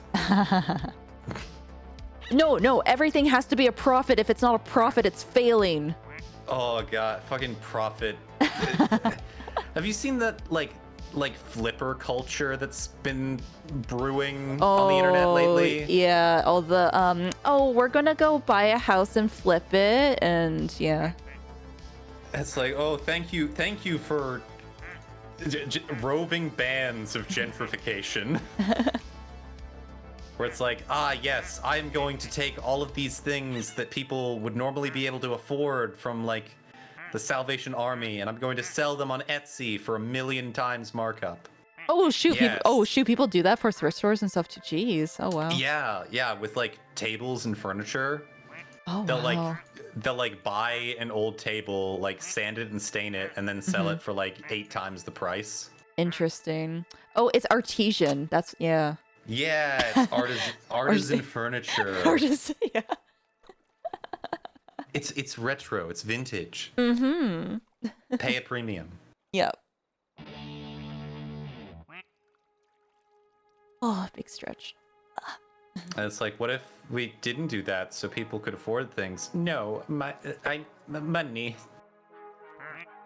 Money, no. But I think it was like even like a whole TikTok thing too, where people are like, yeah, I'm flipping this house and everything. I'm gonna show you how to become amazing at real estate investment and all that kind of, yeah. All that kind of stuff. Yeah, or all those like retail, like real estate get rich quick schemes where it's like, yeah.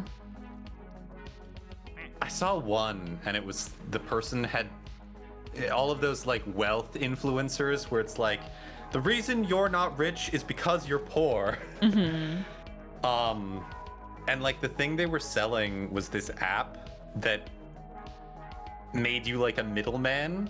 Oh my god. Where you would cold call people looking to sell their house. Oh god. And try to lowball them, and then the idea was that through the app you would pass that offer on to like a realtor and like take a portion of the profit. Interesting. Jeez. Man, people will do anything, right? Yeah, like the fucking Dan Locke types.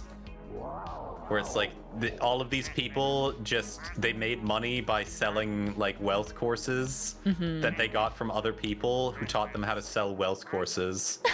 It's an endless cycle. Yeah. Oh, like there's basically no money in actually being a yoga teacher. But there is incredible profit in teaching people how to run a yoga studio.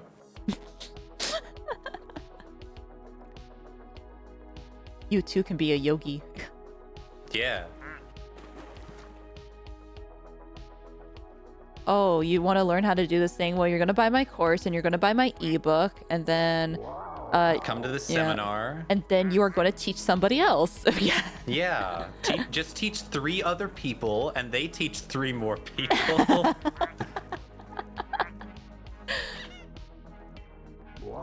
Wow. Oh, everybody wins. I like this hypno duck. Wow. Wow. Me win money.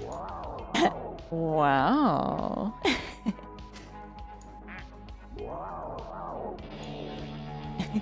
Or like, who was that one guy who was like memed on Super Hot? Ty Lopez. That guy. I don't hear knowledge. I don't hear anything. I don't hear anything about him anymore. So the whole funny thing about him, I guess you probably like watched that H3 thing from like years ago, maybe, but he rented that mansion. He rented he rented those cars and everything. And when he said he read a book a day, apparently what he meant was he reads like synopsis of books. Yes, yeah, he reads the synopsis of the books. And he would even try to like describe that as like hustling, where it's like, I read a book a day, but why would I waste my valuable time actually reading when other people already have? Yeah. He was ahead of his time. He was just like, you know, renting out the mansions and doing everything and just try to portray that image of a successful hustler. Yeah. Yeah. I like that it's like that same mansion that you can rent. I can't remember if it was like LA or something, but everybody rents this one mansion to like usually do videos or something. And so like obviously people, I mean, at this point you could probably just write like a program to like digest a video and be like, yep, this was made in that mansion. Everyone documenting all the stuff from like that mansion.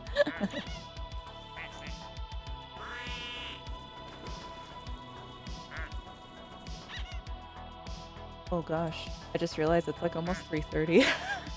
Yeah. Oh my goodness. I should probably go eat something, but I'm sure you're. I don't know. Are you hungry too, or?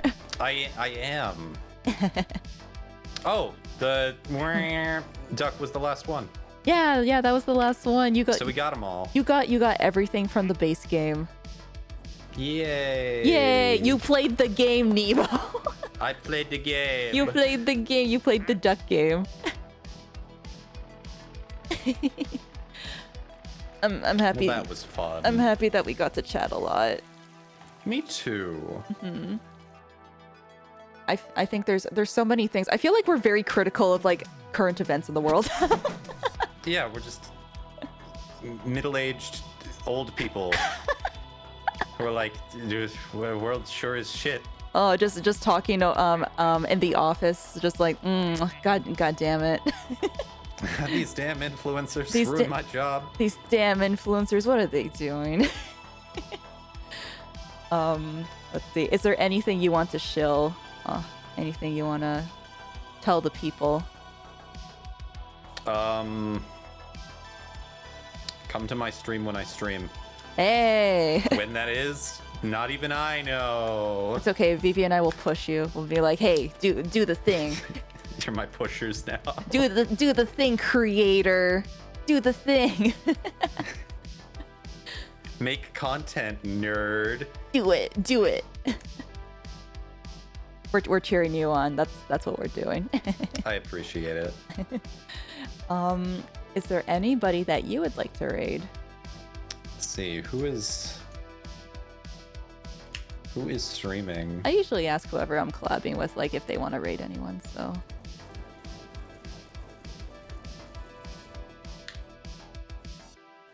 Looking at who is streaming, the person I would raid in this situation would be you.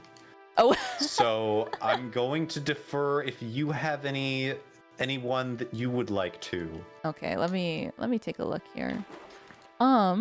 It's so hard to, because sometimes when I see somebody's like 4 hours into their stream, I'm like, oh my god, are they gonna like end soon, or Are they ending? Oh, I actually just saw somebody who's just starting. Their name is Onirin. Yeah, they're an Oni demon. Shadow demon. Okay. Let's see. It's like let's see. They're starting off with just chatting, but I think they're gonna probably go into a game after. Yeah.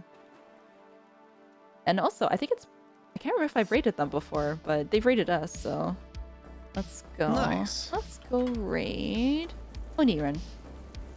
Oh, what kind of raid message should we do?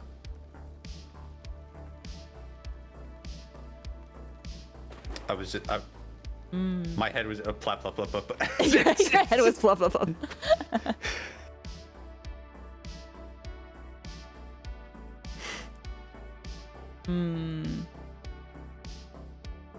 Office raid or something? Yeah, office raid. Office raid? Okay. We'll do an office raid then. Wait, do you guys see the raid? Because I don't see it on my end. I hope it worked. I can see it. You can see it? Okay, that's good then. Yeah. Okay. We'll do office raid. And then I will give everyone a heart. If you don't have either of our emotes, I will give you a heart. Oh, maybe it should have been like a pencil or something. There we go. Aw, thank you everybody for coming by. I hope you enjoyed our collab. Did you have fun with ducks, Nemo? I did. I had fun with ducks and you. Yay! I had fun with you too. I'm happy that we got to talk more. Me too. Yay. This was good time. Good time. Goodbye, everyone. See you tomorrow. Bye. Bye bye.